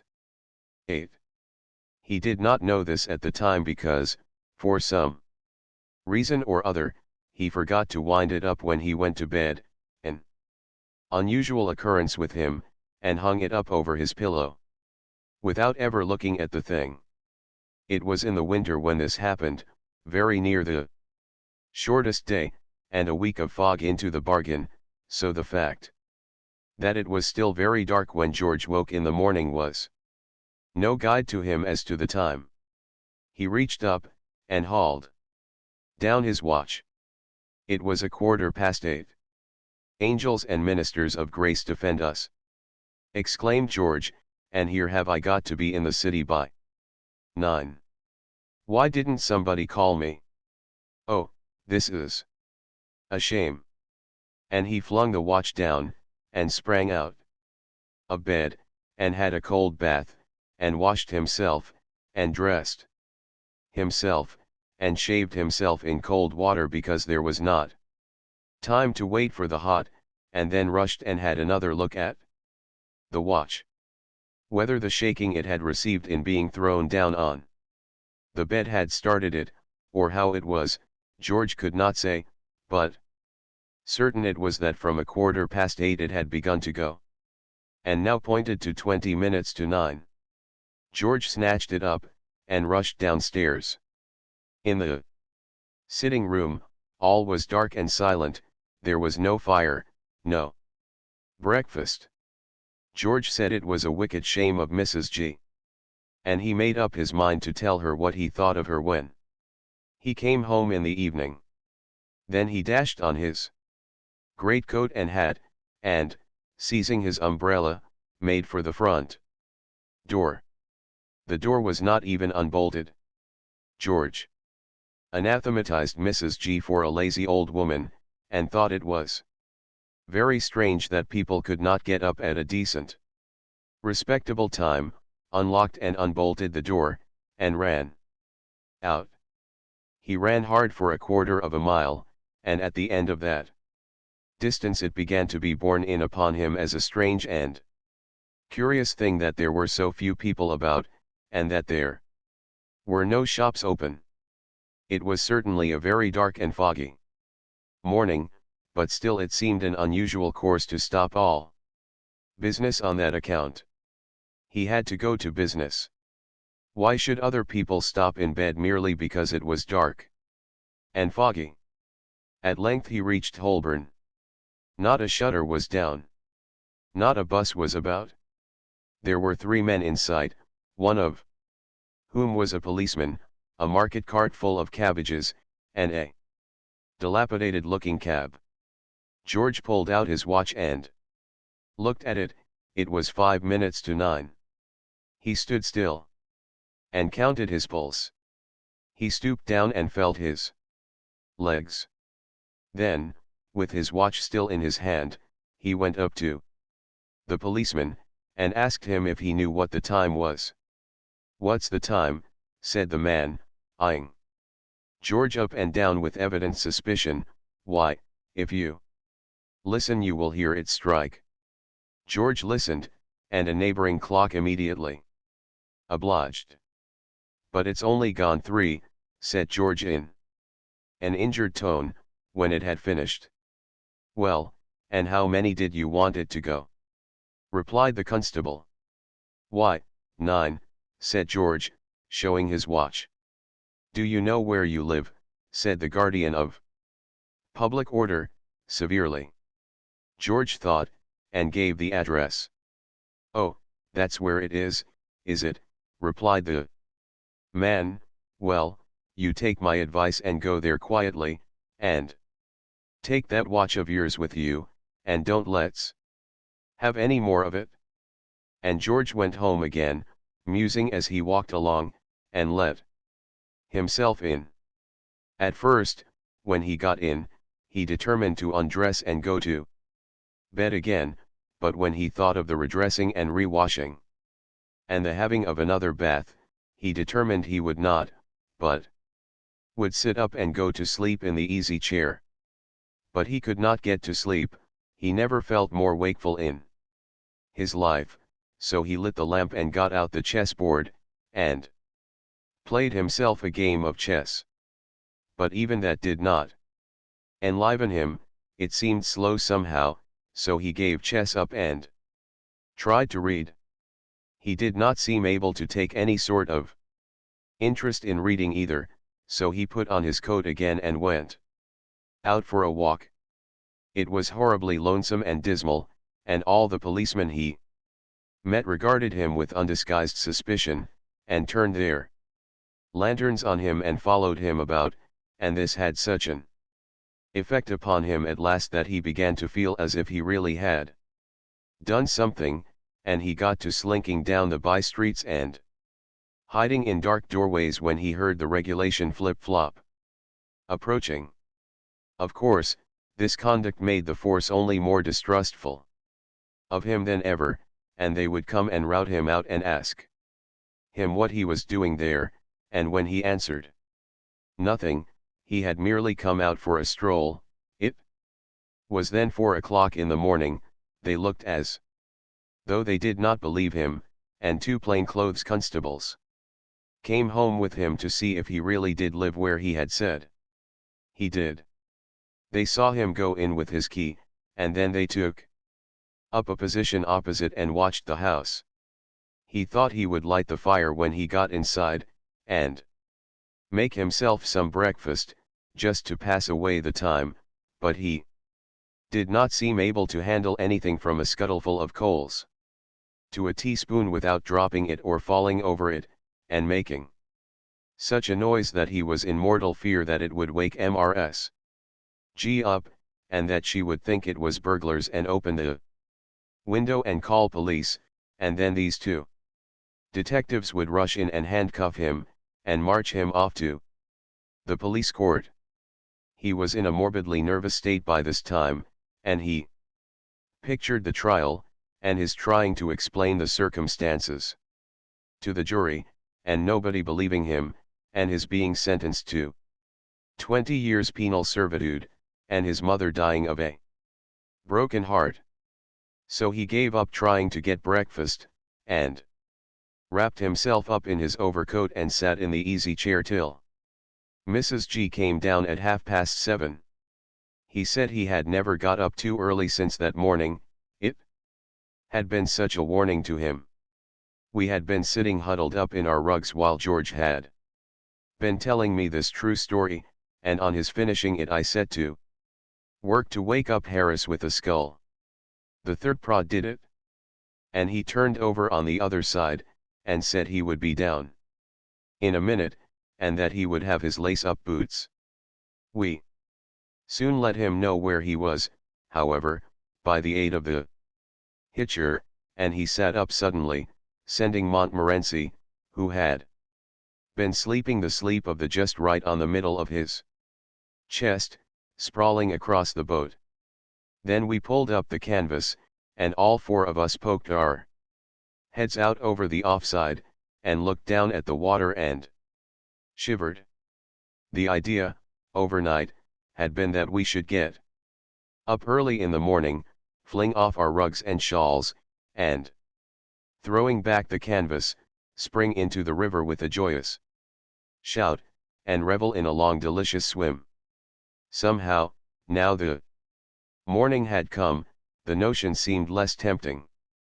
The water looked damp and chilly, the wind felt cold. "Well, who's going to be first in?" said Harris at last. There was no rush for precedence. George settled the matter so far as he was concerned by retiring into the boat and pulling on his socks. Montmorency gave vent to an Involuntary howl, as if merely thinking of the thing had given him the horrors, and Harris said it would be so difficult to get into the boat again, and went back and sorted out his trousers. I did not altogether like to give in, though I did not relish the plunge. There might be snags about, or weeds, I thought. I meant to compromise matters by going down to the edge and just throwing the water over myself, so I took a towel and crept out on the bank and wormed my way along onto the branch of a tree that dipped down into the water. It was bitterly cold. The wind cut like a knife. I thought I would not throw the water over myself after all. I would go back into the boat and dress, and I turned to do so, and, as I turned, the silly branch gave way, and I and the towel went in together with a tremendous splash, and I was out midstream with a gallon of Thames water inside me before I knew what had happened. By Jove, old J.'s gone in, I heard Harris say, as I came blowing to the surface. I didn't think he'd have the pluck to do it. Did you? Is it all right? Sung out George. Lovely, I spluttered back.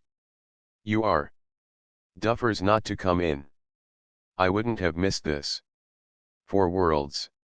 Why won't you try it? It only wants a little determination. But I could not persuade them.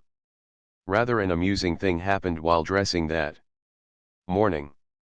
I was very cold when I got back into the boat. And, in my hurry to get my shirt on, I accidentally jerked it into the water. It made me awfully wild, especially as George burst out laughing. I could not see anything to laugh at, and I told George so, and he only laughed the more. I never saw a man laugh so much. I quite lost my temper with him at last, and I pointed out to him what a driveling maniac of an imbecile idiot he was, but he only roared the louder. And then, just as I was landing the shirt, I noticed that it was not my shirt at all, but George's, which I had mistaken for mine, whereupon the humor of the thing struck me for the first time, and I began to laugh. And the more I looked from George's wet shirt to George, roaring with laughter, the more I was amused, and I laughed so much that I had to let the shirt fall back into the water again. Aren't you going to get it out? Said George, between his shrieks. I could not answer him at all for a while, I was laughing so. But, at last, between my peals I managed to jerk out. It isn't my shirt, it's yours. I never saw a man's face change from lively to severe so suddenly in all my life before. What? He yelled, springing up. You silly cuckoo. Why can't you be more careful what you're doing? Why the deuce don't you go and dress on the bank? You're not fit to be in a boat. You're not. Gimme the hitcher. I tried to make him see the fun of the thing, but he could not. George is very dense at seeing a joke sometimes. Harris proposed that we should have scrambled eggs for breakfast. He said he would cook them. It seemed, from his account, that he was very good at doing scrambled eggs. He often did them at picnics and went out on yachts. He was quite famous for them. People who had once tasted his scrambled eggs, so we gathered from his conversation, never cared for any other food afterwards, but pined away and died when they could not get them. It made our mouths water to hear him talk about the things. And we handed him out the stove and the frying pan and all the eggs that had not smashed and gone over everything in the hamper, and begged him to begin. He had some trouble in breaking the eggs, or rather not so much trouble in breaking them exactly as in getting them into the frying pan when broken, and keeping them off his trousers.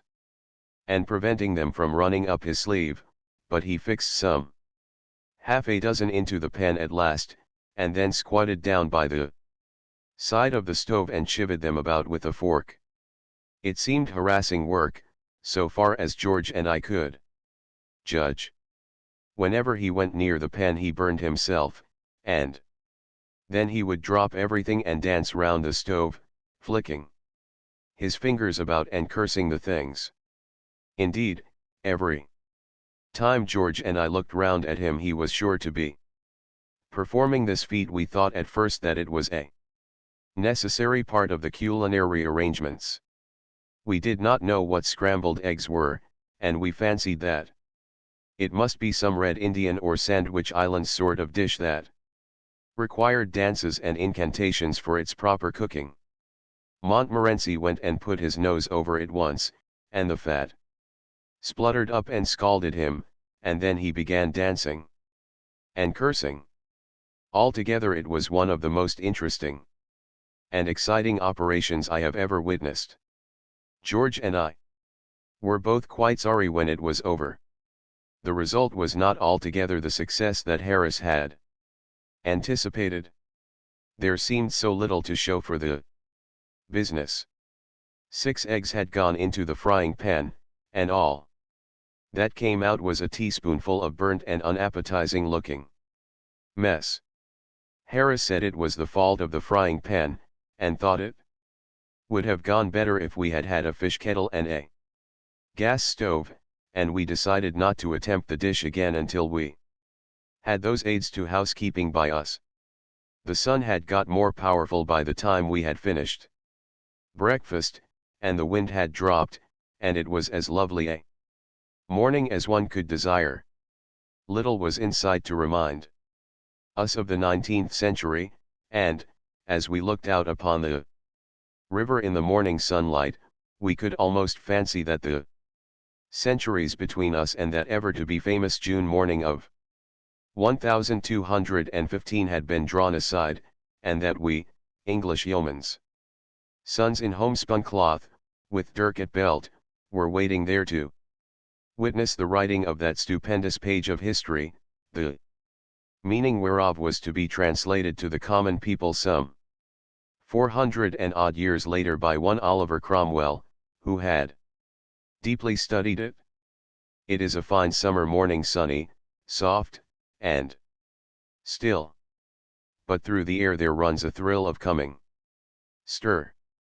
King John has slept at Duncroft Hall, and all the day before the little town of Staines has echoed to the clang of armed men, and the clatter of great horses over its rough stones, and the shouts of captains, and the grim oaths and surly jests of bearded bowmen, billmen, pikemen, and strange-speaking foreign spearmen.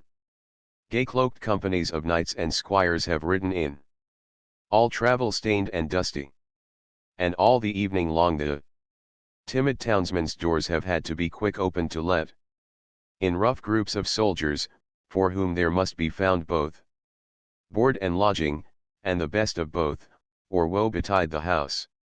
And all within, for the sword is judge and jury, plaintiff and executioner, in these tempestuous times, and pays for what it takes by sparing those from whom it takes it, if it pleases it to do so.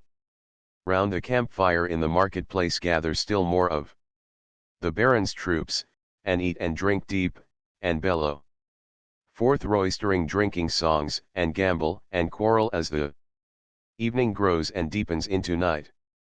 The firelight sheds quaint shadows on their piled-up arms and on their uncouth forms. The children of the town steal round to watch them, wondering, and brawny country wenches, laughing, draw near to bandy alehouse jest and jibe with the swaggering troopers, so unlike the village swains, who, now despised, stand apart behind, with vacant grins upon their broad, peering faces. And out from the fields around, glitter the faint lights of more distant camps, as here some great lord's followers lie mustered, and there false John's French mercenaries hover like Crouching wolves without the town. And so, with sentinel in each dark street, and twinkling watch fires on each height around, the night has worn away, and over this fair valley of old Thame has broken the morning of the great day that is to close so big with the fate of ages yet unborn. Ever since grey dawn, in the lower of the two islands, just above where we are standing, there has been great clamour, and the sound of many workmen. The great pavilion brought there yester-eve is being raised, and carpenters are busy nailing tiers of seats, while prentices from London town are there with many coloured stuffs and silks and cloth of gold and silver. And now, lo! Down upon the road that winds along the river's bank from Staines there come towards us, laughing and talking together in deep guttural bass, a score of stalwart halberd men, barons' men, these, and halt at 100 yards or so above us, on the other bank, and lean upon their arms, and wait.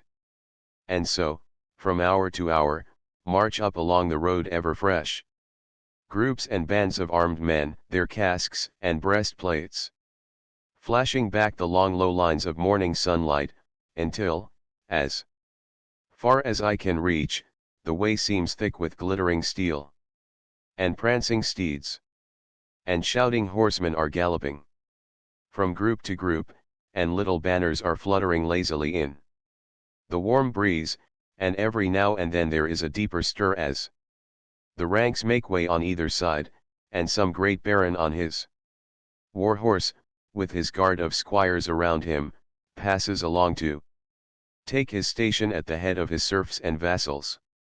And up the slope of Cooper's Hill, just opposite, are gathered the wondering rustics and curious townsfolk, who have run from Staines, and none are quite sure what the bustle is about, but each one has a different version of the great event that they have come to see, and some say that much good to all the people will come from this day's work, but the old men shake their heads, for they have heard such tales before. And all the river down to Staines is dotted with small craft and boats and tiny coracles, which last are growing out of favor now, and are used only by the poorer folk. Over the rapids, where in after years trim Belweir Loch will stand, they have been forced or dragged by their sturdy rowers, and now are crowding up as near as they dare come to the great covered barges, which lie in readiness to bear King John to where the fateful charter waits his signing.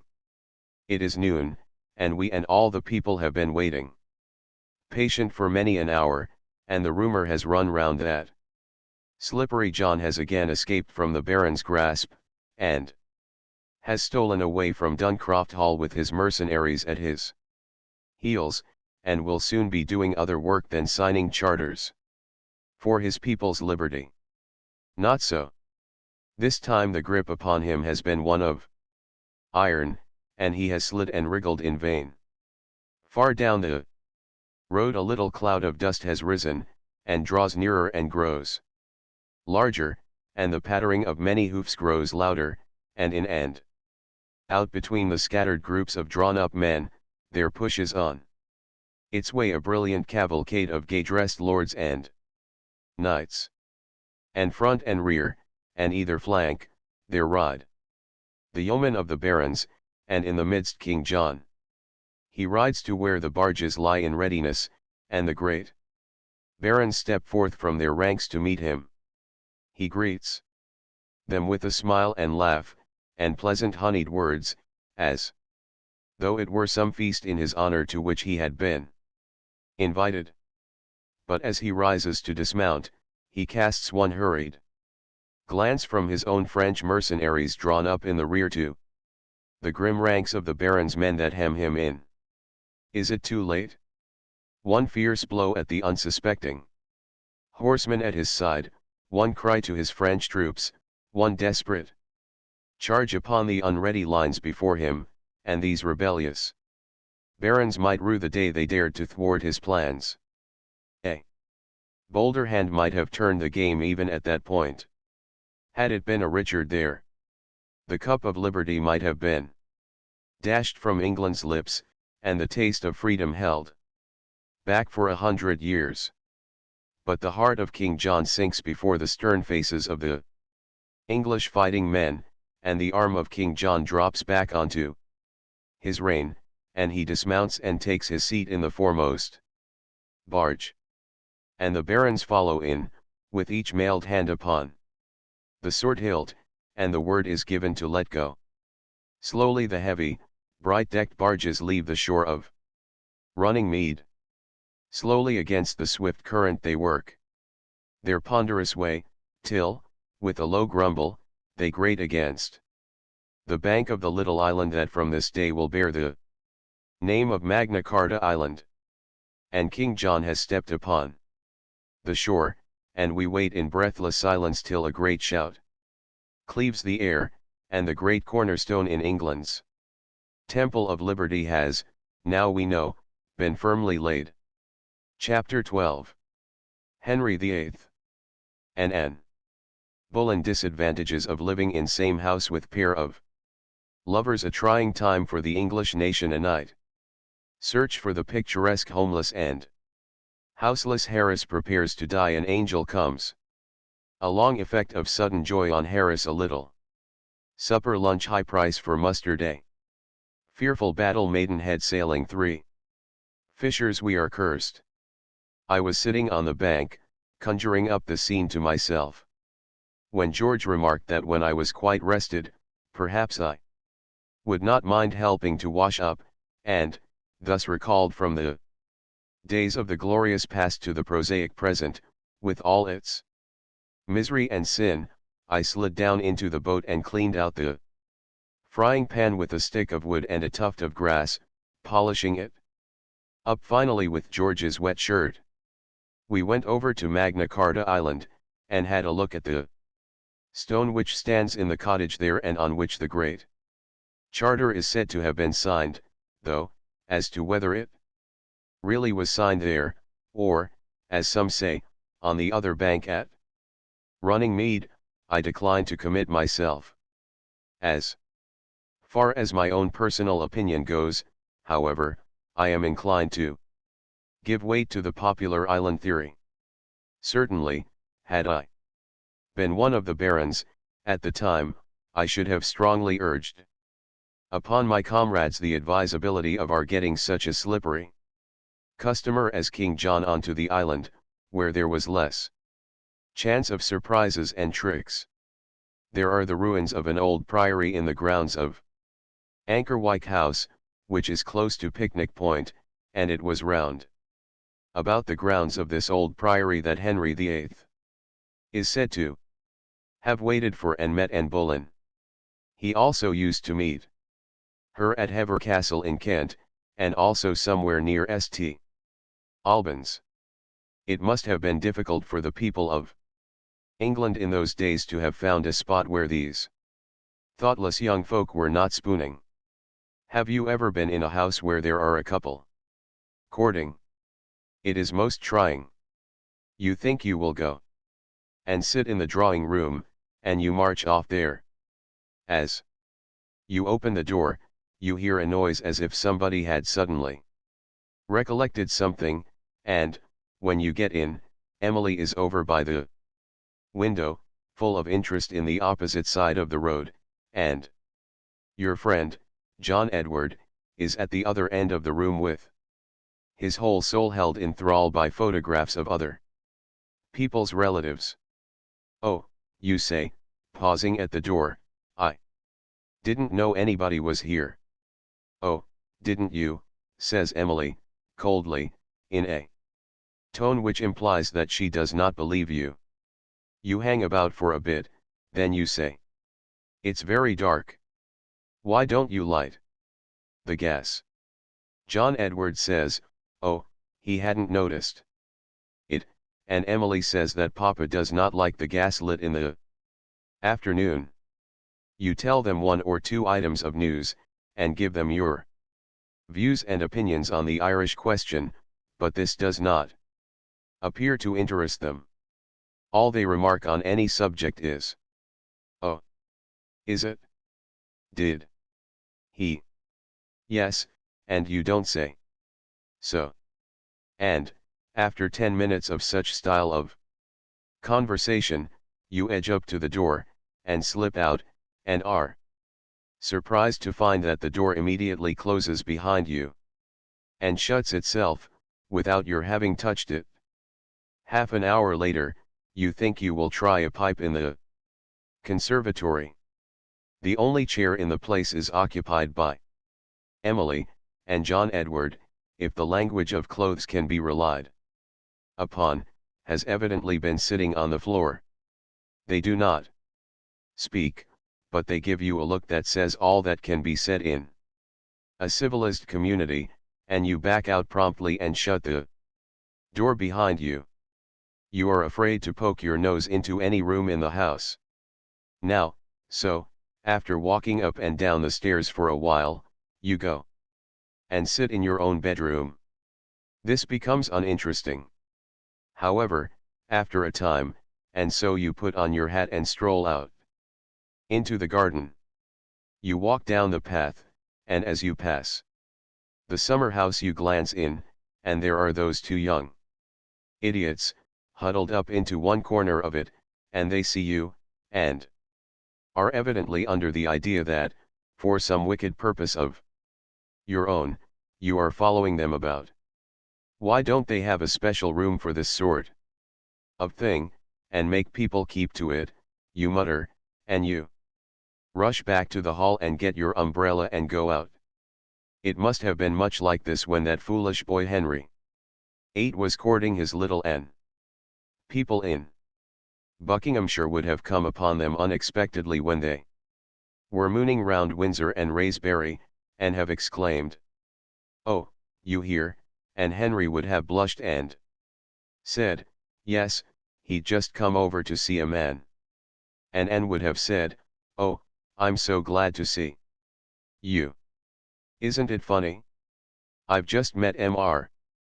Henry VIII in the lane, and he's going the same way I am."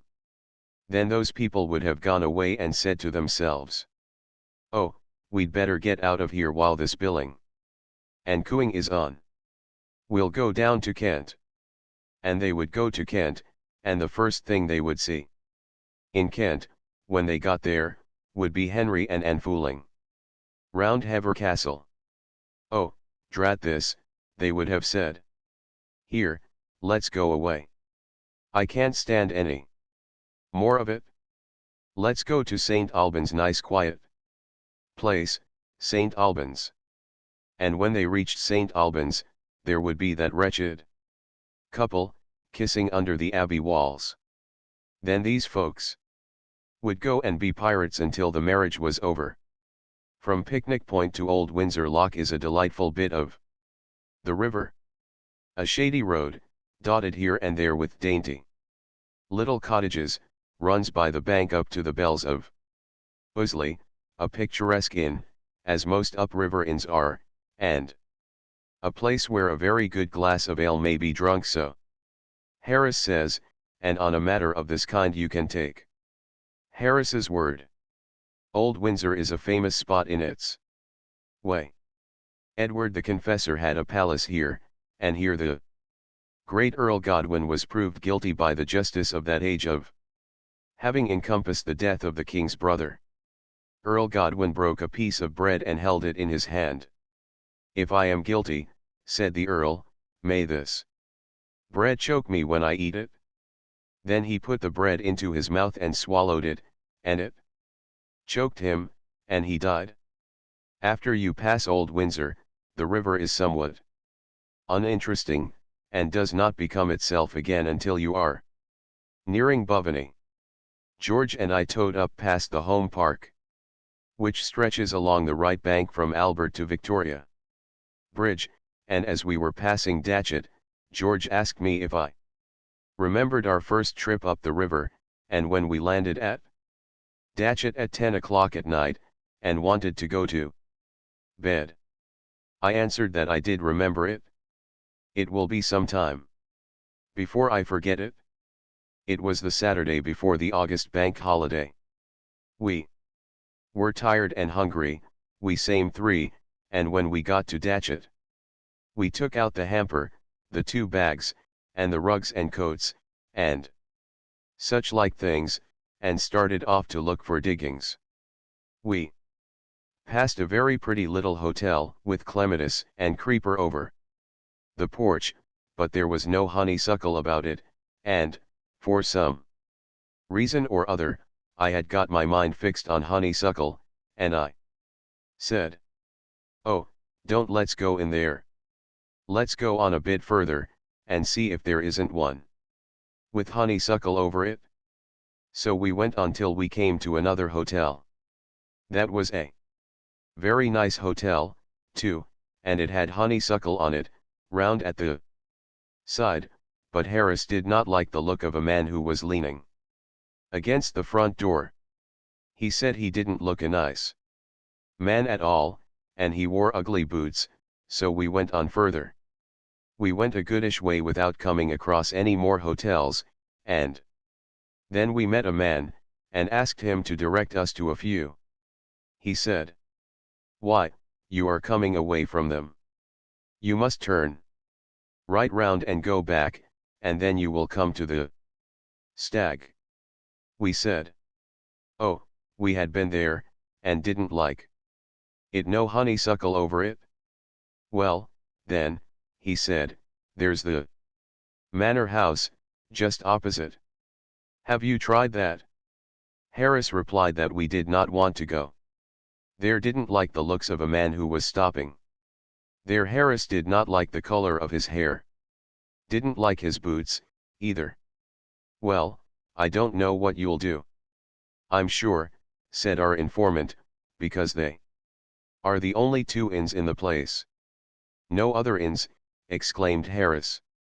"None," replied the man. "What on earth are we to do?" cried Harris. Then George spoke up. He said Harris and I could get an hotel built for us, if we liked, and have some people made to put in. For his part, he was going back to the Stag. The greatest minds never realize their ideals in any matter. And Harris and I sighed over the hollowness of all earthly desires, and followed George. We took our traps into the Stag, and laid them down in the hall. The landlord came up and said, "Good evening, gentlemen." "Oh, good evening," said George, "we want 3 beds, please." "Very sorry, sir," said the landlord, "but I'm afraid we can't manage it." "Oh, well, never mind," said George, "2 will do. 2 of us can sleep in 1 bed, can't we?" he continued, turning to Harris and me. Harris said, "Oh, yes," he thought George and I could sleep in 1 bed very easily. "Very sorry, sir," again repeated the landlord. "But we really haven't got a bed vacant in the whole house. In fact, we are putting 2, and even 3 gentlemen in 1 bed, as it is." This staggered us for a bit. But Harris, who is an old traveler, rose to the occasion. And, laughing cheerily, said, "Oh, well, we can't help it. We must rough it. You must give us a shakedown in the billiard room." "Very sorry, sir. 3 gentlemen sleeping on the billiard table already, and 2 in the coffee room. Can't possibly take you in tonight." We picked up our things, and went over to the Manor House. It was a pretty little place. I said I thought I should like it better than the other house, and Harris said, "Oh, yes, it would be all right, and we needn't look at the man with the red hair. Besides, the poor fellow couldn't help having red hair." Harris spoke quite kindly and sensibly about it. The people at the Manor House did not wait to hear us talk. The landlady met us on the doorstep with the greeting, that we were the 14th party she had turned away within the last hour and a half. As for our meek suggestions of stables, billiard room, or coal cellars, she laughed them all to scorn. All these nooks had been snatched up long ago. Did she know of any place in the whole village where we could get shelter for the night? Well, if we didn't mind roughing it, she did not recommend it, mind, but there was a little beer shop half a mile down the Eton Road. We waited to hear no more. We caught up the hamper and the bags, and the coats and rugs, and parcels, and ran.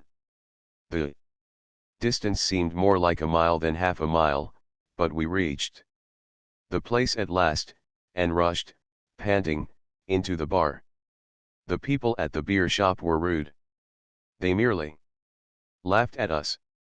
There were only 3 beds in the whole house, and they had 7 single gentlemen and 2 married couples sleeping there already. A kind-hearted bargeeman, however, who happened to be in the tap room, thought we might try the grocer's, next door to the Stag, and we went back. The grocer's was full. An old woman we met in the shop then kindly took us along with her for a quarter of a mile to a lady friend of hers, who occasionally let rooms to gentlemen. This old woman walked very slowly, and we were 20 minutes getting to her lady friends. She enlivened the journey by describing to us, as we trailed along, the various pains she had in her back. Her lady friends' rooms were let. From there we were recommended to number 27. Number 27 was full, and sent us to number 32, and 32 was full. Then we went back into the high road, and Harris sat down on the hamper and said he would go no further. He said it seemed a quiet spot, and he would like to die there. He requested George and me to kiss his mother for him, and to tell all his relations that he forgave them and died happy. At that moment an angel came by in the disguise of a small boy. And I cannot think of any more effective disguise an angel could have assumed, with a can of beer in one hand, and in the other something at the end of a string, which he let down onto every flat stone he came across, and then pulled up again, this producing a peculiarly unattractive sound, suggestive of suffering. We asked this heavenly messenger, as we discovered him afterwards to be, if he knew of any lonely house, whose occupants were few and feeble, old ladies or parlous gentlemen preferred, who could be easily frightened into giving up their beds for the night to 3 desperate men, or, if not this, could he recommend us to an empty pigsty, or a disused lime kiln, or anything of that sort. He did not know of any such place, at least, not one handy, but he said that, if we liked to come with him, his mother had a room to spare, and could put us up for the night. We fell upon his neck there in the moonlight and blessed him. And it would have made a very beautiful picture if the boy himself had not been so overpowered by our emotion as to be unable to sustain himself under it, and sunk to the ground, letting us all down on top of him. Harris was so overcome with joy that he fainted, and had to seize the boy's beer can and half empty it before he could recover consciousness. And then he started off at a run, and left George and me to bring on the luggage. It was a little 4-roomed cottage where the boy lived, and his mother, good soul, gave us hot bacon for supper. And we ate it all, 5 pounds and a jam tart afterwards, and 2 pots of tea, and then we went to bed. There were 2 beds in the room. One was a 2 feet 6 inches truckle bed, and George and I slept in that, and kept in by tying ourselves together with a sheet, and the other was the little boy's bed, and Harris had that all to himself, and we found him, in the morning, with 2 feet of bare legs sticking out at the bottom. and George and I used it to hang the towels on while we bathed. We were not so uppish about what sort of hotel we would have next time we went to Datchet. To return to our present trip, nothing exciting happened, and we tugged steadily onto a little below Monkey Island, where we drew up and lunched. We tackled the cold beef for lunch.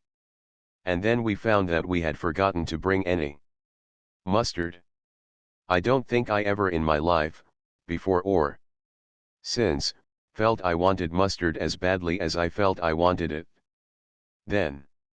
I don't care for mustard as a rule, and it is very seldom that I take it at all, but I would have given worlds for it then.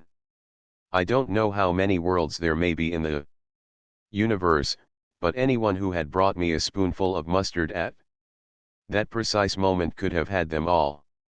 I grow reckless like that when I want a thing and can't get it. Harris said he would have given worlds for mustard too. It would have been a good thing for anybody who had come up to that spot with a can of mustard, then, he would have been set up in worlds for the rest of his life. But there, I dare say both Harris and I would have tried to back out of the bargain after we had got the mustard. One makes these extravagant offers in moments of excitement, but, of course, when one comes to think of it, one sees how absurdly out of proportion they are with the value of the required article. I heard a man, going up a mountain in Switzerland, once say he would give worlds for a glass of beer, and, when he came to a little shanty where they kept it, he kicked up a most fearful row because they charged him 5 francs for a bottle of base. He said it was a scandalous imposition, and he wrote to the Times about it. It cast a gloom over the boat, there being no mustard. We ate our beef in silence. Existence seemed hollow and uninteresting. We thought of the happy days of childhood and sighed. We brightened up a bit, however, over the apple tart, and, when George drew out a tin of pineapple from the bottom of the hamper, and rolled it into the middle of the boat, we felt that life was worth living after all. We are very fond of pineapple, all 3 of us. We looked at the picture on the tin, we thought of the juice. We smiled at one another, and Harris got a spoon ready. Then we looked for the knife to open the tin with. We turned out everything in the hamper. We turned out the bags. We pulled up the boards at the bottom of the boat. We took everything out onto the bank and shook it. There was no tin opener to be found.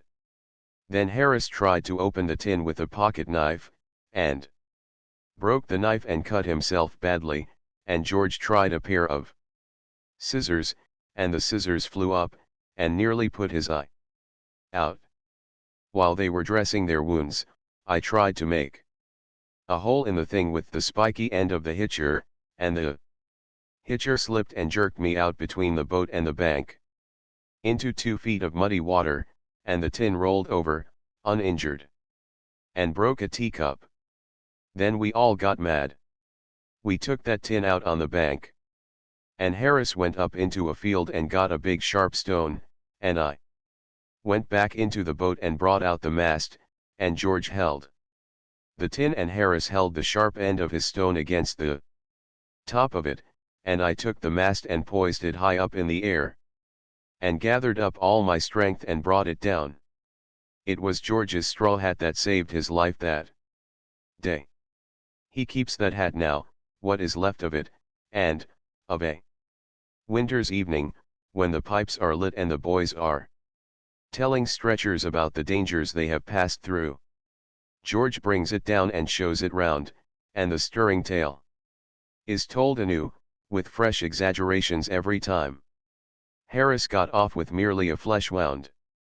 After that, I took the tin off myself, and hammered at it with the mast till I was worn out and sick at heart, whereupon Harris took it in hand. We beat it out flat, we beat it back square, we battered it into every form known to geometry, but we could not make a hole in it. Then George went at it, and knocked it into a shape, so strange, so weird, so unearthly in its wild hideousness, that he got frightened and threw away the mast. Then we all three sat round it on the grass and looked at it. There was one great dent across the top that had the appearance of a mocking grin, and it drove us furious, so that Harris rushed at the thing, and caught it up, and flung it far into the middle of the river, and as it sank we hurled our curses at it, and we got into the boat and rowed away from the spot, and never paused till we reached Maidenhead. Maidenhead itself is too snobby to be pleasant. It is the haunt of the river swell and his overdressed female companion.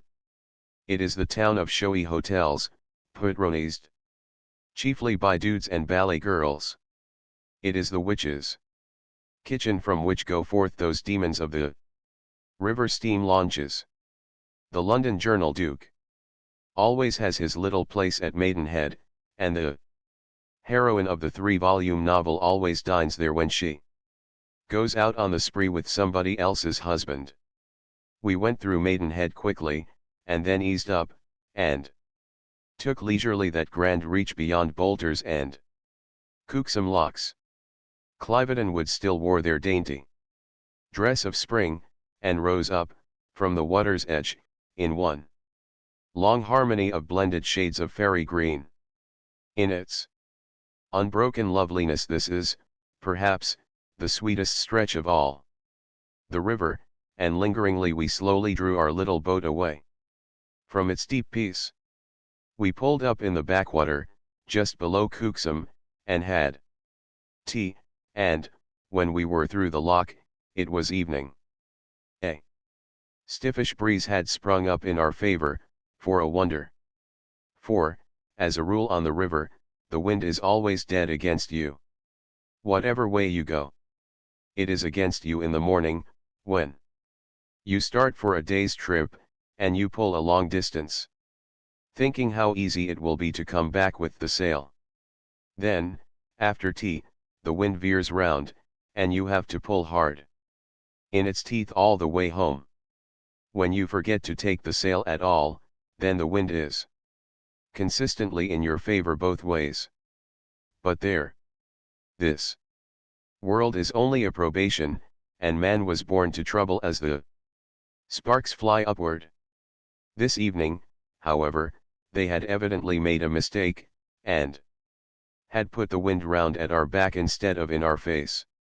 We kept very quiet about it, and got the sail up quickly before they found it out, and then we spread ourselves about the boat in thoughtful attitudes, and the sail bellied out, and strained, and grumbled at the mast, and the boat flew. I steered. There is no more thrilling sensation I know of than sailing. It comes as near to flying as man has got to. Yet except in dreams, the wings of the rushing wind seem to be bearing you onward, you know not where. You are no longer the slow, plodding, puny thing of clay, creeping tortuously upon the ground, you are a part of nature. Your heart is throbbing against hers.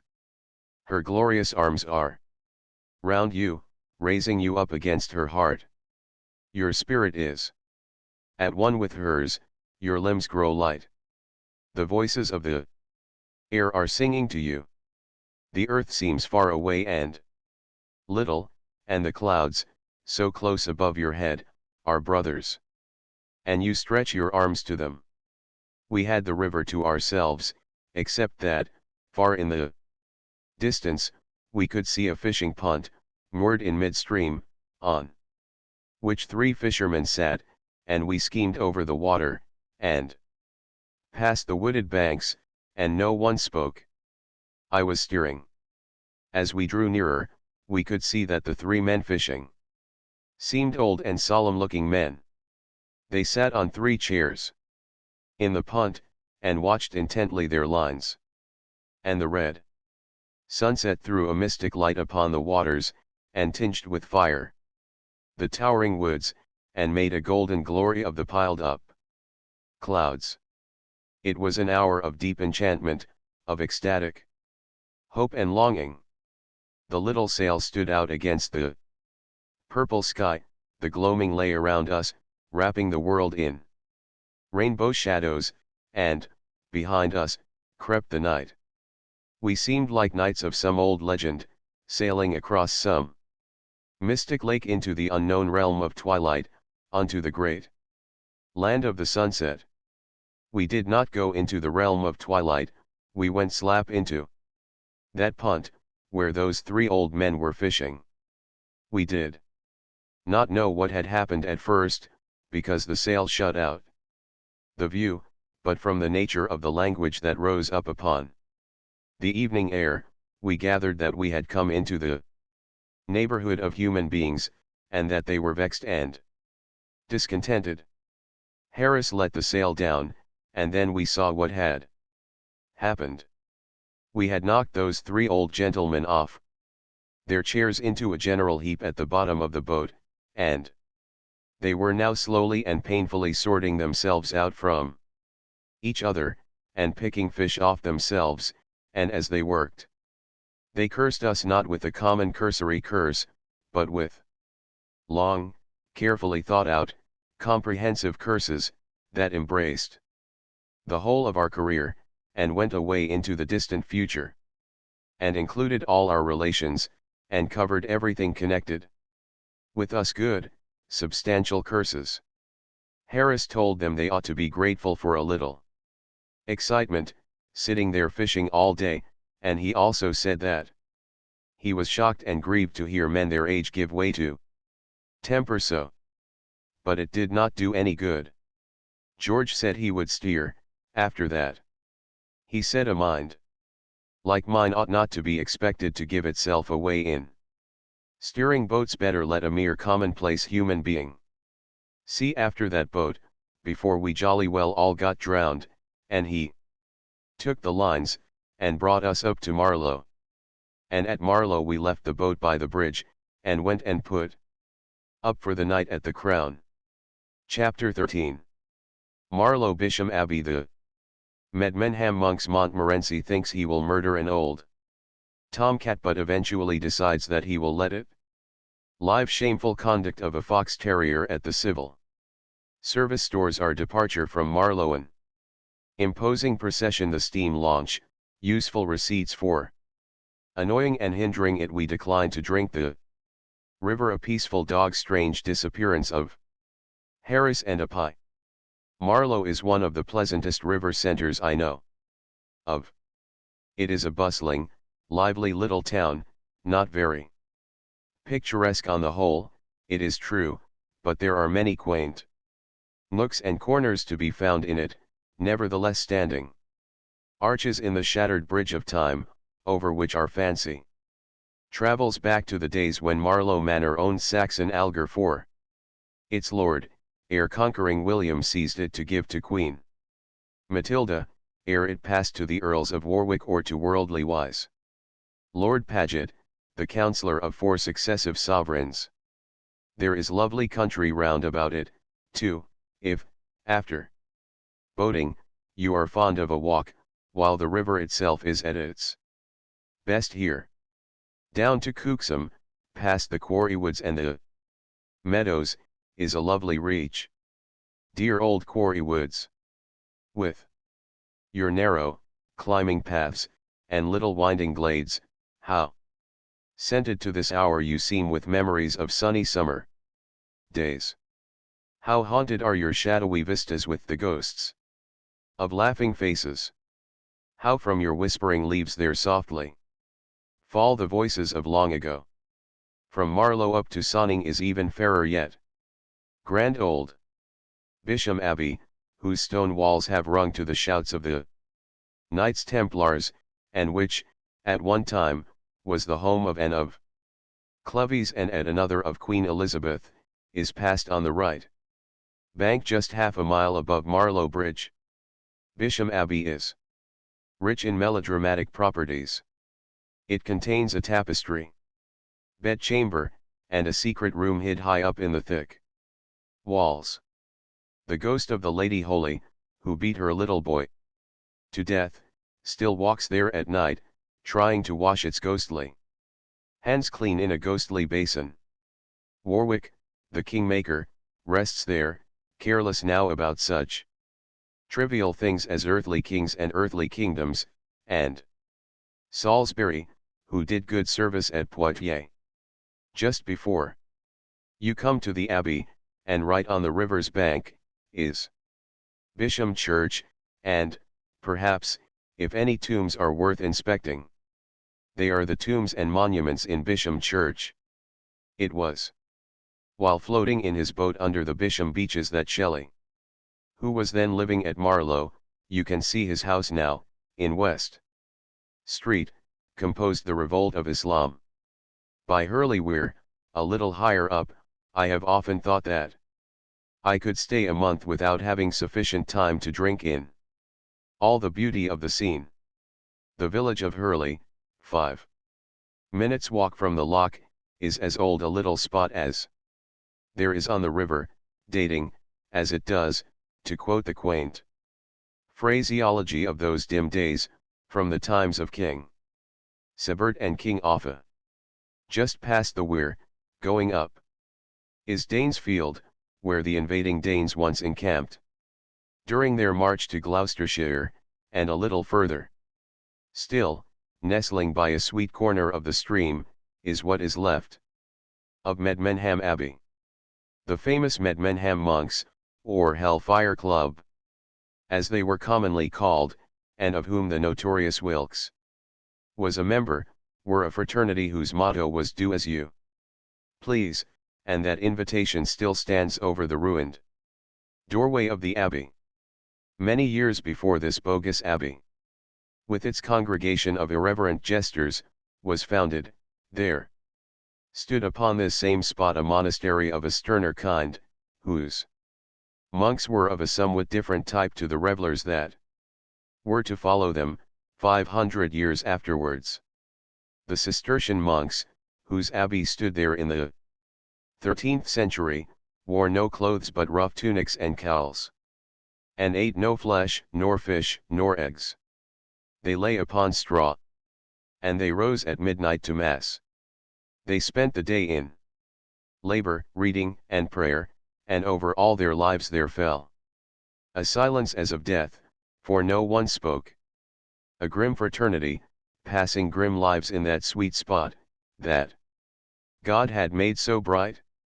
Strange that nature's voices, all around them the soft singing of the waters, the whisperings of the river grass, the music of the rushing wind, should not have taught them a truer meaning of life than this.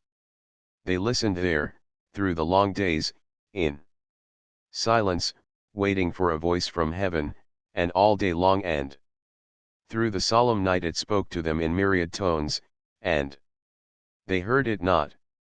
From Medmenham to Sweet Hambledon Loch the river is full of peaceful beauty, but, after it passes Greenlands, the rather uninteresting-looking river residence of my newsagent, a quiet unassuming old gentleman, who may often be met with about these regions, during the summer months, sculling himself along in easy vigorous style, or chatting genially to some old lock keeper, as he passes through until well the other side of Henley, it is somewhat bare and dull. We got up tolerably early on the Monday morning at Marlow, and went for a bathe before breakfast, and, coming back, Montmorency made an awful ass of himself. The only subject on which Montmorency and I have any serious difference of opinion is cats. I like cats, Montmorency does not.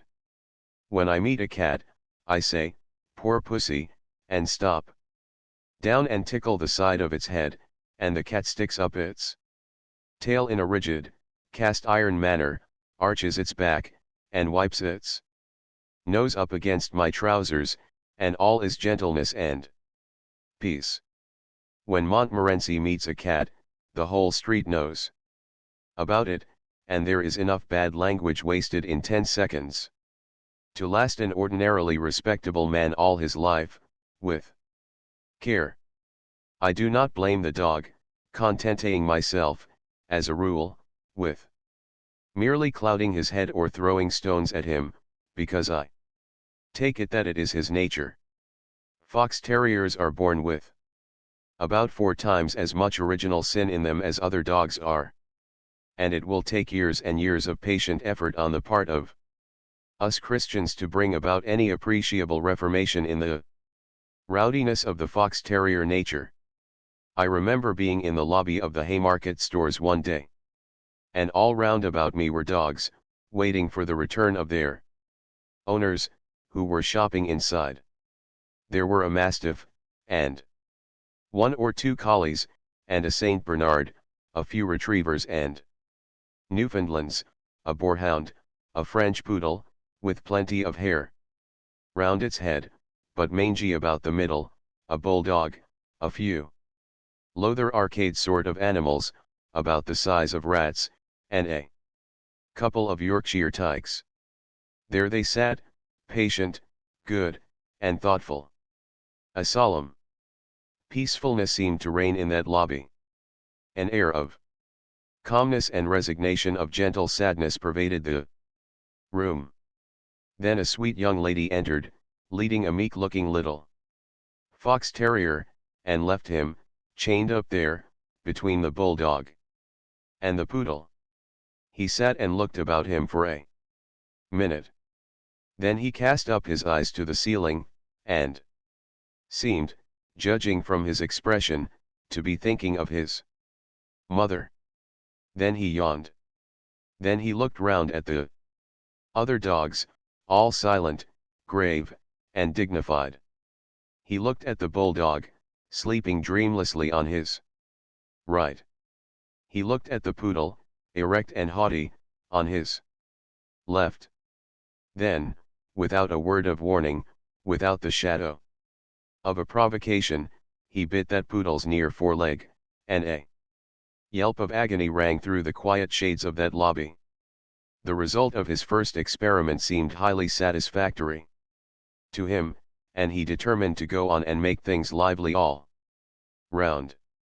He sprang over the poodle and vigorously attacked a collie, and the collie woke up, and immediately commenced a fierce and noisy contest with the poodle.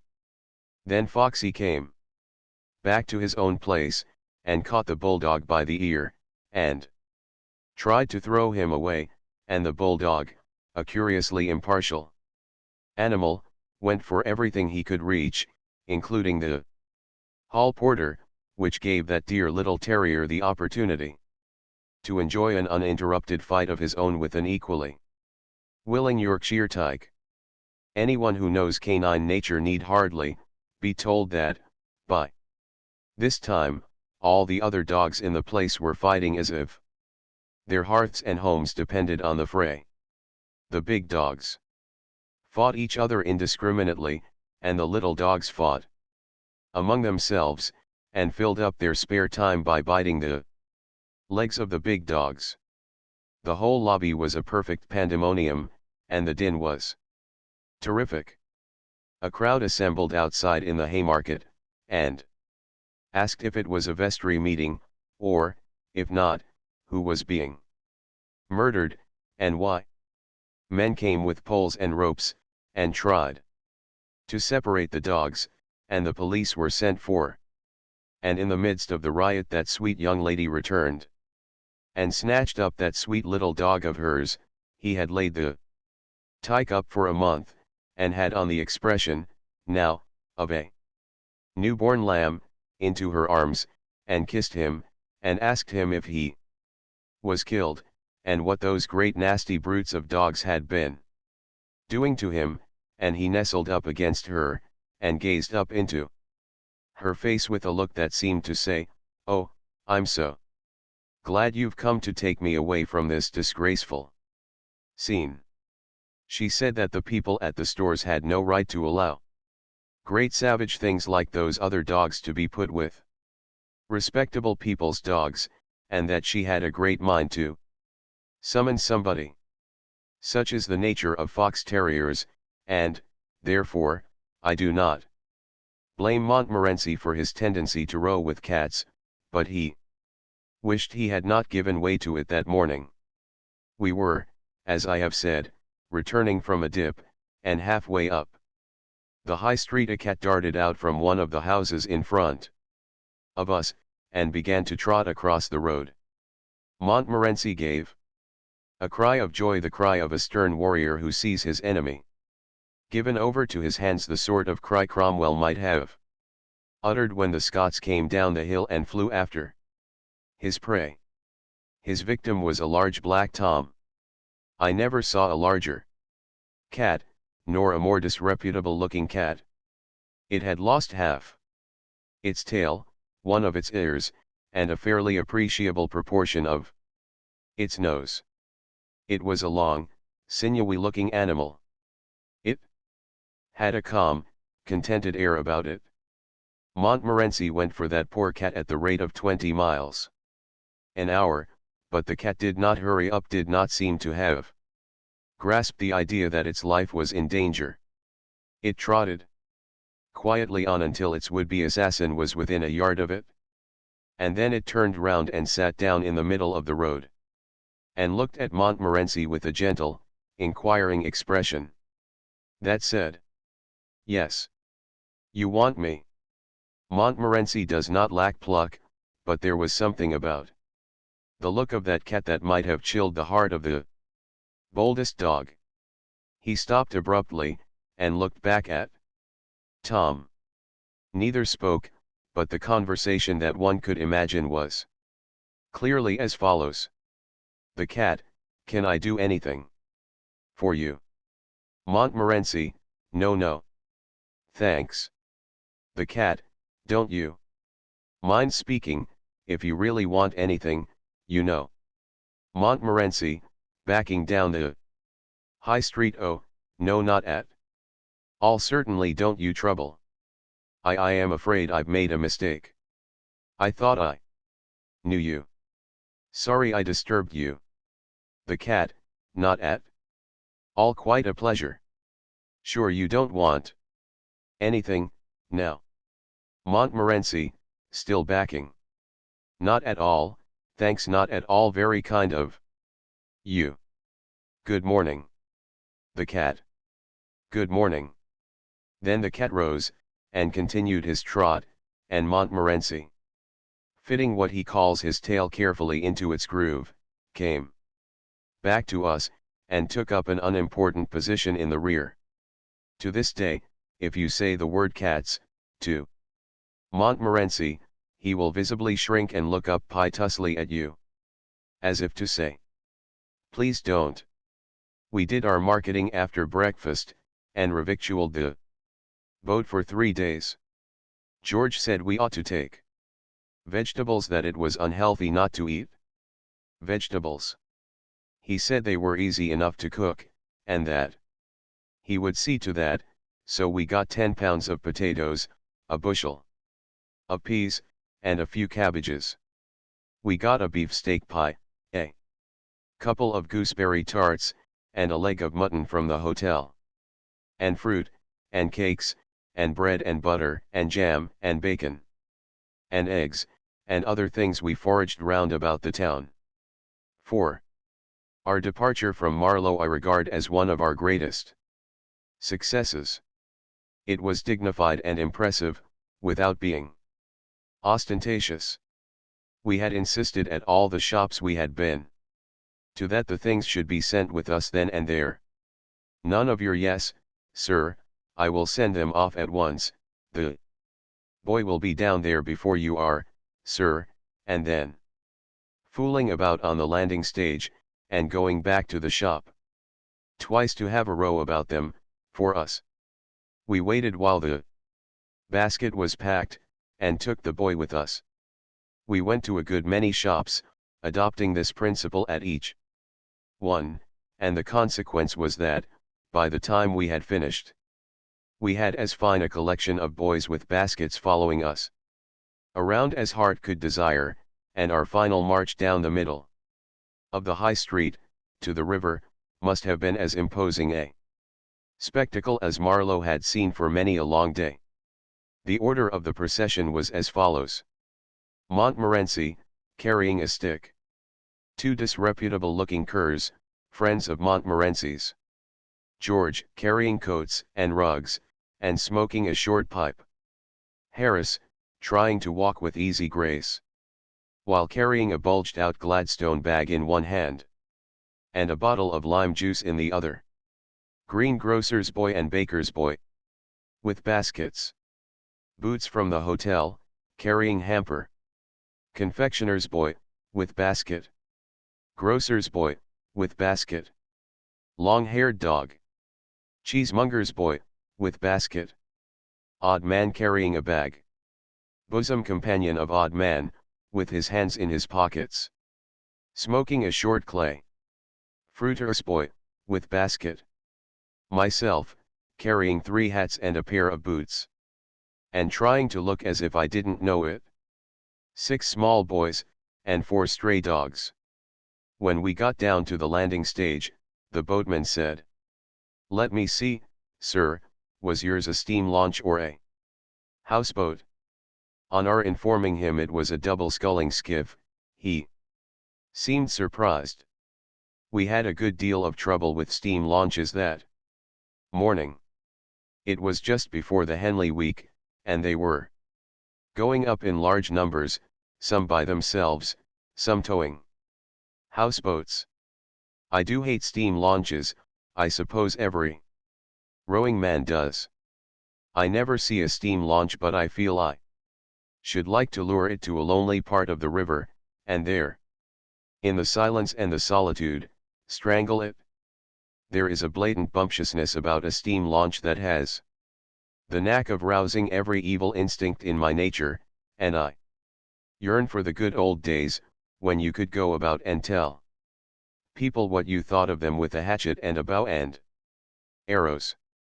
The expression on the face of the man who, with his hands in his pockets, stands by the stern, smoking a cigar, is sufficient to excuse a breach of the peace by itself, and the lordly whistle for you to get out of the way would, I am confident, ensure a verdict of justifiable homicide from any jury of river men. They used to have to whistle for us to get out of their way.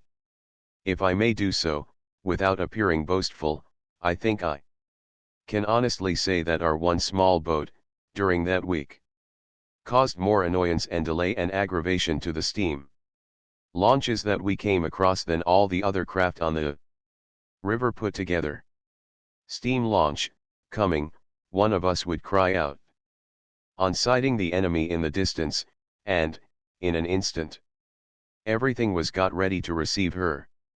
I would take the lines, and Harris and George would sit down beside me, all of us, with our backs to the launch, and the boat would drift out quietly into midstream.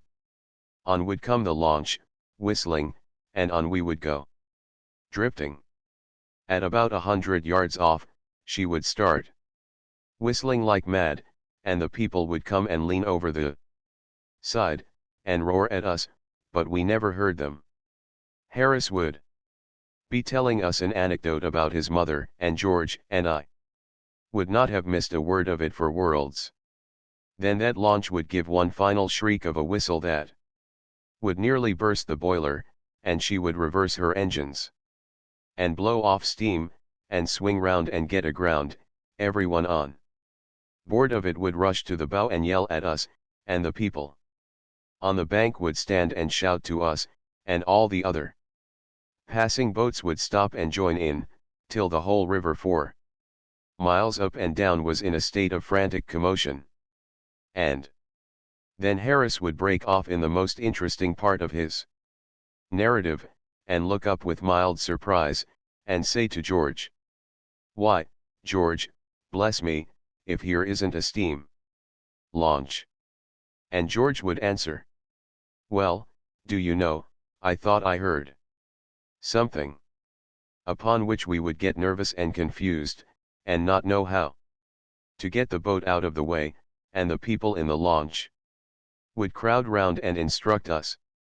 Pull your right, you idiot, back with your left. No, not you, the other one, leave the lines alone, can't you now, both together. Not that way. Oh, you. Then they would lower a boat and come to our assistance, and, after quarter of an hour's effort, would get us clean out of their way, so that they could go on, and we would thank them so much, and ask them to give us a tow. But they never would. Another good way we discovered of irritating the aristocratic type of steam launch, was to mistake them for a bean feast, and ask them if they were Messrs. Cubit's lot or the Bermondsey Good Templars, and could they lend us a saucepan. Old ladies, not accustomed to the river, are always intensely nervous of steam launches. I remember going up once from Staines to Windsor, a stretch of water peculiarly rich in these mechanical monstrosities, with a party containing 3 ladies of this description. It was very exciting. At the first glimpse of every steam launch that came in view, they insisted on landing and sitting down on the bank until it was out of sight again. They said they were very sorry, but that they owed it to their families not to be foolhardy.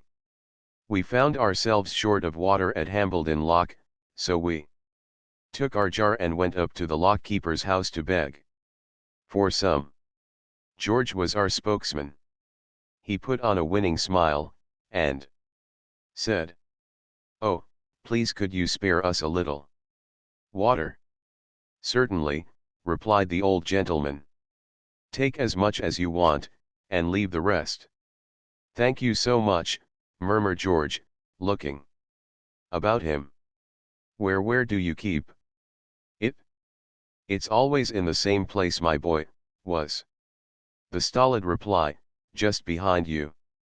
"I don't see it," said George, turning round. "Why, bless us, where's your eyes?" was the man's comment, as he twisted George round and pointed up and down the stream. "There's enough of it to see, ain't there?" "Oh," exclaimed George, grasping the idea. "But we can't drink the river, you know." "No, but you can drink some of it," replied the old fellow. "It's what I've drunk for the last 15 years.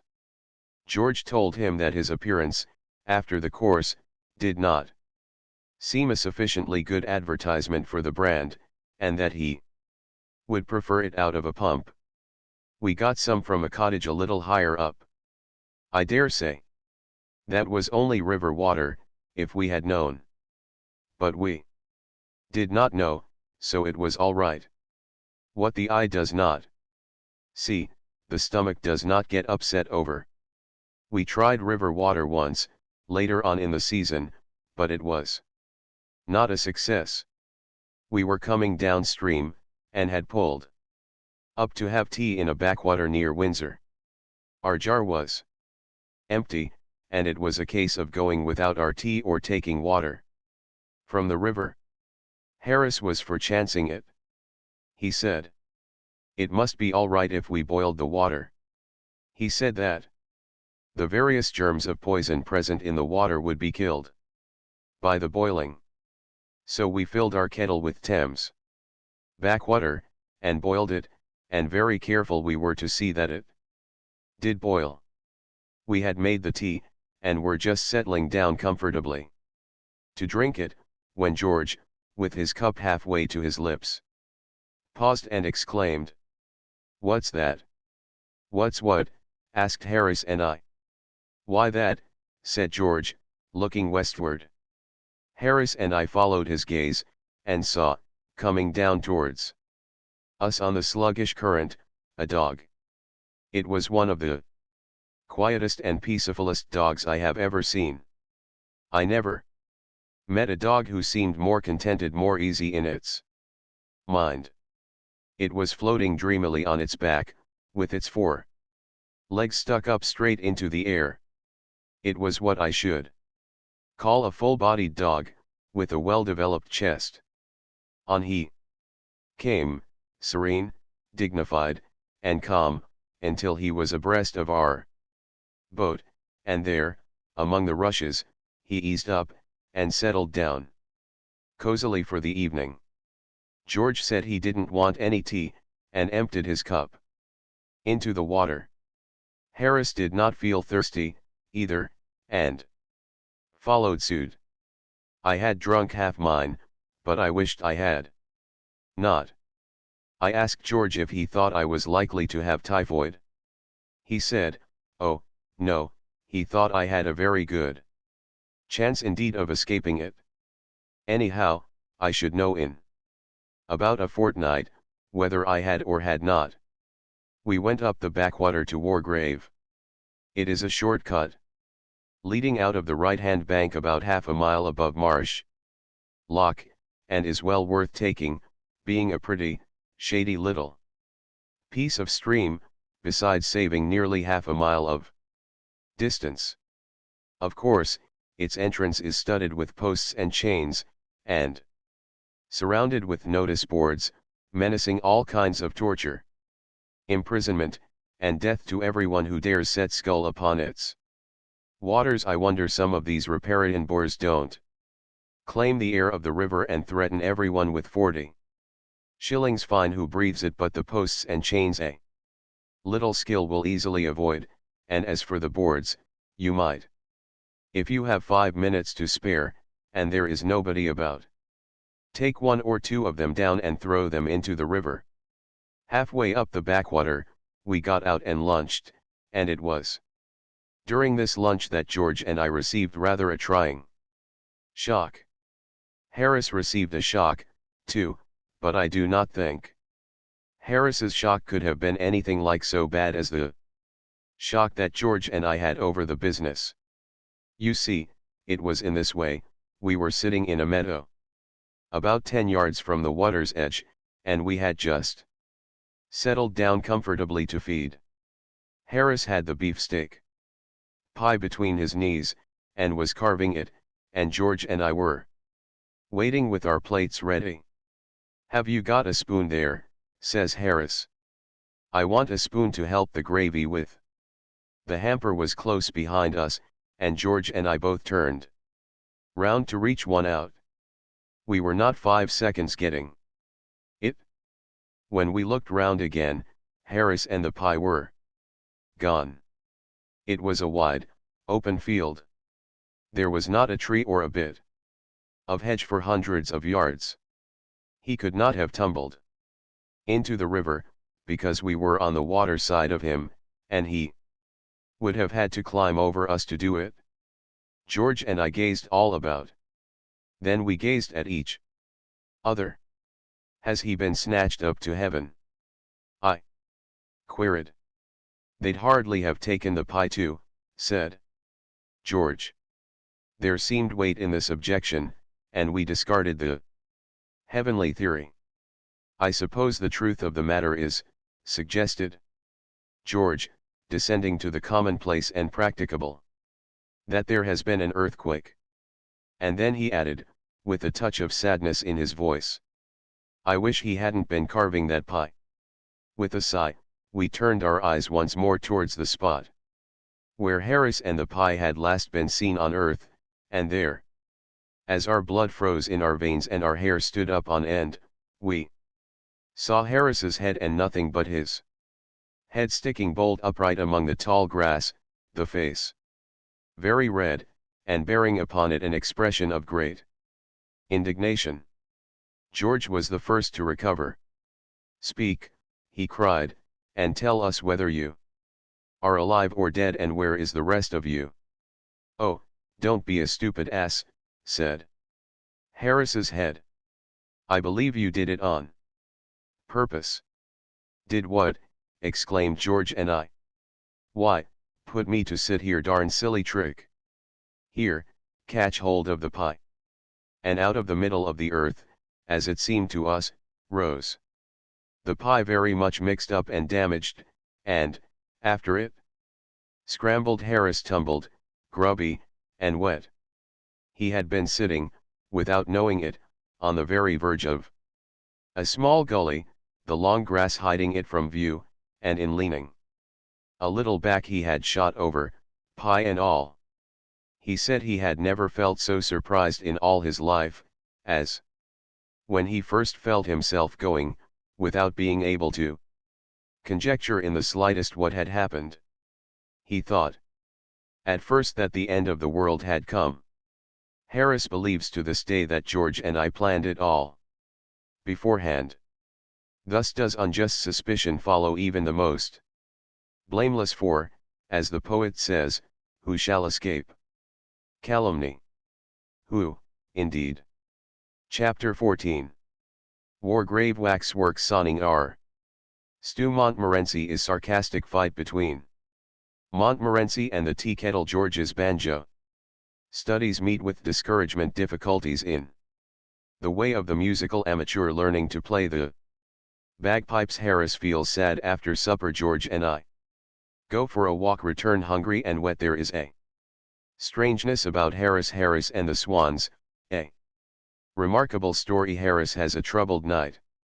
We caught a breeze, after lunch, which took us gently up past Wargrave and Ship Lake.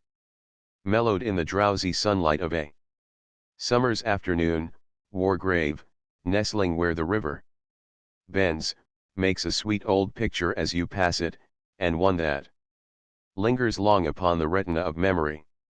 The George and Dragon at Wargrave boasts a sign painted on the one side by Leslie, R.A., and on the other by Hodgson of that ilk.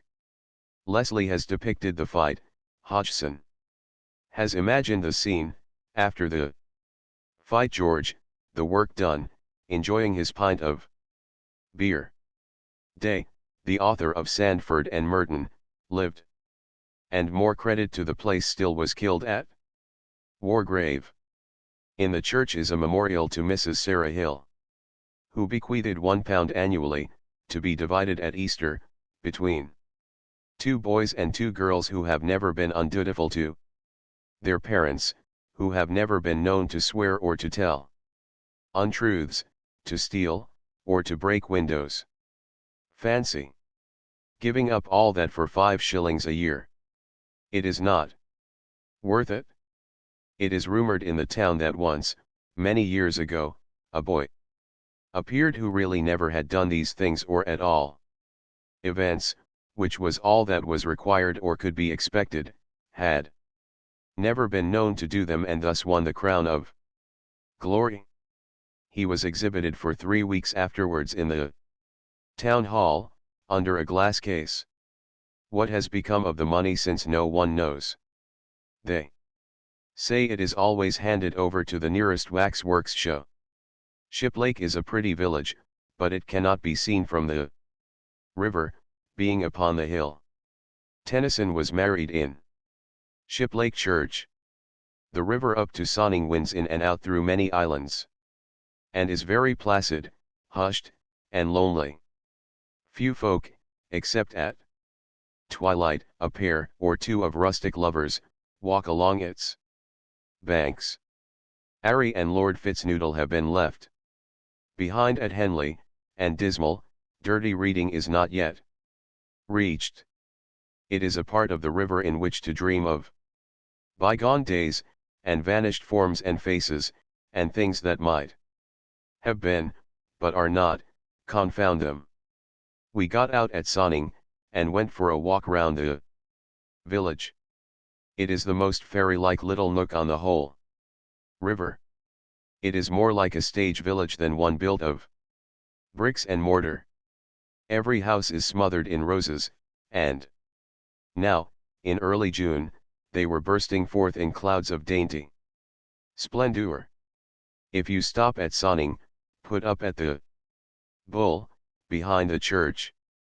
It is a veritable picture of an old country inn, with green, square courtyard in front, where, on seats beneath the trees, the old men group of an Evening to drink their ale and gossip over village politics, with low, quaint rooms and latticed windows, and awkward stairs and winding passages. We roamed about sweet Sonning for an hour or so, and then, it being too late to push on past reading, we decided to go back to one of the Shiplake Islands, and put up there for the night. It was still early when we got settled, and George said that, as we had plenty of time, it would be a splendid opportunity to try a good, slap-up supper. He said he would show us what could be done up the river in the way of cooking, and suggested that, with the vegetables and the remains of the cold beef and general odds and ends, we should make an Irish stew. It seemed a fascinating idea. George gathered wood and made a fire, and Harris and I started to peel the potatoes. I should never have thought that peeling potatoes was such an undertaking. The job turned out to be the biggest thing of its kind that I had ever been in. We began cheerfully, one might almost say skittishly, but our lightheartedness was gone by the time the first potato was finished. The more we peeled, the more peel there seemed to be left on. By the time we had got all the peel off and all the eyes out, there was no potato left, at least none worth speaking of. George came and had a look at it. It was about the size of a peanut. He said, "Oh, that won't do.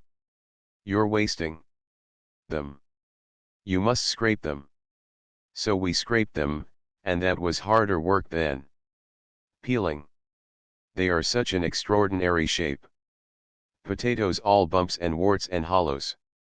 We worked steadily for 25 minutes, and did 4 potatoes. Then we struck. We said we should require the rest of the evening for scraping ourselves. I never saw such a thing as potato scraping for making a fellow in a mess. It seemed difficult to believe that the potato scrapings in which Harris and I stood, half smothered, could have come off 4 potatoes. It shows you what can be done with economy and care. George said it was absurd to have only 4 potatoes in an Irish stew, so we washed half a dozen or so more, and put them in without peeling. We also put in a cabbage and about half a peck of peas.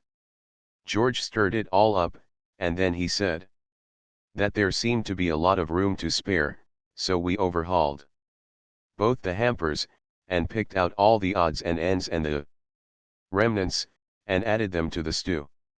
There were half a pork pie and a bit of cold boiled bacon left, and we put them in. Then George found half a tin of potted salmon, and he emptied that into the pot. He said that was the advantage of Irish stew, you got rid of such a lot of things. I fished out a couple of eggs that had got cracked, and put those in. George said they would thicken the gravy. I forget the other ingredients, but I know nothing was wasted.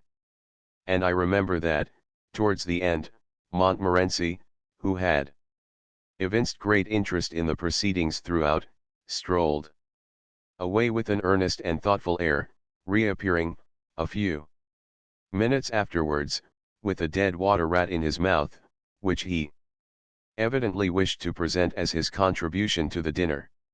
Whether in a sarcastic spirit, or with a genuine desire to assist, I cannot say. We had a discussion as to whether the rat should go in or not. Harris said that he thought it would be all right, mixed up with the other things, and that every little helped, but George stood up for precedent. He said he had never heard of water rats in Irish stew, and he would rather be on the safe side, and not try experiments. Harris said, "If you never try a new thing, how can you tell what it's like? It's men such as you that hamper the world's progress. Think of the man who first tried German sausage. It was a great success, that Irish stew. I don't think I ever enjoyed a meal more. There was something so fresh and piquant about it. One's palate gets so tired of the old hackneyed things. Here was a dish with a new flavor, with a taste like nothing else on earth. And it was nourishing, too. As George said, there was good stuff in it.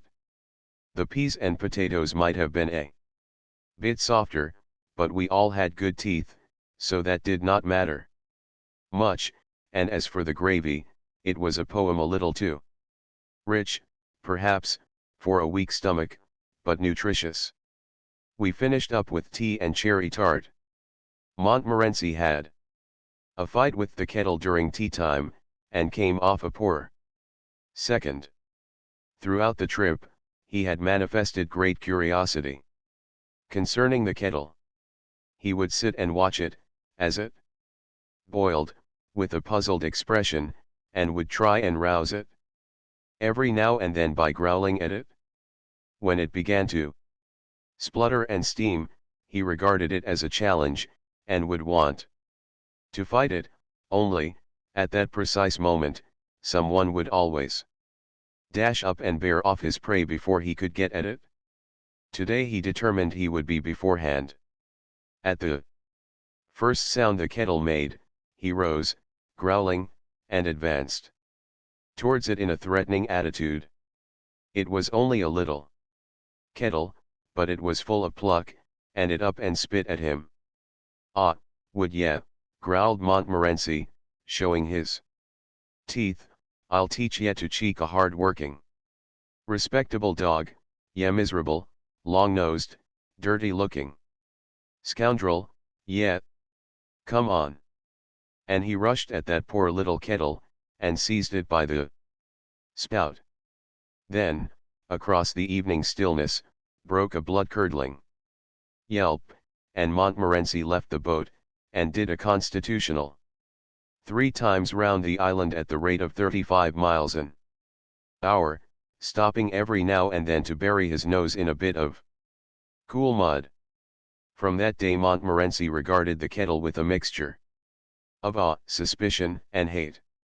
Whenever he saw it he would growl and back at a rapid rate, with his tail shut down, and the moment it was put upon the stove he would promptly climb out of the boat, and sit on the bank, till the whole tea business was over. George got out his banjo after supper, and wanted to play it. But Harris objected. He said he had got a headache, and did not feel strong enough to stand it. George thought the music might do him good, said music often soothed the nerves and took away a headache, and he twanged 2 or 3 notes, just to show Harris what it was like. Harris said he would rather have the headache. George has never learned to play the banjo to this day. He has had too much all-round discouragement to meet. He tried on 2 or 3 evenings, while we were up the river, to get a little practice, but it was never a success. Harris's language used to be enough to unnerve any man. Added to which, Montmorency would sit and howl steadily, right through the performance. It was not giving the man a fair chance. "What's he want to howl like that for when I'm playing?" George would exclaim indignantly, while taking aim at him with a boot. "What do you want to play like that for when he is howling?" Harris would retort, catching the boot. "You let him alone. He can't help howling. He's got a musical ear, and your playing makes him howl." So George determined to postpone study of the banjo until he reached home. But he did not get much opportunity even there. Mrs. P used to come up and say she was very sorry for herself. She liked to hear him, but the lady upstairs was in a very delicate state, and the doctor was afraid it might injure the child. Then George tried taking it out with him late at night, and practicing round the square. But the inhabitants complained to the police about it, and a watch was set for him one night. And he was captured. The evidence against him was very clear, and he was bound over to keep the peace for 6 months. He seemed to lose heart in the business after that. He did make 1 or 2 feeble efforts to take up the work again when the 6 months had elapsed, but there was always the same coldness, the same want of sympathy on the part of the world to fight against, and, after a while, he despaired altogether, and advertised the instrument for sale at a great sacrifice, owner having no further use for same and took to learning card tricks instead. It must be disheartening work learning a musical instrument. You would think that society, for its own sake, would do all it could to assist a man to acquire the art of playing a musical instrument. But it doesn't. I knew a young fellow once, who was studying to play the bagpipes, and you would be surprised at the amount of opposition he had to contend with. Why, not even from the members of his own family did he receive what you could call active encouragement. His father was dead against the business from the beginning, and spoke quite unfeelingly on the subject. My friend used to get up early in the morning to practice, but he had to give that plan up, because of his sister. She was somewhat religiously inclined, and she said it seemed such an awful thing to begin the day like that.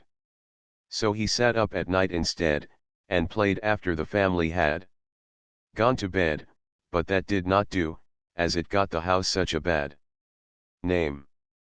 People, going home late, would stop outside to listen, and then put it about all over the town, the next morning, that a fearful murder had been committed at Mr. Jefferson's the night before, and would describe how they had heard the victim's shrieks and the brutal oaths and curses of the murderer, followed by the prayer for mercy, and the last dying gurgle of the corpse. So they let him practice in the daytime, in the back kitchen, with all the doors shut, but his more successful passages could generally be heard in the sitting room, in spite of these precautions, and would affect his mother almost to tears. She said it put her in mind of her poor father. He had been swallowed by a shark, poor man, while bathing off the coast of New Guinea, where the connection came in, she could not explain. Then they knocked up a little place for him at the bottom of the garden, about 1/4 of a mile from the house, and made him take the machine down there when he wanted to work it, and sometimes a visitor would come to the house who knew nothing of the matter, and they would forget to tell him all about it, and caution him, and he would go out for a stroll round the garden, and suddenly get within earshot of those bagpipes, without being prepared for it, or knowing what it was. If he were a man of strong mind, it only gave him fits, but a person of mere average intellect it usually sent mad. There is, it must be confessed, something very sad about the early efforts of an amateur in bagpipes. I have felt that myself when listening to my young friend. They appear to be a trying instrument to perform upon. You have to get enough breath for the whole tune before you start, at least, so I gathered from watching Jefferson. He would begin magnificently with a wild, full, come to the battle sort of a note, that quite roused you. But he would get more and more piano as he went on, and the last verse generally collapsed in the middle with a splutter and a hiss. You want to be in good health to play the bagpipes.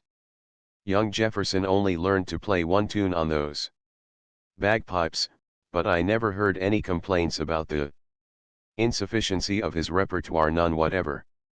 This tune was The Campbells Are Coming. Hooray, hooray, so he said, though his father always held that it was the Bluebells of Scotland. Nobody seemed quite sure what it was exactly, but they all agreed that it sounded Scotch. Strangers were allowed 3 guesses, and most of them guessed a different tune each time. Harris was disagreeable after supper. I think it must have been the stew that had upset him. He is not used to high living, so George and I left him in the boat, and settled to go for a mouch round Henley. He said he should have a glass of whiskey and a pipe, and fix things up for the night. We were to shout when we returned, and he would row over from the island and fetch us. "Don't go to sleep, old man," we said as we started. "Not much fear of that while the stew's on," he grunted, as he pulled back to the island.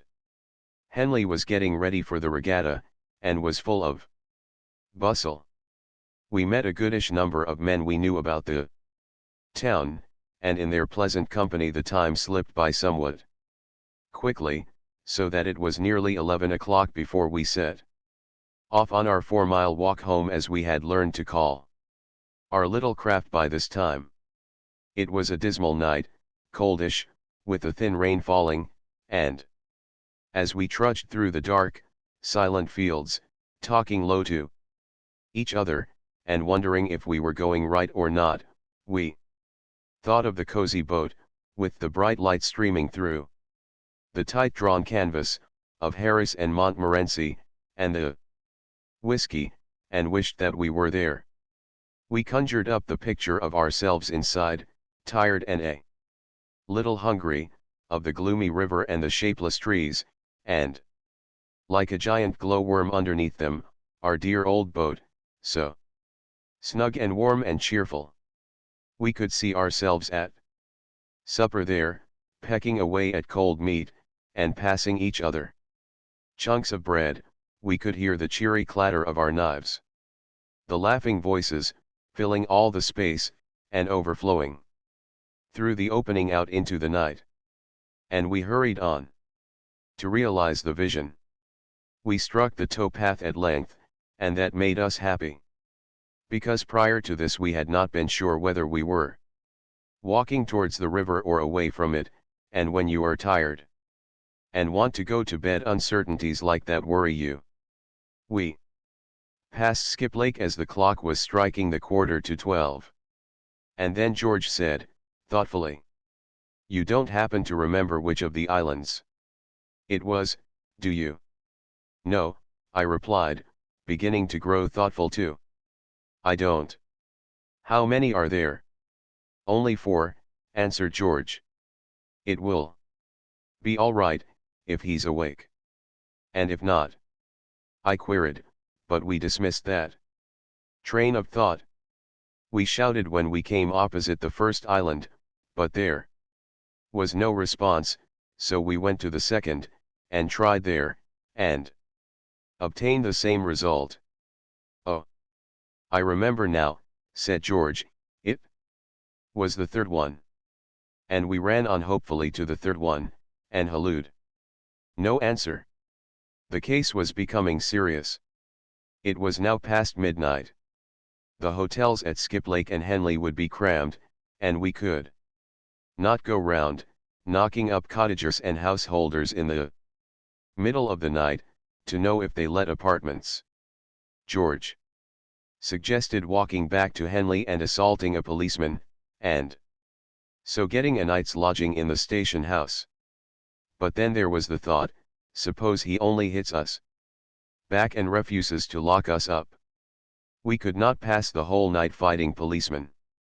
Besides, we did not want to overdo the thing and get 6 months. We despairingly tried what seemed in the darkness to be the 4th island, but met with no better success. The rain was coming down fast now, and evidently meant to last. We were wet to the skin, and cold, and miserable. We began to wonder whether there were only 4 islands or more, or whether we were near the islands at all, or whether we were anywhere within a mile of where we ought to be, or in the wrong part of the river. Altogether, everything looked so strange and different in the darkness. We began to understand the sufferings of the babes in the wood. Just when we had given up all hope. Yes, I know that is always the time that things do happen in novels and tales, but I can't help it. I resolved, when I began to write this book, that I would be strictly truthful in all things, and so I will be, even if I have to employ hackneyed phrases for the purpose. It was just when we had given up all hope, and I must therefore say so. Just when we had given up all hope, then I suddenly caught sight, a little way below us, of a strange, weird sort of glimmer flickering among the trees on the opposite bank. For an instant I thought of ghosts, it was such a shadowy, mysterious light.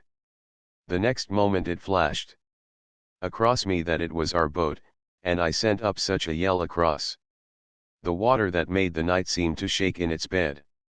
We waited breathless for a minute, and then, oh, divinest music of the darkness, we heard the answering bark of Montmorency. We shouted back loud enough to wake the 7 sleepers. I never could understand myself why it should take more noise to wake 7 sleepers than one, and, after what seemed an hour, but what was really, I suppose, about 5 minutes, we saw the lighted boat creeping slowly over the blackness, and heard Harris's sleepy voice asking where we were. There was an unaccountable strangeness about Harris. It was something more than mere ordinary tiredness. He pulled the boat against a part of the bank from which it was quite impossible for us to get into it, and immediately went to sleep. It took us an immense amount of screaming and roaring to wake him up again and put some sense into him, but we succeeded at last, and got safely on board.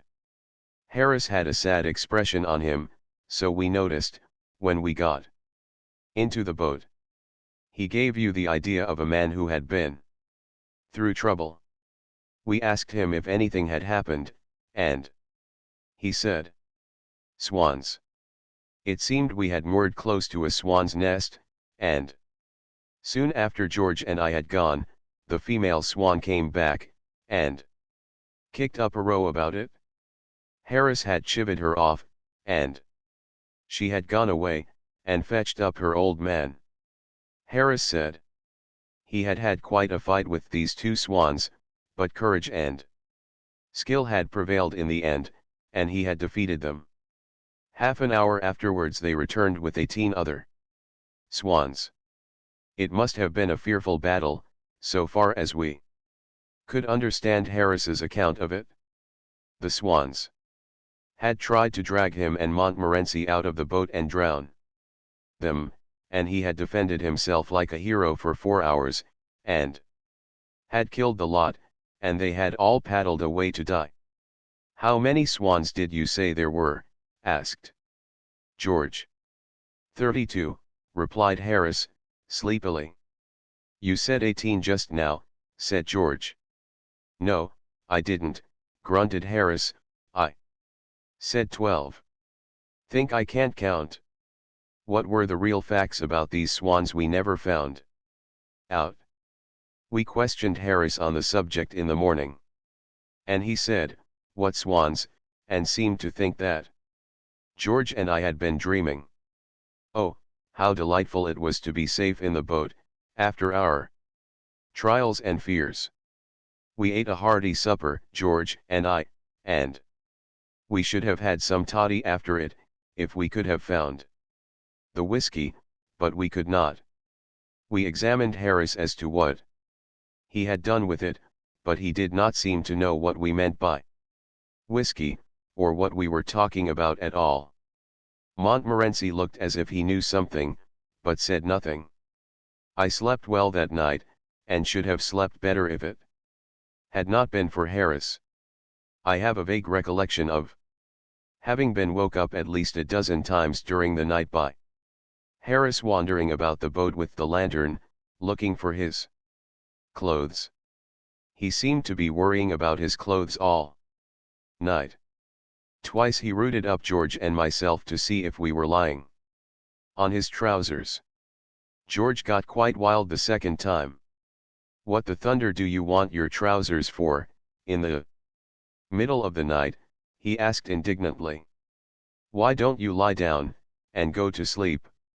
I found him in trouble, the next time I awoke, because he could not find his socks, and my last hazy remembrance is of being rolled over on my side, and of hearing Harris muttering something about its being an extraordinary thing where his umbrella could have got to. Chapter 15. Household Duties. Love of work. The old river hand, what he does and what he tells you he has done. Skepticism of the new generation. Early boating recollections. Rafting. George does the thing in style. The old boatman, his method so calm, so full of peace. The beginner. Punting. A sad accident. Pleasures of friendship. Sailing, my first experience. Possible reason why we were not drowned. We woke late the next morning, and, at Harris's earnest desire, partook of a plain breakfast, with dainties. Then we cleaned up, and put everything straight, a continual labor, which was beginning to afford me a pretty clear insight into a question that had often posed me, namely, how a woman with the work of only one house on her hands manages to pass away her time, and, at about 10, set out on what we had determined should be a good day's journey. We agreed that we would pull this morning, as a change from towing, and Harris thought the best arrangement would be that George and I should scull, and he steer. I did not chime in with this idea at all. I said I thought Harris would have been showing a more proper spirit if he had suggested that he and George should work, and let me rest a bit. It seemed to me that I was doing more than my fair share of the work on this trip, and I was beginning to feel strongly on the subject. It always does seem to me that I am doing more work than I should do. It is not that I object to the work, mind you, I like work, it fascinates me. I can sit and look at it for hours. I love to keep it by me. The idea of getting rid of it nearly breaks my heart. You cannot give me too much work. To accumulate work has almost become a passion with me. My study is so full of it now that there is hardly an inch of room for any more. I shall have to throw out a wing soon. And I am careful of my work, too. Why, some of the work that I have by me now has been in my possession for years and years, and there isn't a finger mark on it. I take a great pride in my work. I take it down now and then and dust it. No man keeps his work in a better state of preservation than I do. But, though I crave for work, I still like to be fair. I do not ask for more than my proper share. But I get it without asking for it, at least, so it appears to me, and this worries me. George says he does not think I need trouble myself on the subject. He thinks it is only my overscrupulous nature that makes me fear I am having more than my due, and that, as a matter of fact, I don't have half as much as I ought. But I expect he only says this to comfort me. In a boat, I have always noticed that it is the fixed idea of each member of the crew that he is doing everything. Harris's notion was, that it was he alone who had been working, and that both George and I had been imposing upon him. George, on the other hand, ridiculed the idea of Harris's having done anything more than eat and sleep, and had a cast iron opinion that it was he, George himself, who had done all the labor worth speaking of. He said he had never been out with such a couple of lazily skulks as Harris and I. That amused Harris. Fancy old George talking about work, he laughed. Why, about half an hour of it would kill him. Have you ever seen George work? He added, turning to me. I agreed with Harris that I never had, most certainly not. Since we had started on this trip. Well, I don't see how you can know much about it, one way or the other, George retorted on Harris. For I'm blessed if you haven't been asleep half the time.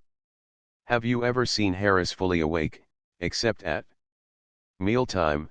Asked George, addressing me. Truth compelled me to support George. Harris had been very little good in the boat, so far as helping was concerned. From the beginning. Well, hang it all, I've done more than old J. Anyhow, rejoined Harris. Well, you couldn't very well have done less, added George. I suppose Jay thinks he is the passenger, continued Harris.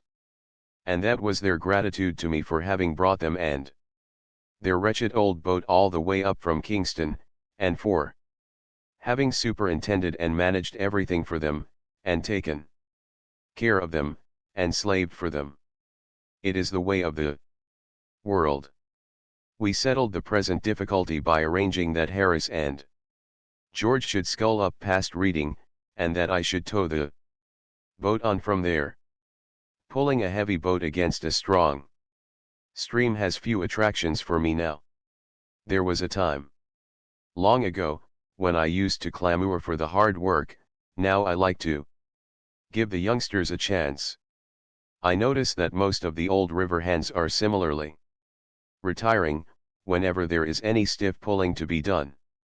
You can always tell the old river hand by the way in which he stretches himself out upon the cushions at the bottom of the boat, and encourages the rowers by telling them anecdotes about the marvelous feats he performed last season. Call what you're doing hard work, he drawls, between his contented whiffs, addressing the two perspiring novices, who have been grinding away steadily up stream for the last hour and a half. Why, Jim Biffles and Jack and I, last season, pulled up from Marlow to Goring in one afternoon, never stopped once. Do you remember that? Jack, who has made himself a bed up in the prow of all the rugs and coats he can collect, and who has been lying there asleep for the last 2 hours, partially wakes up on being thus appealed to, and recollects all about the matter, and also remembers that there was an unusually strong stream against them. All the way likewise a stiff wind. About 34 miles, I suppose, it must have been, adds the first speaker, reaching down another cushion to put under his head. No, don't exaggerate, Tom, murmurs Jack, reprovingly, 33 at the outside. And Jack and Tom, quite exhausted by this conversational effort, drop off to sleep once more. And the two simple-minded youngsters at the sculls feel quite proud of being allowed to row such wonderful oarsmen as Jack and Tom, and strain away harder than ever. When I was a young man, I used to listen to these tales from my elders, and take them in, and swallow them, and digest every word of them, and then come up for more, but the new generation do not seem to have the simple faith of the old times. We, George, Harris, and myself, took a raw un up with us once last season, and we plied him with the customary stretchers about the wonderful things we had done all the way up. We gave him all the regular ones, the time-honored lies that have done duty up the river with every boating man for years past, and added 7 entirely original ones that we had invented for ourselves, including a really quite likely story, founded, to a certain extent, on an all but true episode, which had actually happened in a modified degree some years ago to friends of ours, a story that a mere child could have believed without injuring itself much. And that young man mocked at them all, and wanted us to repeat the feats then and there, and to bet us 10 to 1 that we didn't. We got to chatting about our rowing experiences this morning. and to recounting stories of our first efforts in the art of oarsmanship. My own earliest boating recollection is of 5 of us contributing 3 pence each and taking out a curiously constructed craft on the Regent's Park Lake, drying ourselves subsequently, in the park keeper's lodge. After that, having acquired a taste for the water, I did a good deal of rafting in various suburban brickfields, an exercise providing more interest and excitement than might be imagined, especially when you are in the middle of the pond and the proprietor of the materials of which the raft is constructed suddenly appears on the bank, with a big stick in his hand. Your first sensation on seeing this gentleman is that, somehow or other, you don't feel equal to company and conversation. And that, if you could do so without appearing rude, you would rather avoid meeting him, and your object is, therefore, to get off on the opposite side of the pond to which he is, and to go home quietly and quickly, pretending not to see him. He, on the contrary, is yearning to take you by the hand, and talk to you. It appears that he knows your father, and is intimately acquainted with yourself, but this does not draw you towards him. He says he'll teach you to take his boards and make a raft of them, but, seeing that you know how to do this pretty well already, the offer, though doubtless kindly meant, seems a superfluous one on his part, and you are reluctant to put him to any trouble by accepting it.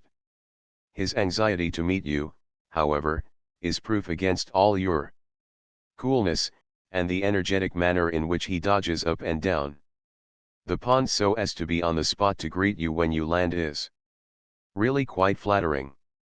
If he be of a stout and short-winded build, you can easily avoid his advances, but, when he is of the youthful and long-legged type, a meeting is inevitable.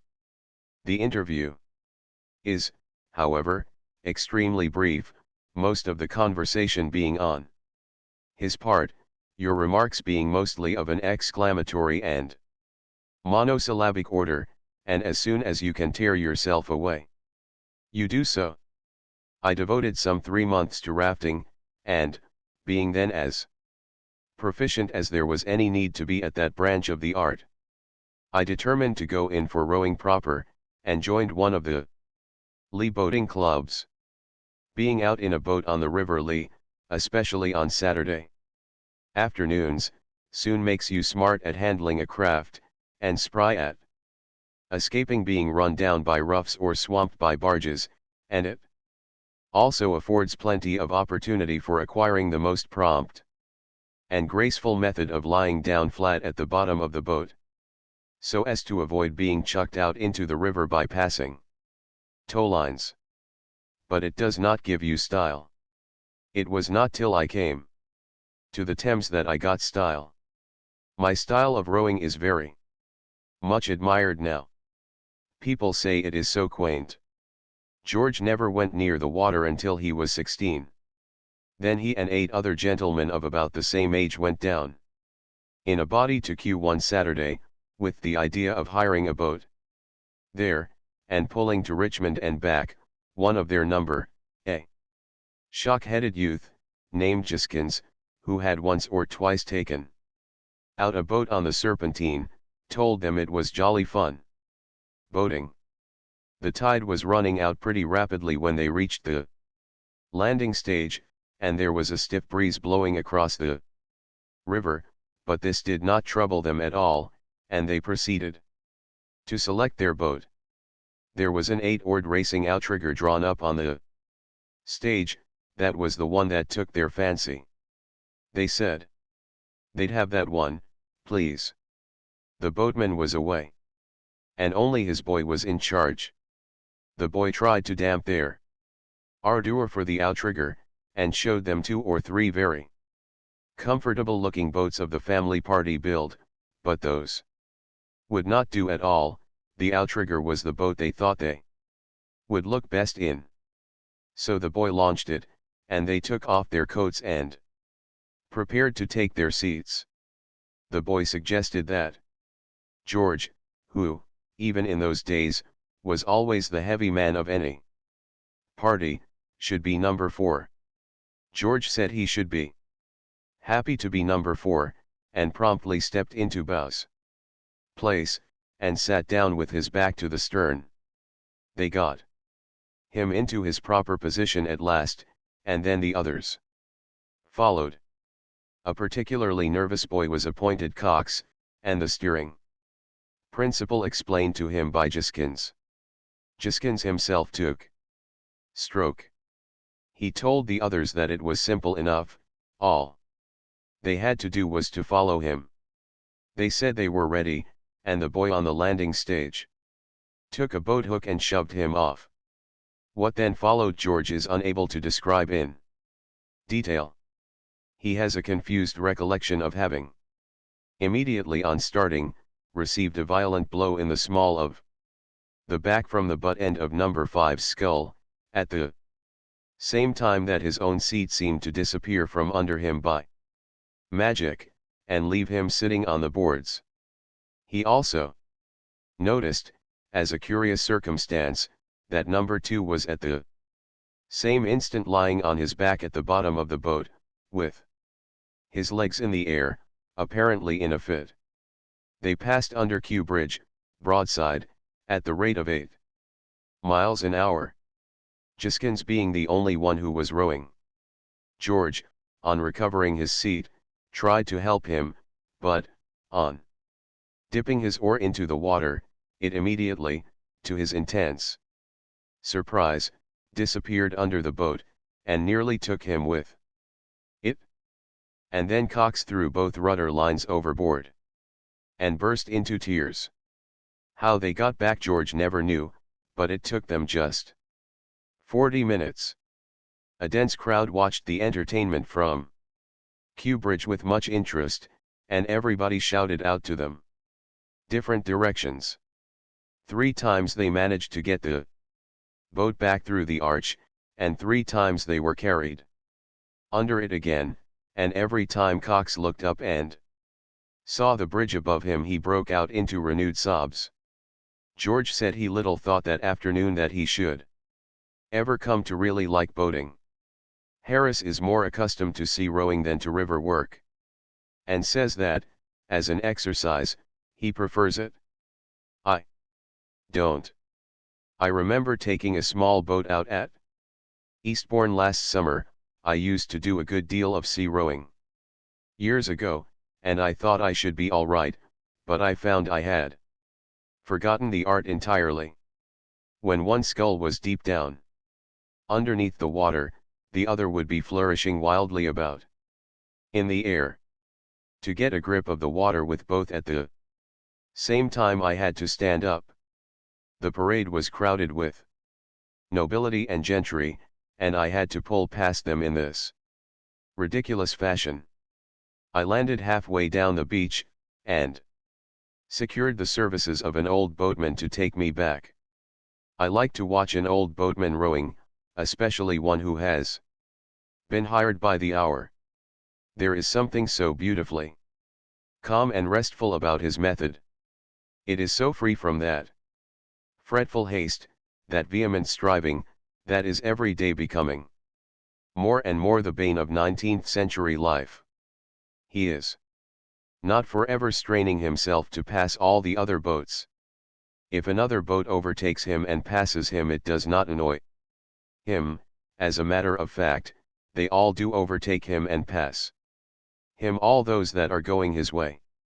This would trouble and irritate some people. The sublime equanimity of the hired boatman under the ordeal affords us a beautiful lesson against ambition and uppishness. Plain practical rowing of the get the boat along order is not a very difficult art to acquire, but it takes a good deal of practice before a man feels comfortable when rowing past girls. It is the time that worries a youngster. It's jolly funny, he says. As for the 20th time within 5 minutes he disentangles his sculls from yours, I can get on all right when I'm By myself. To see two novices try to keep time with one another is very amusing. Bow finds it impossible to keep pace with Stroke. Because Stroke rows in such an extraordinary fashion. Stroke is intensely indignant at this, and explains that what he has been endeavoring to do for the last 10 minutes is to adapt his method to Bow's limited capacity. Bow, in turn, then becomes insulted, and requests Stroke not to trouble his head about him, Bow, but to devote his mind to setting a sensible stroke. Or, shall I take Stroke, he adds, with the evident idea that that would at once put the whole matter right. They splash along for another 100 yards with still moderate success, and then the whole secret of their trouble bursts upon Stroke like a flash of inspiration. I tell you what it is, you've got my sculls, he cries, turning to Bow, pass yours over. Well, do you know, I've been wondering how it was I couldn't get on with these, answers Bow, quite brightening up, and most willingly assisting in the exchange. Now we shall be all right. But they are not even then. Stroke has to stretch his arms nearly out of their sockets to reach his sculls. Now, while Bow's pair, at each recovery, hit him a violent blow in the chest. So they change back again, and come to the conclusion that the man has given them the wrong set. Altogether, and over their mutual abuse of this man they become quite friendly and sympathetic. George said he had often longed to take to punting for a change. Punting is not as easy as it looks. As in rowing, you soon learn how to get along and handle the craft, but it takes long practice before you can do this with dignity and without getting the water all up your sleeve. One young man I knew had a very sad accident happen to him the first time he went punting. He had been getting on so well that he had grown quite cheeky over the business, and was walking up and down the punt, working his pole with a careless grace that was quite fascinating to watch. Up he would march to the head of the punt, plant his pole, and then run along right to the other end, just like an old punter. Oh! It was grand. And it would all have gone on being grand if he had not, unfortunately, while looking round to enjoy the scenery, taken just one step more than there was any necessity for, and walked off the punt altogether. The pole was firmly fixed in the mud, and he was left clinging to it while the punt drifted away. It was an undignified position for him. A rude boy on the bank immediately yelled out to a lagging chum to hurry up and see a real monkey on a stick. I could not go to his assistance, because, as ill luck would have it, we had not taken the proper precaution to bring out a spare pole with us. I could only sit and look at him. His expression as the pole slowly sank with him I shall never forget, there was so much thought in it. I watched him gently let down into the water, and saw him scramble out, sad and wet. I could not help laughing, he looked such a ridiculous figure. I continued to chuckle to myself about it for some time, and then it was suddenly forced in upon me that really I had got very little to laugh at when I came to think of it.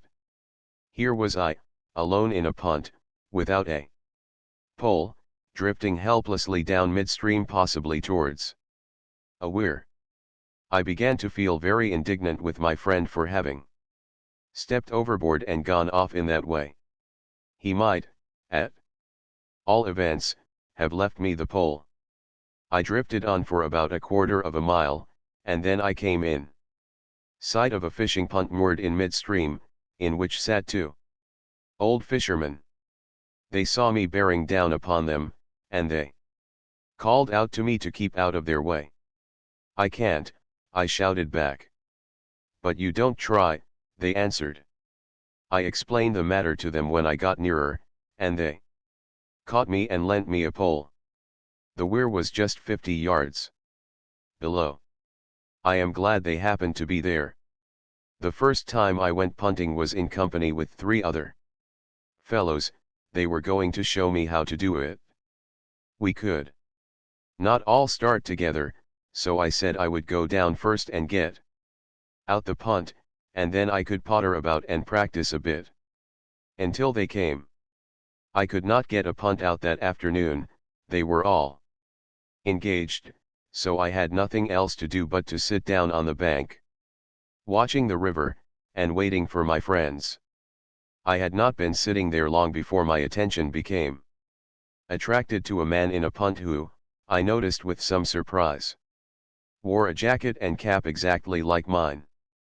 He was evidently a novice at punting, and his performance was most interesting. You never knew what was going to happen when he put the pole in. He evidently did not know himself. Sometimes he shot upstream and sometimes he shot downstream. And at other times he simply spun round and came up the other side of the pole. And with every result he seemed equally surprised and annoyed. The people about the river began to get quite absorbed in him. After a while, and to make bets with one another as to what would be the outcome of his next push. In the course of time my friends arrived on the opposite bank. And they stopped and watched him too. His back was towards them, and they only saw his jacket and cap. From this they immediately jumped to the conclusion that it was I, their beloved companion, who was making an exhibition of himself, and their delight knew no bounds. They commenced to chaff him unmercifully. I did not grasp their mistake at first, and I thought, how rude of them to go on like that, with a perfect stranger, too. But before I could call out and reprove them, the explanation of the matter occurred to me, and I withdrew behind a tree. Oh, how they enjoyed themselves, ridiculing that young man. For 5 good minutes they stood there, shouting ribaldry at him, deriding him, mocking him, jeering at him. They peppered him with stale jokes, they even made a few new ones. And threw at him. They hurled at him all the private family jokes belonging to our set, and which must have been perfectly unintelligible to him. And then, unable to stand there brutal jibes any longer, he turned round on them, and they saw his face. I was glad to notice that they had sufficient decency left in them to look very foolish. They explained to him that they had thought he was someone they knew. They said they hoped he would not deem them capable of so insulting anyone except a personal friend of their own.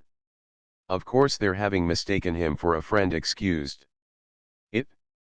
I remember Harris telling me once of a bathing experience he had at Boulogne.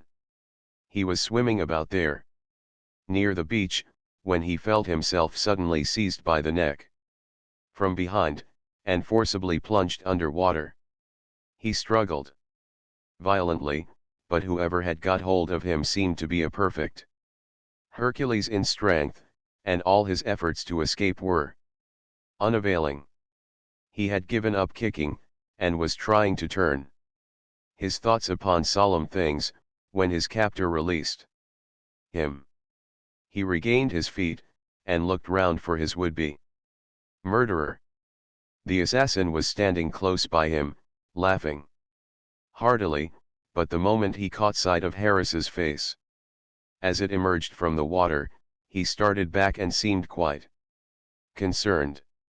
"I really beg your pardon," he stammered confusedly, "but I took you for a friend of mine."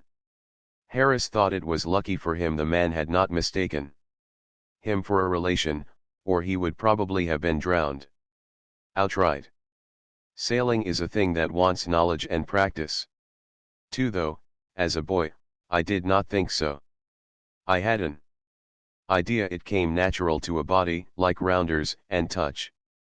I knew another boy who held this view likewise, and so, one windy day, we thought we would try the sport. We were stopping down at Yarmouth, and we decided we would go for a trip up the Yare. We hired a sailing boat at the yard by the bridge and started off. "It's rather a rough day," said the man to us, as we put off.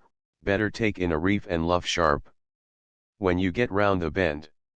We said we would make a point of it, and left him with a cheery good morning, wondering to ourselves how you luffed, and where we were to get a reef from, and what we were to do with it when we had got it.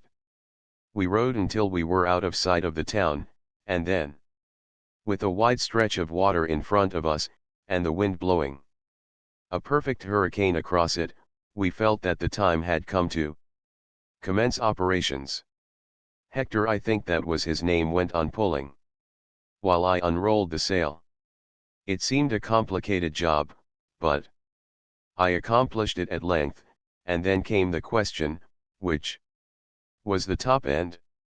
By a sort of natural instinct, we, of course, eventually decided that the bottom was the top, and set to work to fix it upside down. But it was a long time before we could get it up, either that way or any other way. The impression on the mind of the sail seemed to be that we were playing at funerals, and that I was the corpse and itself was the winding sheet. When it found that this was not the idea, it hit me over the head with the boom, and refused to do anything. "Wet it," said Hector, "drop it over and get it wet." He said people in ships always wetted the sails before they put them up. So I wetted it, but that only made matters worse than they were before. A dry sail clinging to your legs and wrapping itself round your head is not pleasant, but when the sail is sopping wet, it becomes quite vexing. We did get the thing up at last, the two of us together. We fixed it, not exactly upside down, more sideways like, and we tied it up to the mast with the painter, which we cut off for the purpose. That the boat did not upset I simply state as a fact. Why it did not upset I am unable to offer any reason. I have often thought about the matter since, but I have never succeeded in arriving at any satisfactory explanation of the phenomenon. Possibly the result may have been brought about by the natural obstinacy of all things in this world. The boat may possibly have come to the conclusion, judging from a cursory view of our behavior, that we had come out for a morning's suicide, and had thereupon determined to disappoint us. That is the only suggestion I can offer. By clinging like grim death to the gunwale, we just managed to keep inside the boat, but it was exhausting work. Hector said that pirates and other seafaring people generally lashed the rudder to something or other, and hauled in the main top jib during severe squalls, and thought we ought to try to do something of the kind, but I was for letting her have her head to the wind. As my advice was by far the easiest to follow, we ended by adopting it, and contrived to embrace the gunwale and give her head. The boat traveled upstream for about a mile at a pace I have never sailed at since, and don't want to again. Then, at a bend, she heeled over till half her sail was under water. Then she righted herself by a miracle and flew for a long low bank of soft mud. That mud bank saved us. The boat plowed its way into the middle of it and then stuck. Finding that we were once more able to move according to our ideas, instead of being pitched and thrown about like peas in a bladder, we crept forward, and cut down the sail. We had had enough sailing. We did not want to overdo the thing and get a surfeit of it. We had had a sail, a good all-round exciting, interesting sail, and now we thought we would have a row, just for a change like.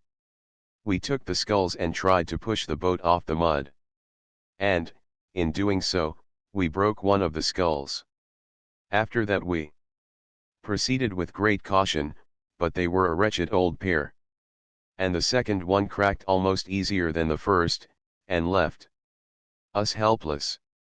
The mud stretched out for about 100 yards in front of us, and behind us was the water. The only thing to be done was to sit and wait until someone came by.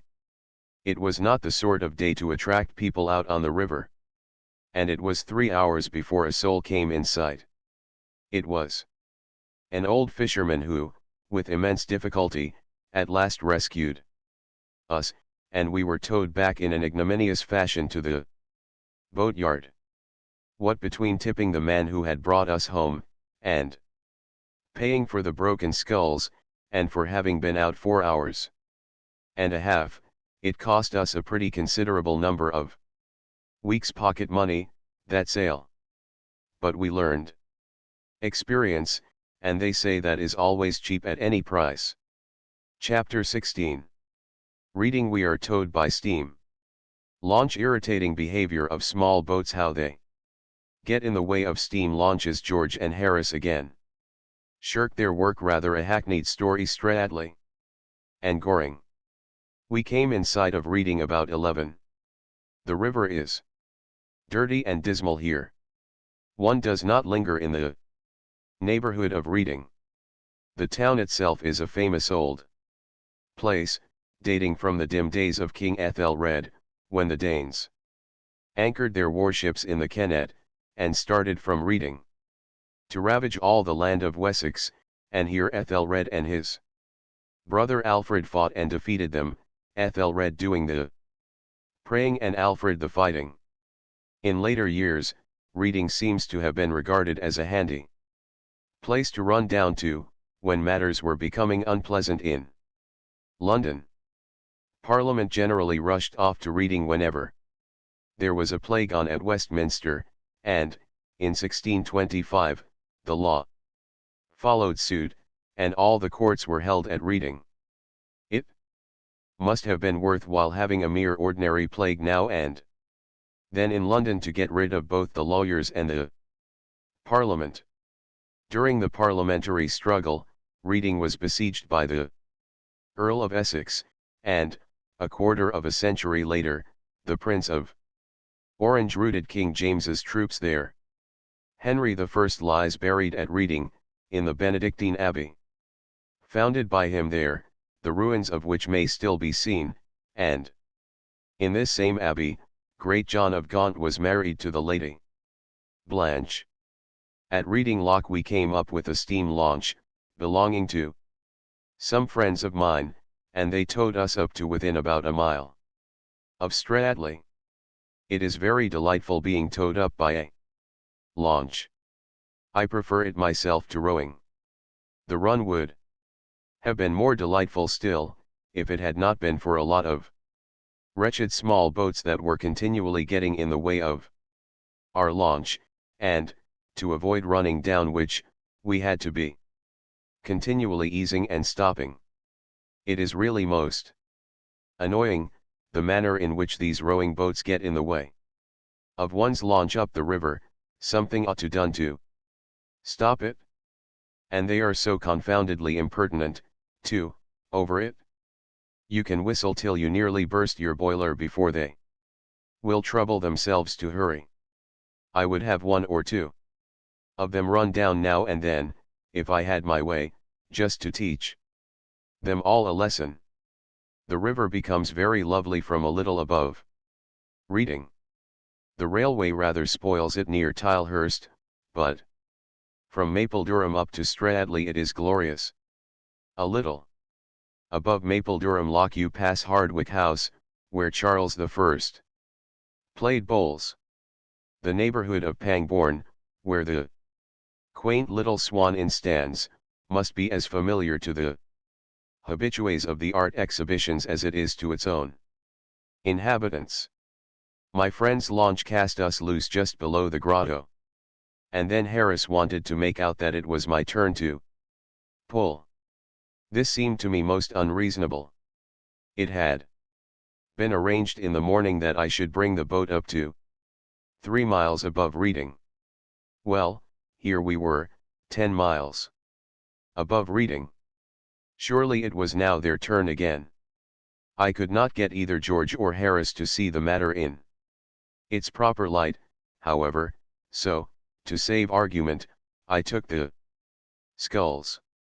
I had not been pulling for more than a minute or so, when George noticed something black floating on the water. And we drew up to it. George leaned over, as we neared it, and laid hold of it. And then he drew back with a cry, and a blanched face. It was the dead body of a woman. It lay very lightly on the water, and the face was sweet and calm. It was not a beautiful face, it was too prematurely aged looking, too thin and drawn, to be that, but it was a gentle, lovable face, in spite of its stamp of pinch and poverty, and upon it was that look of restful peace that comes to the faces of the sick sometimes when at last the pain has left them. Fortunately for us, we having no desire to be kept hanging about coroner's court, some men on the bank had seen the body too, and now took charge of it from us. We found out the woman's story afterwards. Of course it was the old vulgar tragedy. She had loved and been deceived, or had deceived herself. Anyhow, she had sinned, some of us do now and then, and her family and friends, naturally shocked and indignant, had closed their doors against her. Left to fight the world alone, with the millstone of her shame around her neck, she had sunk ever lower and lower. For a while she had kept both herself and the child on the 12 shillings a week that 12 hours drudgery a day procured her, paying 6 shillings out of it for the child, and keeping her own body and soul together on the remainder. 6 shillings a week does not keep body and soul together very unitedly. They want to get away from each other when there is only such a very slight bond as that between them, and one day, I suppose, the pain and the dull monotony of it all had stood before her eyes plainer than usual, and the mocking spectre had frightened her. She had made one last appeal to friends, but, against the chill wall of their respectability, the voice of the erring outcast fell unheeded, and then she had gone to see her child, had held it in her arms and kissed it, in a weary, dull sort of way, and without betraying any particular emotion of any kind, and had left it, after putting into its hand a penny box of chocolate she had bought it, and afterwards, with her last few shillings, had taken a ticket and come down to Goring. It seemed that the bitterest thoughts of her life must have centered about the wooded reaches and the bright green meadows around Goring, but women strangely hug the knife that stabs them. And, perhaps, amidst the gall, there may have mingled also sunny memories of sweetest hours, spent upon those shadowed deeps over which the great trees bend their branches down so low. She had wandered about the woods by the river's brink all day, and then, when evening fell and the great twilight spread its dusky robe upon the waters, she stretched her arms out to the silent river that had known her sorrow and her joy. And the old river had taken her into its gentle arms, and had laid her weary head upon its bosom, and had hushed away the pain. Thus had she sinned in all things, sinned in living and in dying. God help her. And all other sinners, if any more there be. Goring on the left bank and Stradley on the right are both or either charming places to stay at for a few days. The reaches down to Pangbourne Woo, one for a sunny sail or for a moonlight row, and the country round about is full of beauty. We had intended to push on to Wallingford that day, but the sweet smiling face of the river here lured us to linger for a while, and so we left our boat at the bridge, and went up into Stradley, and lunched at the Bull, much to Montmorency's satisfaction. They say that the hills on each ride of the stream here once joined and formed a barrier across what is now the Thames, and that then the river ended there above Goring in one vast lake. I am not in a position either to contradict or affirm this statement. I simply offer it. It is an ancient place, Stradley, dating back, like most riverside towns and villages, to British and Saxon times. Goring is not nearly so pretty a little spot to stop at as Stradley, if you have your choice, but it is passing fair enough in its way, and is nearer the railway in case you want to slip off without paying your hotel bill. Chapter 17.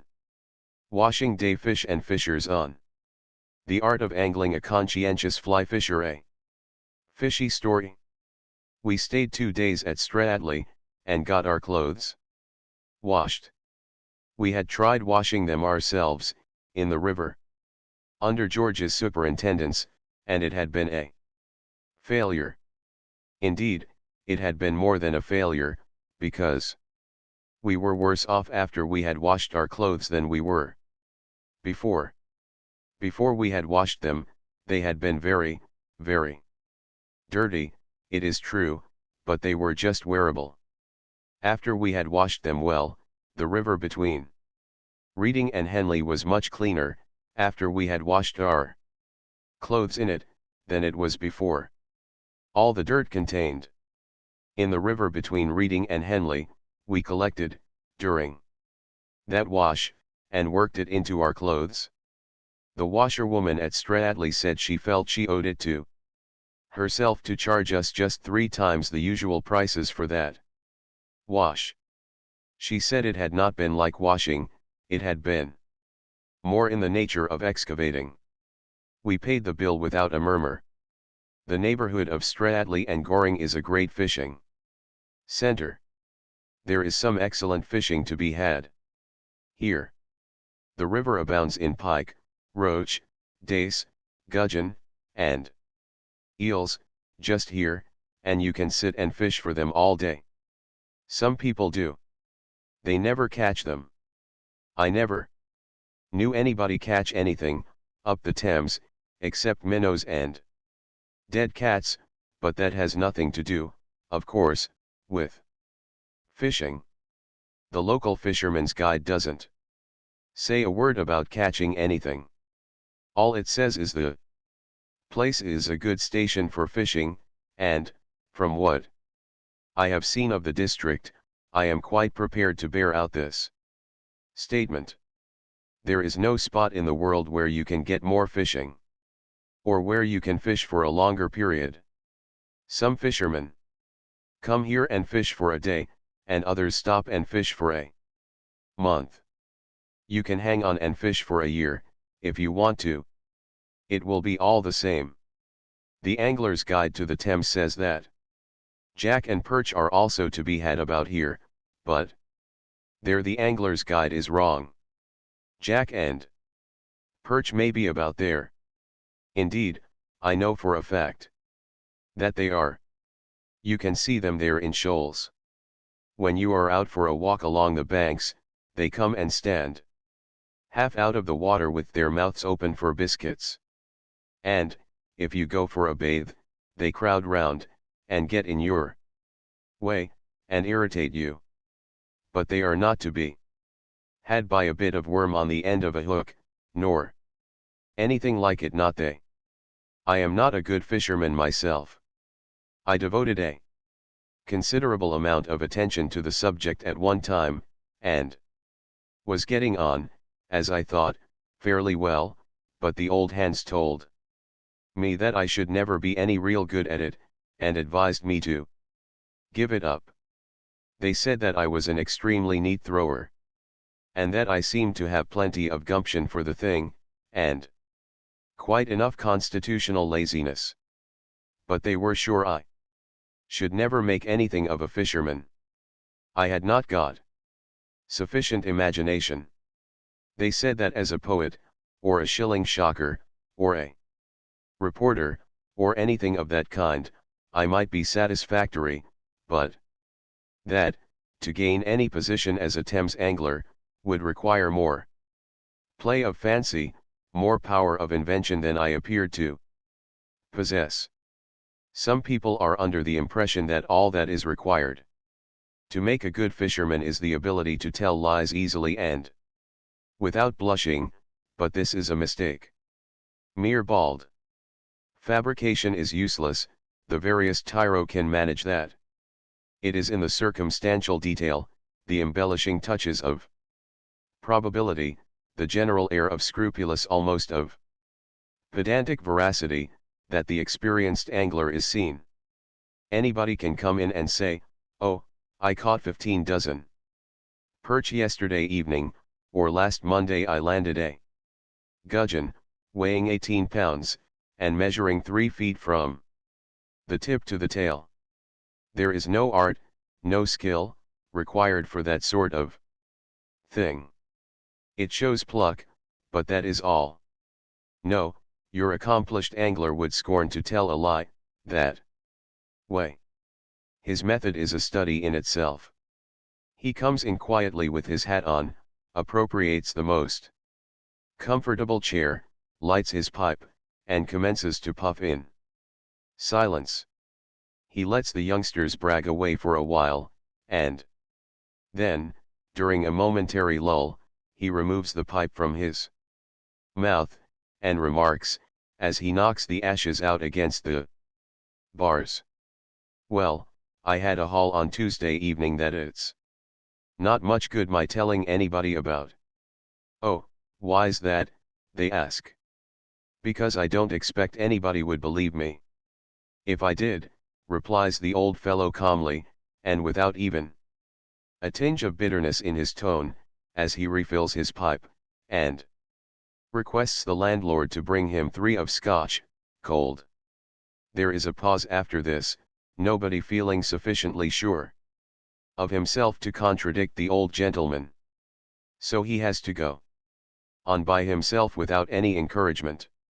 "No," he continues thoughtfully, "I shouldn't believe it myself if anybody told it to me, but it's a fact, for all that. I had been sitting there all the afternoon and had caught literally nothing except a few dozen dace and a score of jack, and I was just about giving it up as a bad job when I suddenly felt a rather smart pull at the line. I thought it was another little one, and I went to jerk it up. Hang me, if I could move the rod. It took me half an hour, sir, to land that fish, and every moment I thought the line was going to snap. I reached him at last, and what do you think it was? A sturgeon. A 40-pound sturgeon. Taken on a line. Sir. Yes, you may well look surprised. I'll have another 3 of Scotch, landlord, please." And then he goes on to tell of the astonishment of everybody who saw it, and what his wife said, when he got home, and of what Joe Buggles thought about it. I asked the landlord of an inn up the river once, if it did not injure him, sometimes, listening to the tales that the fishermen about there told him, and he said, "Oh, no, not now, sir. It did used to knock me over a bit at first, but, lor love you, me and the missus we listens to 'em all day now. It's what you're used to, you know. It's what you're used to. I knew a young man once, he was a most conscientious fellow. And, when he took to fly fishing, he determined never to exaggerate his hauls by more than 25%. 'When I have caught 40 fish,' said he, 'then I will tell people that I have caught 50, and so on. But I will not lie any more than that, because it is sinful to lie.' But the 25% plan did not work well at all. He never was able to use it. The greatest number Of fish he ever caught in one day was 3, and you can't add 25 per cent to 3 at least, not in fish. So he increased his percentage to 33 and a third. But that, again, was awkward, when he had only caught 1 or 2. So, to simplify matters, he made up his mind to just double the quantity. He stuck to this arrangement for a couple of months, and then he grew dissatisfied with it. Nobody believed him when he told them that he only doubled, and he, therefore, gained no credit that way whatever, while his moderation put him at a disadvantage among the other anglers. When he had really caught 3 small fish, and said he had caught 6, it used to make him quite jealous to hear a man, whom he knew for a fact had only caught 1, going about telling people he had landed 2 dozen. So, eventually, he made one final arrangement with himself, which he has religiously held to ever since, and that was to count each fish that he caught as 10, and to assume 10 to begin with. For example, if he did not catch any fish at all, then he said he had caught 10 fish you could never catch. Less than 10 fish by his system, that was the foundation of it. Then, if by any chance he really did catch 1 fish, he called it 20, while 2 fish would count 30, 3 40. And so on. It is a simple and easily worked plan, and there has been some talk lately of its being made use of by the angling fraternity in general. Indeed, the Committee of the Thames Anglers Association did recommend its adoption about 2 years ago, but some of the older members opposed it. They said they would consider the idea if the number were doubled, and each fish counted as 20. If ever you have an evening to spare, up the river, I should advise you to drop into one of the little village inns, and take a seat in the tap room. You will be nearly sure to meet 1 or 2 old rod men, sipping their toddy there, and they will tell you enough fishy stories, in half an hour, to give you indigestion for a month. George and I don't know what had become of Harris. He had gone out and had a shave, early in the afternoon, and had then come back and spent full 40 minutes in pipe claying his shoes. We had not seen him since George and I, therefore, and the dog, left to ourselves, went for a walk to Wallingford on the second evening, and, coming home, we called in at a little riverside inn, for a rest, and other things. We went into the parlor and sat down. There was an old fellow there, smoking a long clay pipe, and we naturally began chatting. He told us that it had been a fine day today, and we told him that it had been a fine day yesterday, and then we all told each other that we thought it would be a fine day tomorrow, and George said the crops seemed to be coming up nicely. After that it came out, somehow or other, that we were strangers in the neighborhood, and that we were going away the next morning. Then a pause ensued in the conversation, during which our eyes wandered round the room. They finally rested upon a dusty old glass case, fixed very high up above the chimney piece, and containing a trout. It rather fascinated me, that trout, it was such a monstrous fish. In fact, at first glance, I thought it was a cod. Ah, said the old gentleman, following the direction of my gaze, fine fellow that, ain't he? Quite uncommon, I murmured, and George asked the old man how much he thought it weighed. 18 pounds 6 ounces, said our friend, rising and taking down his coat. Yes, he continued, it were 16 year ago, come the 3rd. Oh, next month, that I landed him. I caught him just below the bridge with a minnow. They told me he were in the river, and I said I'd have him, and so I did. You don't see many fish that size about here now, I'm thinking. Good night, gentlemen, good night. And out he went, and left us alone. We could not take our eyes off the fish after that. It really was a remarkably fine fish. We were still looking at it, when the local carrier, who had just stopped at the inn, came to the door of the room with a pot of beer in his hand, and he also looked at the fish. Good-sized trout, that, said George, turning round to him. Ah, you may well say that, sir, replied the man. And then, after a pull at his beer, he added, maybe you wasn't here, sir, when that fish was caught. No, we told him. We were strangers in the neighborhood. Ah, said the carrier, then, of course. How should you? It was nearly 5 years ago that I caught that trout. Oh, was it you who caught it, then, said I. Yes, sir, replied the genial old fellow. I caught him just below the loch, leastways, what was the loch then, one Friday afternoon, and the remarkable thing about it is that I caught him with a fly. I'd gone out pike fishing, bless you, never thinking of a trout, and when I saw that whopper on the end of my line, blessed if it didn't quite take me aback. Well, you see, he weighed 26 pound. Good night, gentlemen. Good night. 5 minutes afterwards, a third man came in, and described how he had caught it early one morning, with bleak, and then he left, and a stolid, solemn-looking, middle-aged individual came in, and sat down over by the window.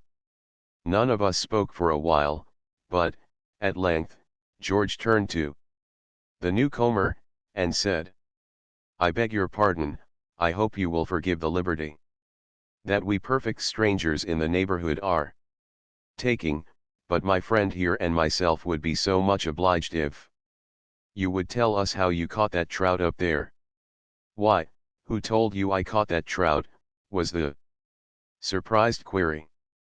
We said that nobody had told us so, but somehow or other we felt instinctively that it was he who had done it. Well, it's a most remarkable thing, most remarkable, answered the stolid stranger, laughing. Because, as a matter of fact, you are quite right. I did catch it. But fancy your guessing it like that. Dear me, it's really a most remarkable thing. And then he went on, and told us how it had taken him half an hour to land it, and how it had broken his rod. He said he had weighed it carefully when he reached home, and it had turned the scale at 34 pounds. He went in his turn, and when he was gone, the landlord came in to us. We told him the various histories we had heard about his trout, and he was immensely amused, and we all laughed very heartily. Fancy Jim Bates and Joe Muggles and Mr. Jones and old Billy Maunders all telling you that they had caught it. Ha! Ha! Ha! Well, that is good, said the honest old fellow, laughing heartily. Yes, they are the sort to give it me, to put up in my parlor, if they had caught it, they are. Ha! Ha! Ha! And then he told us the real history of the fish. It seemed that he had caught it himself, years ago, when he was quite a lad, not by any art or skill, but by that unaccountable luck that appears to always wait upon a boy when he plays the wag from school, and goes out fishing on a sunny afternoon, with a bit of string tied onto the end of a tree. He said that bringing home that trout had saved him from a whacking, and that even his schoolmaster had said it was worth the rule of 3 and practice put together. He was called out of the room at this point, and George and I Again turned our gaze upon the fish. It really was a most astonishing trout. The more we looked at it, the more we marveled at it. It excited George so much that he climbed up on the back of a chair to get a better view of it. And then the chair slipped, and George clutched wildly at the trout case to save himself, and down it came with a crash. George! And the chair on top of it? You haven't injured the fish, have you? I cried in alarm, rushing up. I hope not, said George, rising cautiously and looking about. But he had. That trout lay shattered into 1,000 fragments. I say 1,000, but they may have only been 900. I did not count them. We thought it strange and unaccountable that a stuffed trout should break up into little pieces like that. And so it would have been strange and unaccountable, if it had been a stuffed trout, but it was not. That trout was plaster of Paris. Chapter 18. Lochs. George and I are photographed Wallingford, Dorchester, Abingdon. A family man. A good spot for drowning. A difficult bit of water. Demoralizing effect of river air. We left Stradley early the next morning, and pulled up to Cullum, and slept under the canvas, in the backwater there. The river is not extraordinarily interesting between Stradley and Wallingford. From Cleve you get a stretch of 6.5 miles without a lock. I believe this is the longest uninterrupted stretch anywhere above Teddington, and the Oxford Club make use of it for their trial eights. But however satisfactory this absence of locks may be to rowing men, it is to be regretted by the mere pleasure seeker. For myself, I am fond of locks. They pleasantly break the monotony of the pull. I like sitting in the boat and slowly rising out of the cool depths up into new reaches and fresh views, or sinking down, as it were, out of the world, and then waiting, while the gloomy gates creak, and the narrow strip of daylight between them widens till the fair smiling river lies full before you, and you push your little boat out from its brief prison onto the welcoming waters once again. They are picturesque little spots, these locks. The stout old lock keeper, or his cheerful-looking wife, or bright-eyed daughter, are pleasant folk to have a passing chat with. 287 You meet other boats there, and river gossip is exchanged. The Thames would not be the fairyland it is without its flower-decked locks. Talking of locks reminds me of an accident George and I very nearly had one summer's morning at Hampton Court. It was a glorious day, and the lock was crowded, and, as is a common practice up the river, a speculative photographer was taking a picture of us all as we lay upon the rising waters.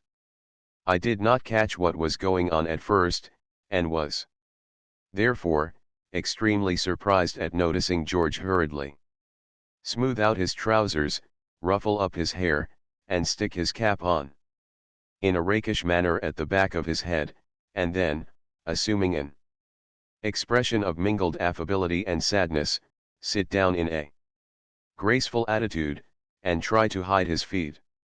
My first idea was that he had suddenly caught sight of some girl he knew, and I looked about to see who it was.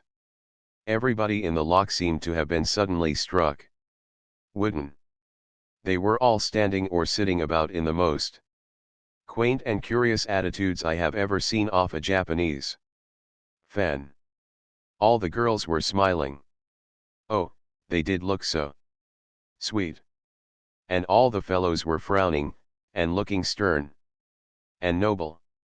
And then, at last, the truth flashed across me, and I wondered if I should be in time. Ours was the first boat, and it would be unkind of me to spoil the man's picture, I thought. So I faced round quickly, and took up a position in the prow, where I leaned with careless grace upon the hitcher, in an attitude suggestive of agility and strength. I arranged my hair with a curl over the forehead, and threw an air of tender wistfulness into my expression, mingled with a touch of cynicism, which I am told suits me. As we stood, waiting for the eventful moment, I heard someone behind call out, "Hi, look at your nose." I could not turn round to see what was the matter, and whose nose it was that was to be looked at. I stole a side glance at George's nose. It was all right at all events, there was nothing wrong with it that could be altered. I squinted down at my own, and that seemed all that could be expected also. "Look at your nose, you stupid ass," came the same voice again, louder.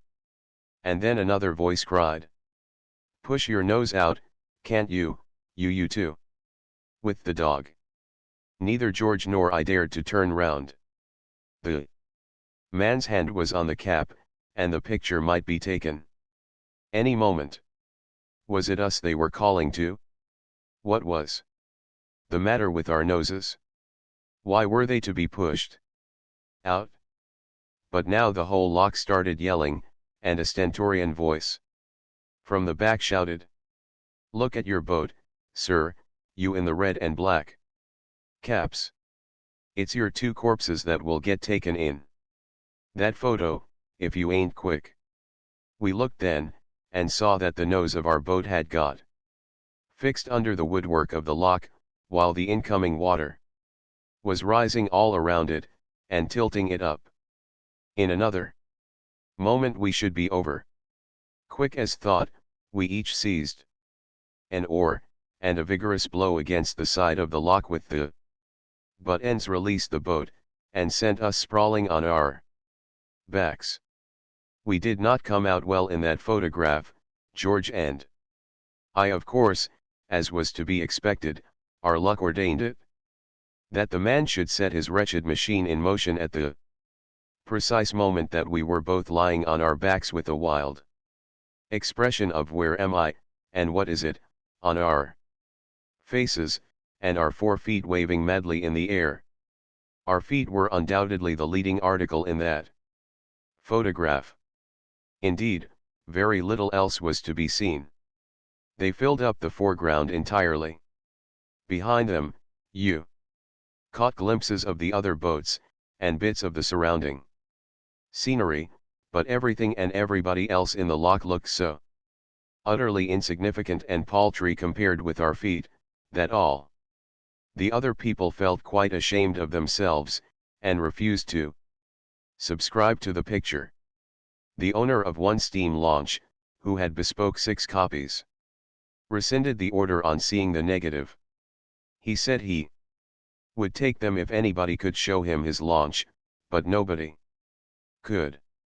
It was somewhere behind George's right foot. There was a good deal of unpleasantness over the business. The photographer thought we ought to take a dozen copies each, seeing that the photo was about 9/10 us, but we declined. We said we had no objection to being photoed full length, but we preferred being taken the right way up.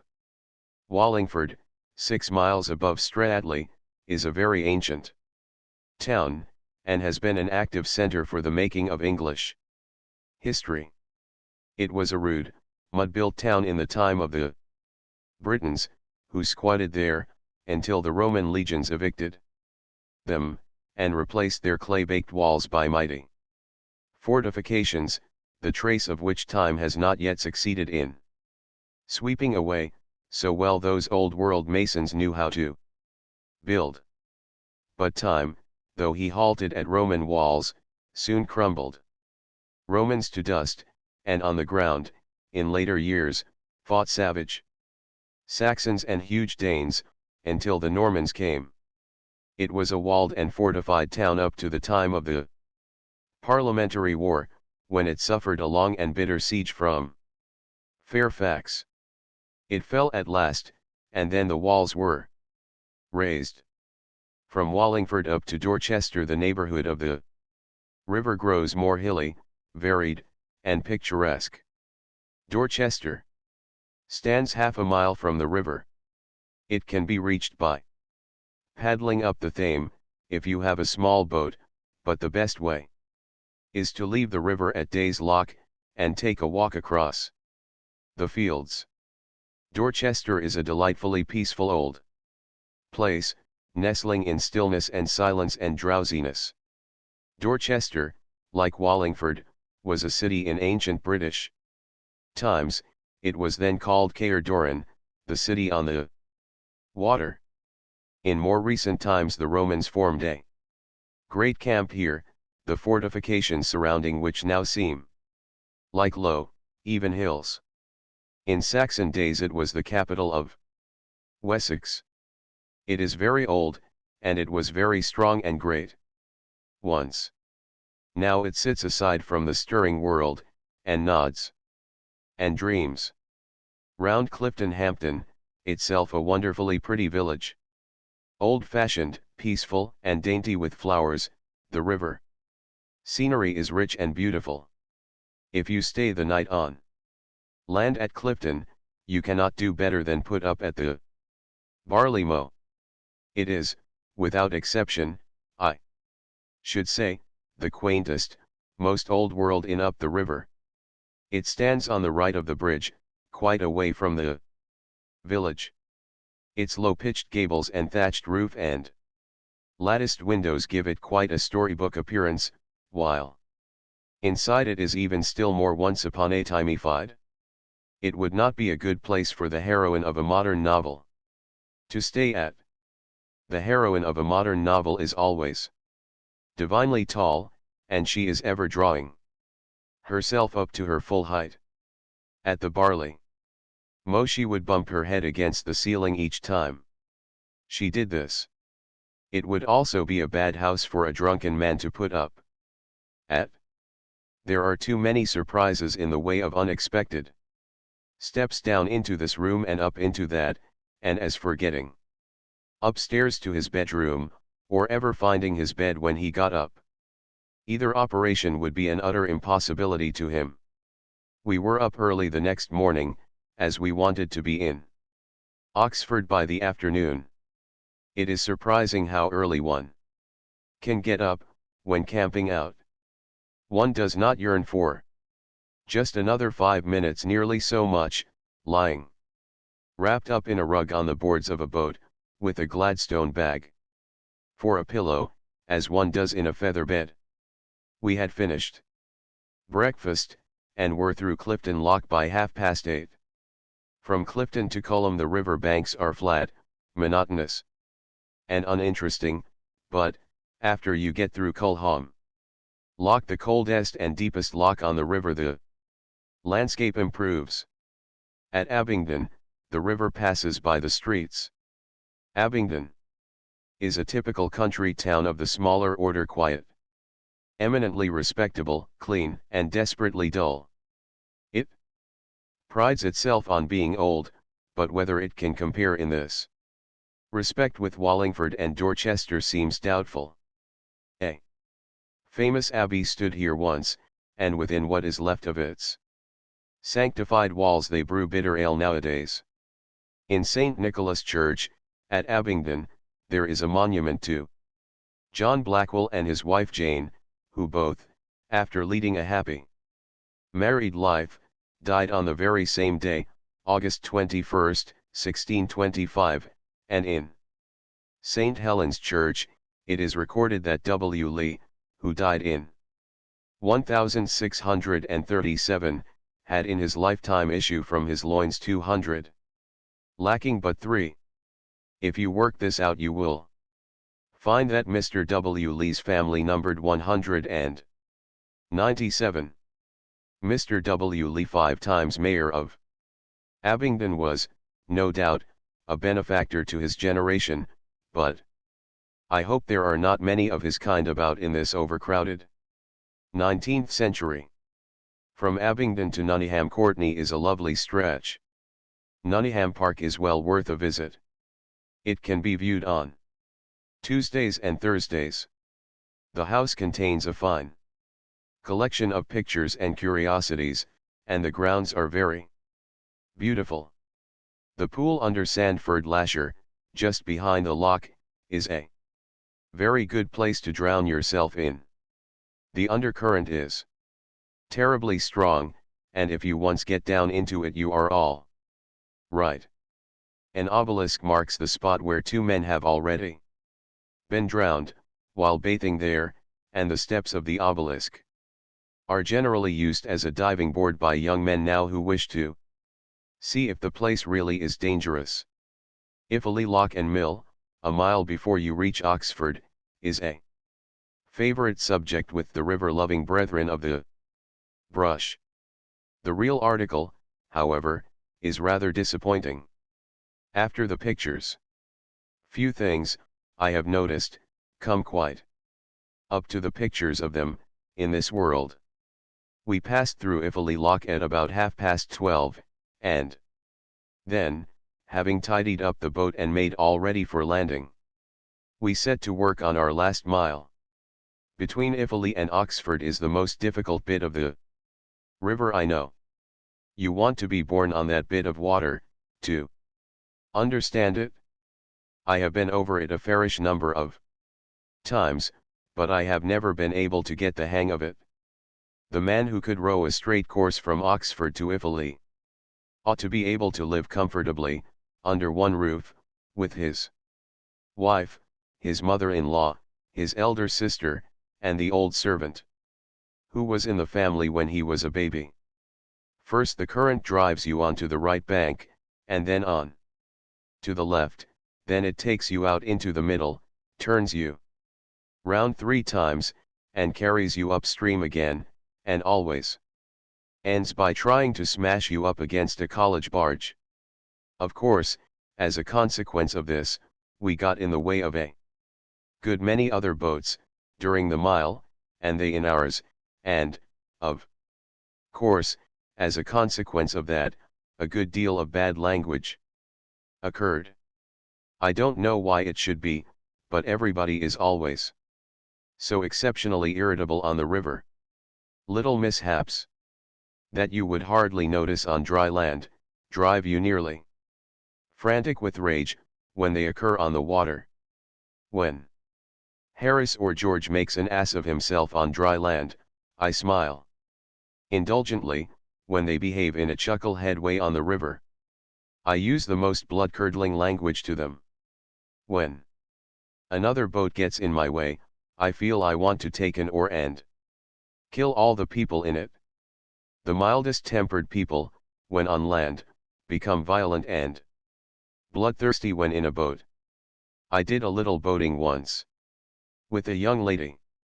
She was naturally of the sweetest and gentlest disposition imaginable, but on the river it was quite awful to hear her. "Oh, drat the man," she would exclaim, when some unfortunate sculler would get in her way, "why don't he look where he's going?" And, "Oh, bother the silly old thing," she would say indignantly, when the sail would not go up properly. And she would catch hold of it, and shake it quite brutally. Yet, as I have said, when on shore she was kind-hearted and amiable enough. The air of the river has a demoralizing effect upon one's temper, and this it is, I suppose, which causes even bargemen to be sometimes rude to one another, and to use language which, no doubt, in their calmer moments they regret. Chapter 19. Oxford Montmorency's idea of heaven. The hired upriver boat, its beauties and advantages. The pride of the Thames. The weather changes the river under different aspects, not a cheerful evening yearnings for the unattainable. The cheery chat goes round. George performs upon the banjo a mournful melody. Another wet day flight, a little supper and a toast. We spent 2 very pleasant days at Oxford. There are plenty of dogs in the town of Oxford. Montmorency had 11 fights on the first day, and 14 on the second, and evidently thought he had got to heaven. Among folk too constitutionally weak, or too constitutionally lazy, whichever it may be, to relish upstream work, it is a common practice to get a boat at Oxford, and row down. For the energetic, however, the upstream journey is certainly to be preferred. It does not seem good to be always going with the current. There is more satisfaction in squaring one's back, and fighting against it, and winning one's way forward in spite of it, at least, so I feel. When Harris and George are sculling and I am steering. To those who do contemplate making Oxford their starting place, I would say, take your own boat unless, of course, you can take someone else's without any possible danger of being found out. The boats that, as a rule, are let for hire on the Thames above Marlow, are very good boats. They are fairly watertight, and so long as they are handled with care, they rarely come to pieces, or sink. There are places in them to sit down on, and they are complete with all the necessary arrangements, or nearly all, to enable you to row them and steer them. But they are not ornamental. The boat you hire up the river above Marlow is not the sort of boat in which you can flash about and give yourself airs. The hired upriver boat very soon puts a stop to any nonsense of that sort on the part of its occupants. That is its chief, one may say, its only recommendation. The man in the hired upriver boat is modest and retiring. He likes to keep on the shady side, underneath the trees, and to do most of his traveling early in the morning, or late at night, when there are not many people about on the river to look at him. When the man in the hired upriver boat sees anyone he knows, he gets out onto the bank, and hides behind a tree. I was one of a party who hired an upriver boat one summer for a few days' trip. We had none of us ever seen the hired upriver boat before, and we did not know what it was when we did see it. We had written for a boat, a double sculling skiff, and when we went down with our bags to the yard, and gave our names, the man said, "Oh, yes, you're the party that rowed for a double sculling skiff. It's all right, Jim. Fetch round the Pride of the Thames." The boy went, and reappeared 5 minutes afterwards, struggling with an antediluvian chunk of wood, that looked as though it had been recently dug out of somewhere, and dug out carelessly, so as to have been unnecessarily damaged in the process. My own idea, on first catching sight of the object, was that it was a Roman relic of some sort, relic of what I do not know, possibly of a coffin. The neighborhood of the Upper Thames is rich in Roman relics, and my surmise seemed to me a very probable one, but our serious young man, who is a bit of a geologist, pooh-poohed my Roman relic theory, and said it was clear to the meanest intellect, in which category he seemed to be grieved that he could not conscientiously include mine, that the thing the boy had found was the fossil of a whale, and he pointed out to us various evidences proving that it must have belonged to the preglacial period. To settle the dispute, we appealed to the boy. We told him not to be afraid, but to speak the plain truth. Was it the fossil of a pre-Adamite whale, or was it an early Roman coffin? The boy said it was the Pride of the Thames. We thought this a very humorous answer on the part of the boy at first, and somebody gave him twopence as a reward for his ready wit, but when he persisted in keeping up the joke, as we thought, too long, we got vexed with him. "Come, come, my lad," said our captain sharply. "Don't let us have any nonsense. You take your mother's washing tub home again, and bring us a boat." The boat builder himself came up then, and assured us, on his word, as a practical man, that the thing really was a boat was, in fact, the boat, the double sculling skiff selected to take us on our trip down the river. We grumbled a good deal. We thought he might, at least, have had it whitewashed or tarred, had something done to it to distinguish it from a bit of a wreck, but he could not see any fault in it. He even seemed offended at our remarks. He said he had picked us out the best boat in all his stock, and he thought we might have been more grateful.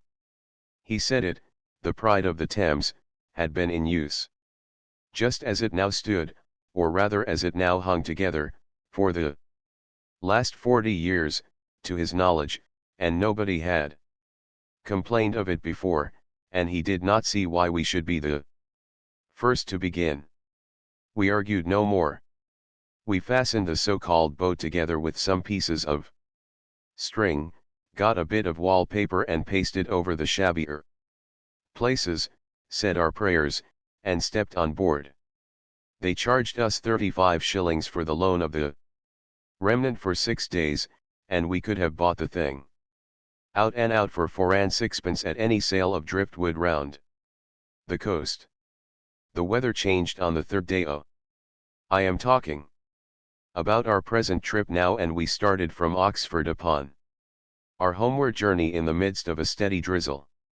The river with the sunlight flashing from its dancing wavelets, gilding gold the grey-green beach trunks, glinting through the dark, cool wood paths, chasing shadows o'er the shallows, flinging diamonds from the mill wheels, throwing kisses to the lilies, wantoning with the Weir's white waters, silvering moss-grown walls and bridges, brightening every tiny townlet, making sweet each lane and meadow, lying tangled in the rushes, peeping, laughing, from each inlet, gleaming gay on many a far sail, making soft the air with glory, is a golden fairy stream. But the river chill and weary, with the ceaseless raindrops falling on its brown and sluggish waters, with a sound as of a woman weeping low in some dark chamber, while the woods, all dark and silent, shrouded in their mists of vapor, stand like ghosts upon the margin, silent ghosts with eyes reproachful, like the ghosts of evil actions, like the ghosts of friends neglected, is a spirit-haunted water through the land of vain regrets. Sunlight is the lifeblood of nature. Mother Earth looks at us with such dull, soulless eyes, when the sunlight has died away from out of her. It makes us sad to be with her then. She does not seem to know us or to care for us.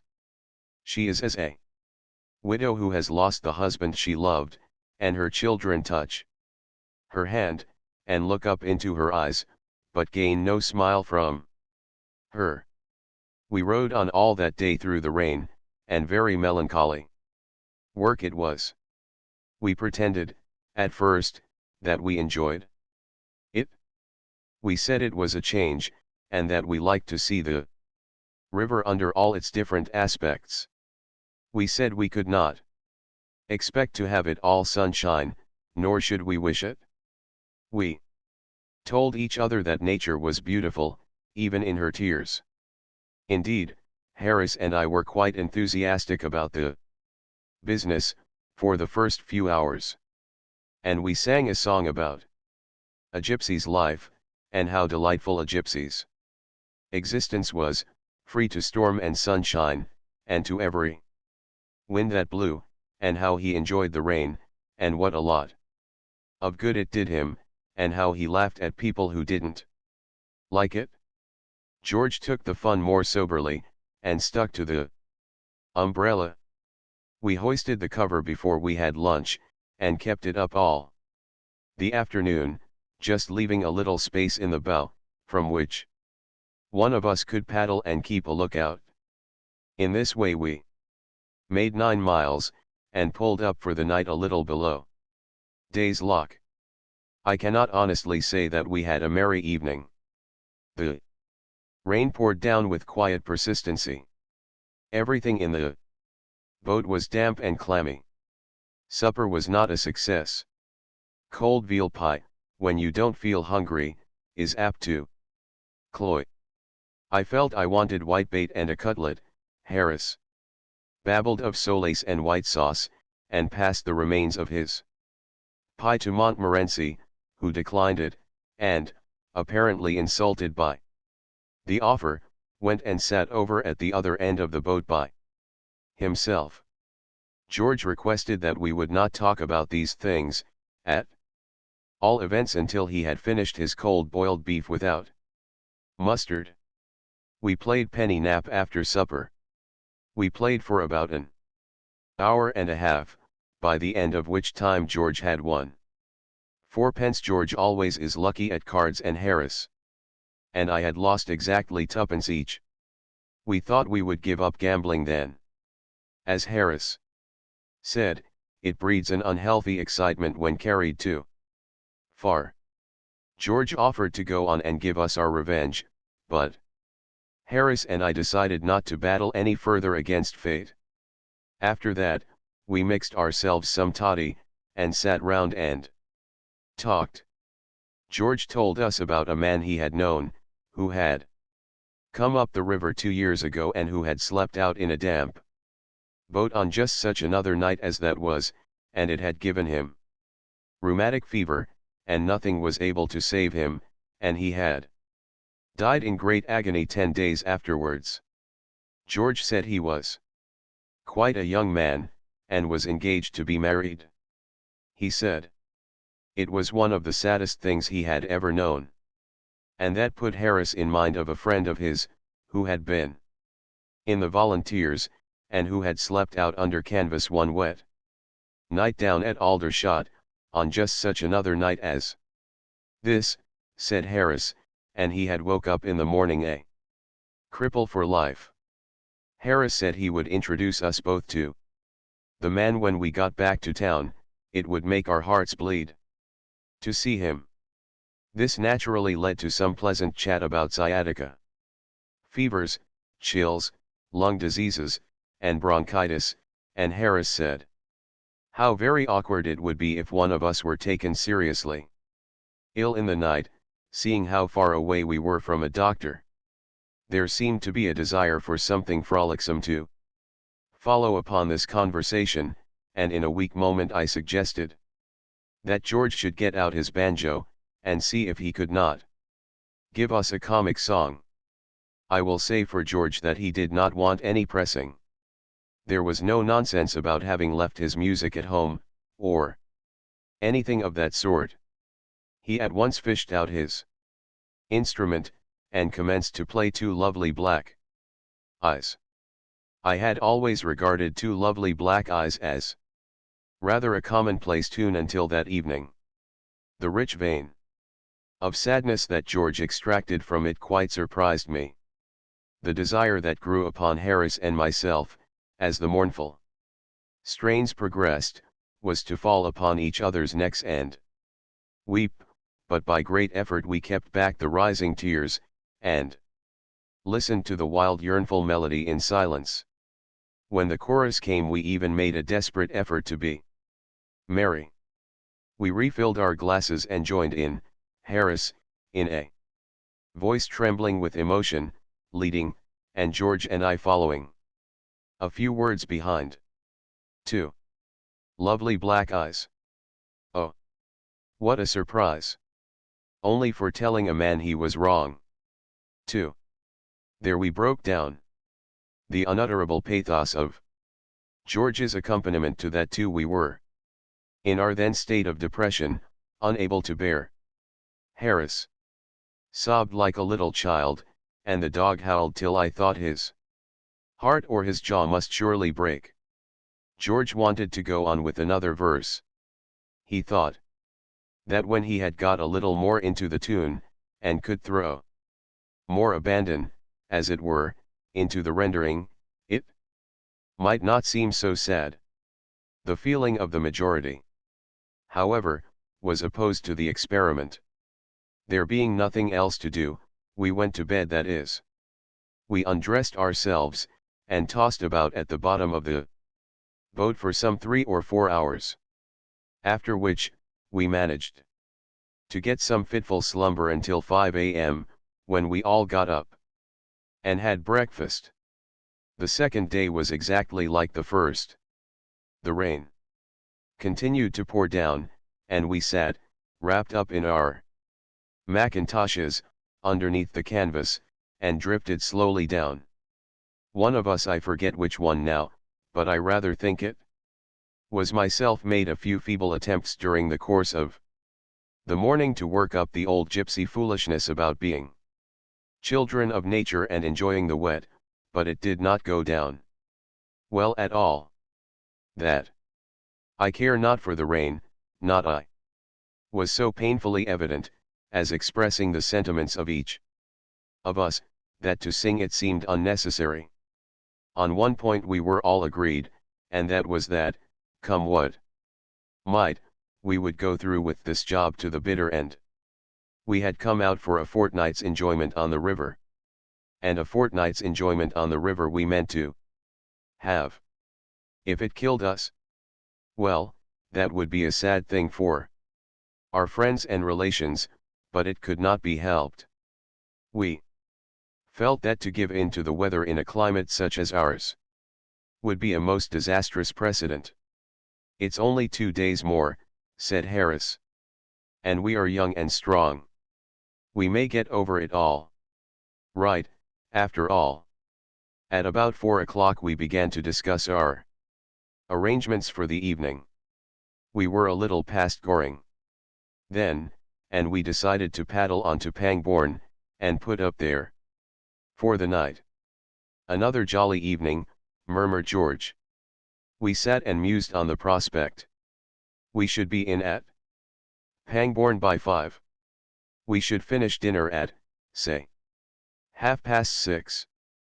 After that we could walk about the village in the pouring rain until bedtime, or we could sit in a dimly lit bar parlor and read the almanac. Why, the Alhambra would be almost more lively, said Harris, venturing his head outside the cover for a moment, and taking a survey of the sky. With a little supper at the -311 to follow, I added, half unconsciously.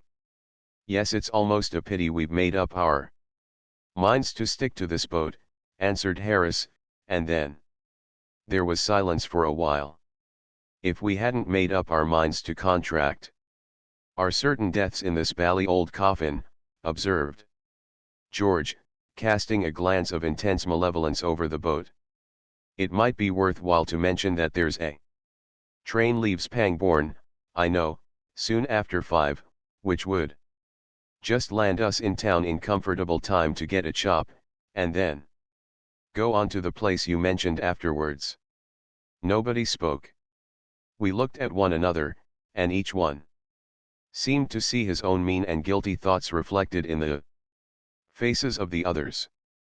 In silence, we dragged out and overhauled the Gladstone. We looked up the river and down the river. Not a soul was in sight. 20 minutes later, 3 figures, followed by a shamed-looking dog, might have been seen creeping stealthily from the boathouse at the Swan towards the railway station, dressed in the following neither neat nor gaudy costume: black leather shoes, dirty, suit of boating flannels, very dirty, brown felt hat, much battered, mackintosh, very wet, umbrella. We had deceived the boatman at Pangbourne. We had not had the face to tell him that we were running away from the rain. We had left the boat, and all it contained, in his charge, with instructions that it was to be ready for us at 9 the next morning. If, we said, if anything unforeseen should happen, preventing our return, we would write to him.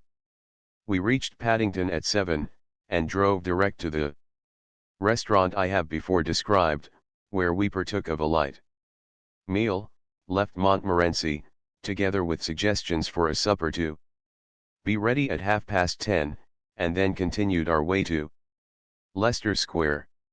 We attracted a good deal of attention at the Alhambra. On our presenting ourselves at the paybox, we were gruffly directed to go round to Castle Street, and were informed that we were half an hour behind our time. We convinced the man, with some difficulty, that we were not the world-renowned contortionists from the Himalaya mountains, and he took our money and let us pass. Inside we were a still greater success. Our fine bronzed countenances and picturesque clothes were followed round the place with admiring gaze. We were the cynosure of every eye. It was a proud moment for us all. We adjourned soon after the first ballet, and wended our way back to the restaurant, where supper was already awaiting us. I must confess to enjoying that supper. For about 10 days we seemed to have been living, more or less, on nothing but cold meat, cake, and bread and jam. It had been a simple, nutritious diet, but there had been nothing exciting about it. And the odor of Burgundy, and the smell of French sauces, and the sight of clean napkins and long loaves, knocked as a very welcome visitor at the door of our inner man. We pegged and quaffed away in silence for a while, until the time came when, instead of sitting bolt upright, and grasping the knife and fork firmly, we leaned back in our chairs and worked slowly and carelessly when we stretched out our legs beneath the table, let our napkins fall, unheeded, to the floor, and found time to more critically examine the smoky ceiling than we had hitherto been able to do when we rested our glasses at arm's length upon the table, and felt good, and thoughtful, and forgiving. Then Harris, who was sitting next the window, drew aside the curtain and looked out upon the street. It glistened darkly in the wet, the dim lamps flickered with each gust, the rain splashed steadily into the puddles and trickled down the waterspouts into the running gutters. A few soaked wayfarers hurried past, crouching beneath their dripping umbrellas, the women holding up their skirts. "Well," said Harris, reaching his hand out for his glass, "we have had a pleasant trip, and my hearty thanks for it to old Father Thames, but I think we did well to chuck it when we did. Here's to 3 men well out of a boat." And Montmorency, standing on his hind legs, before the window, peering out into the night, gave a short bark of decided concurrence with the toast. Footnotes 287, or rather were. The Conservancy of late seems to have constituted itself into a society for the employment of idiots. A good many of the new lock-keepers, especially in the more crowded portions of the river, are excitable, nervous old men, quite unfit for their post. 311, a capital little out of the way restaurant, in the neighborhood of where you can get one of the best cooked and cheapest little French dinners or suppers that I know of, with an excellent bottle of Beaune, for 3 and 6, and which I am not going to be idiot enough to advertise. End of the Project Gutenberg ebook 3 Men in a Boat, to say nothing of the dog. Updated editions will replace the previous one. The old editions will be renamed. Creating the works from print editions not protected by U.S. copyright law means that no one owns a United States copyright in these works. So the Foundation, and you, can copy and distribute it in the United States without permission and without paying copyright royalties. Special rules, set forth in the General Terms of Use part of this license, apply to copying and distributing Project Gutenberg trademark electronic works to protect the Project Gutenberg trademark concept and trademark. Project Gutenberg is a registered trademark and may not be used if you charge for an ebook, except by following the terms of the trademark license, including paying royalties for use of the Project Gutenberg trademark.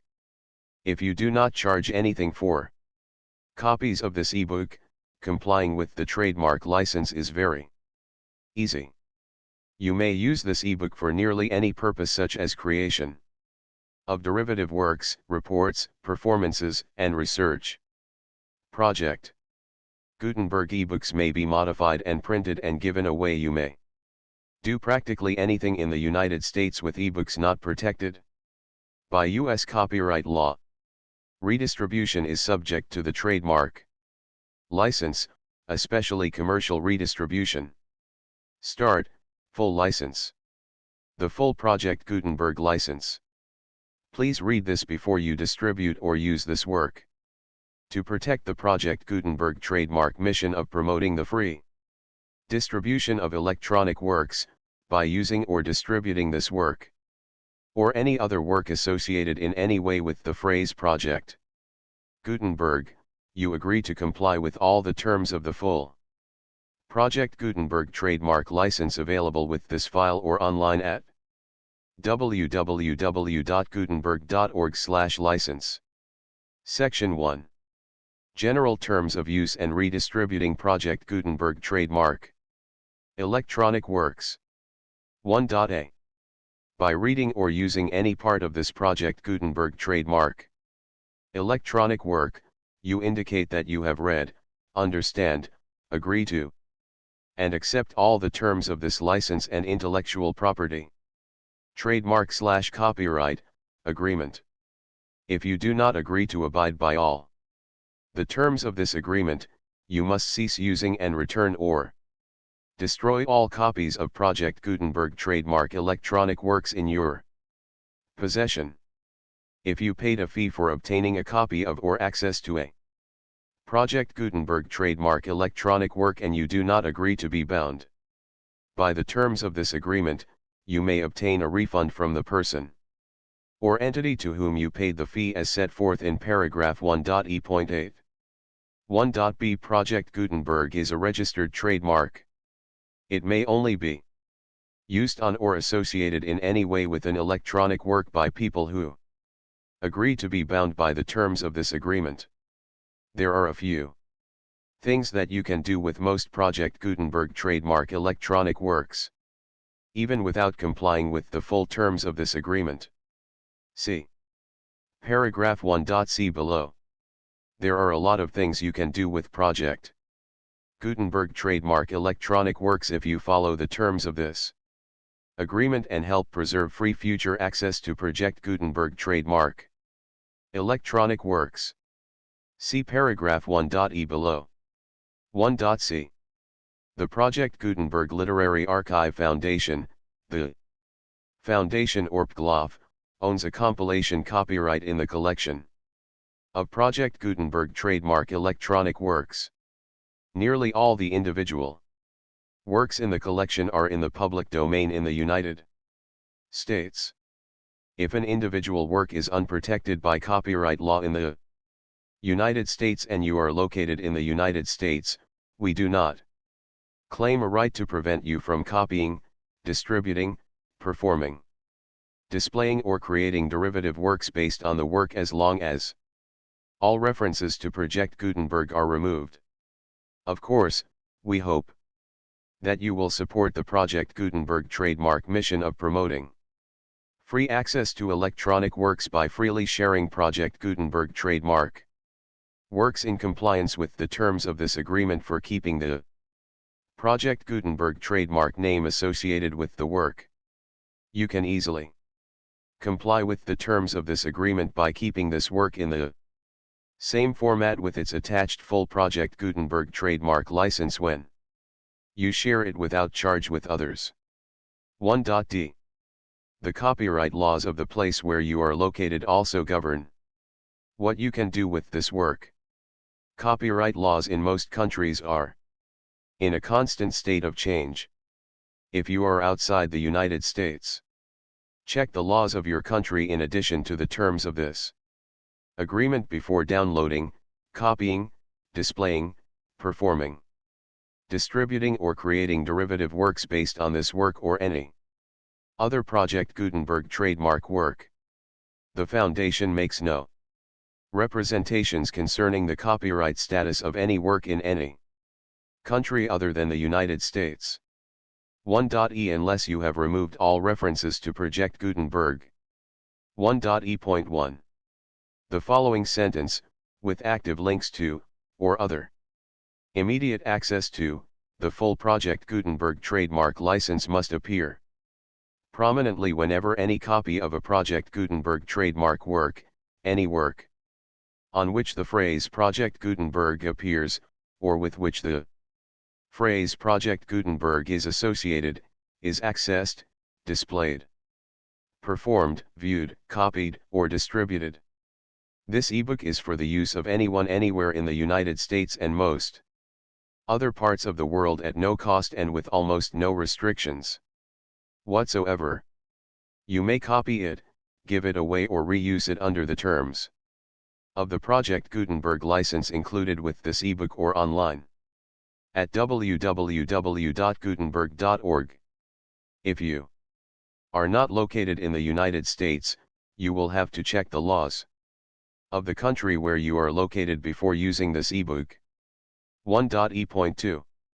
If an individual Project Gutenberg trademark electronic work is derived from texts not protected by U.S. copyright law, does not contain a notice indicating that it is posted with permission of the copyright holder, the work can be copied and distributed to anyone in the United States without paying any fees or charges. If you are redistributing or providing access to a work with the phrase Project Gutenberg associated with or appearing on the work, you must comply either with the requirements of paragraphs 1.e.1 through 1.e.7 or obtain permission for the use of the work and the Project Gutenberg trademark. Trademark as set forth in paragraphs 1.e.8 or 1.e.9. 1.e.3. If an individual Project Gutenberg trademark electronic work is posted with the permission of the copyright holder, your use and distribution must comply with both paragraphs 1.e.1 through 1.e.7 and any additional terms imposed by the copyright holder. Additional terms will be linked to the Project Gutenberg trademark license for all works posted with the permission of the copyright holder found at the beginning of this work. 1.e.4. Do not unlink or detach or remove the full Project Gutenberg trademark license terms from this work, or any files containing a part of this work or any other work associated with Project Gutenberg trademark. 1.e.5.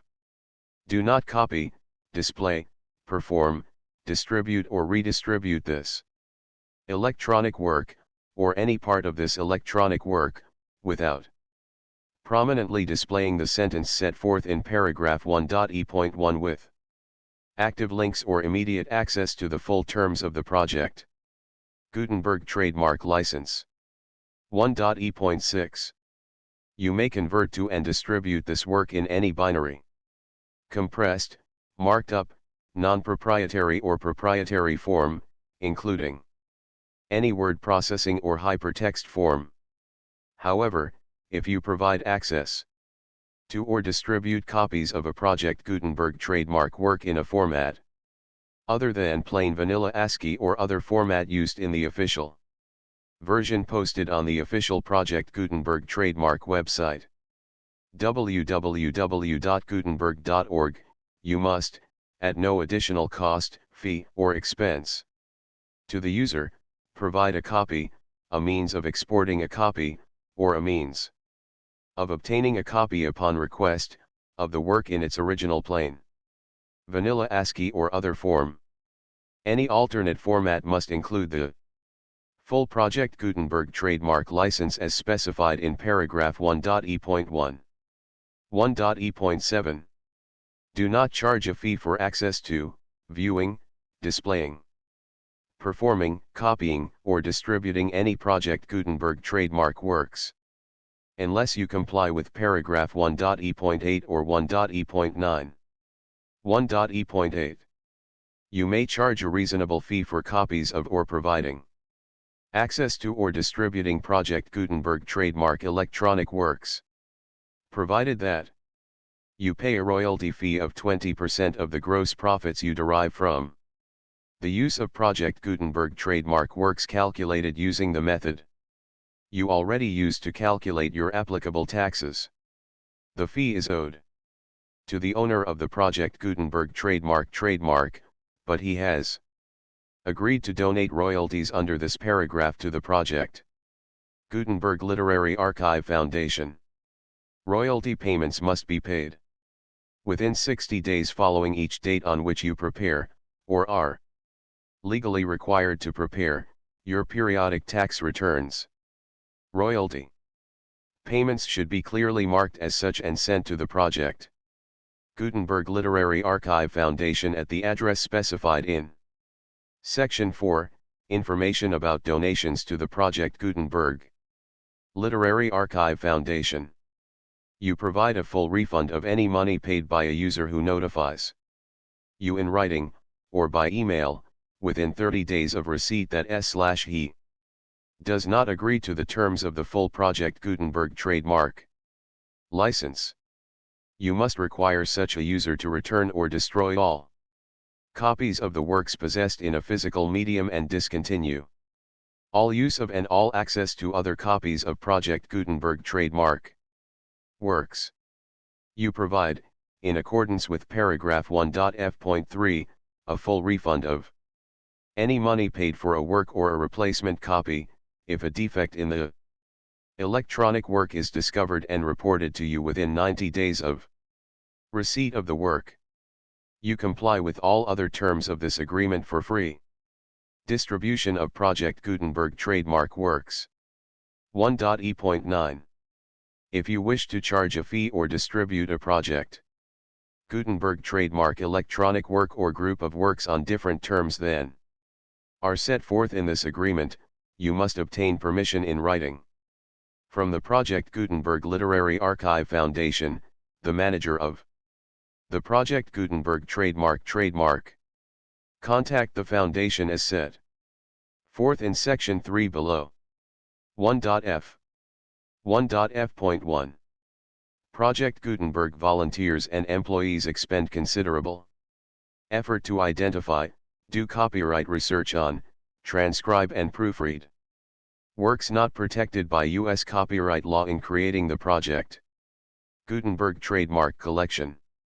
Despite these efforts, Project Gutenberg trademark electronic works, and the medium on which they may be stored, may contain defects, such as, but not limited to, incomplete, inaccurate, or corrupt data, transcription errors, a copyright or other intellectual property infringement, a defective or damaged disk or other medium, a computer virus, or computer codes that damage or cannot be read by your equipment.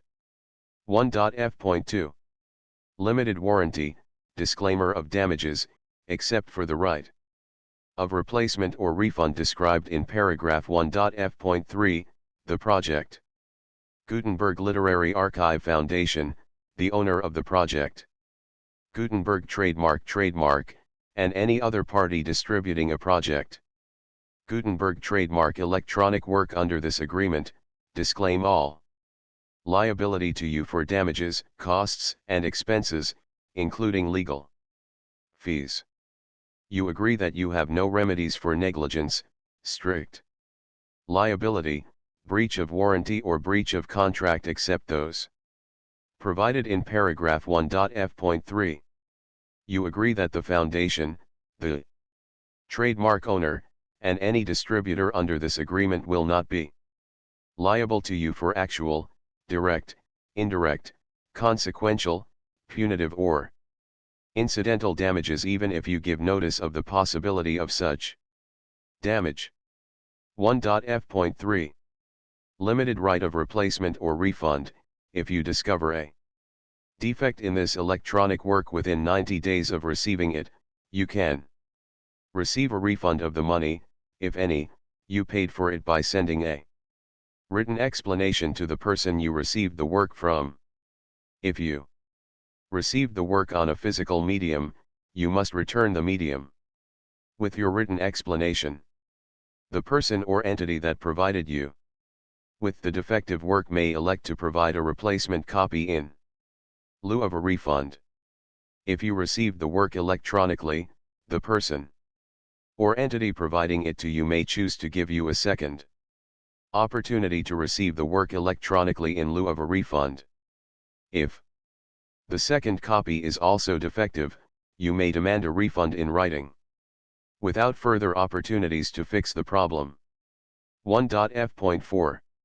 Except for the limited right of replacement or refund set forth in paragraph 1.f.3, this work is provided to you as is, with no other warranties of any kind, express or implied, including but not limited to warranties of merchantability or fitness for any purpose. 1.f.5. Some states do not allow disclaimers of certain implied warranties or the exclusion or limitation of certain types of damages. If any disclaimer or limitation set forth in this agreement violates the law of the state applicable to this agreement, the agreement shall be interpreted to make the maximum disclaimer or limitation permitted by the applicable state law.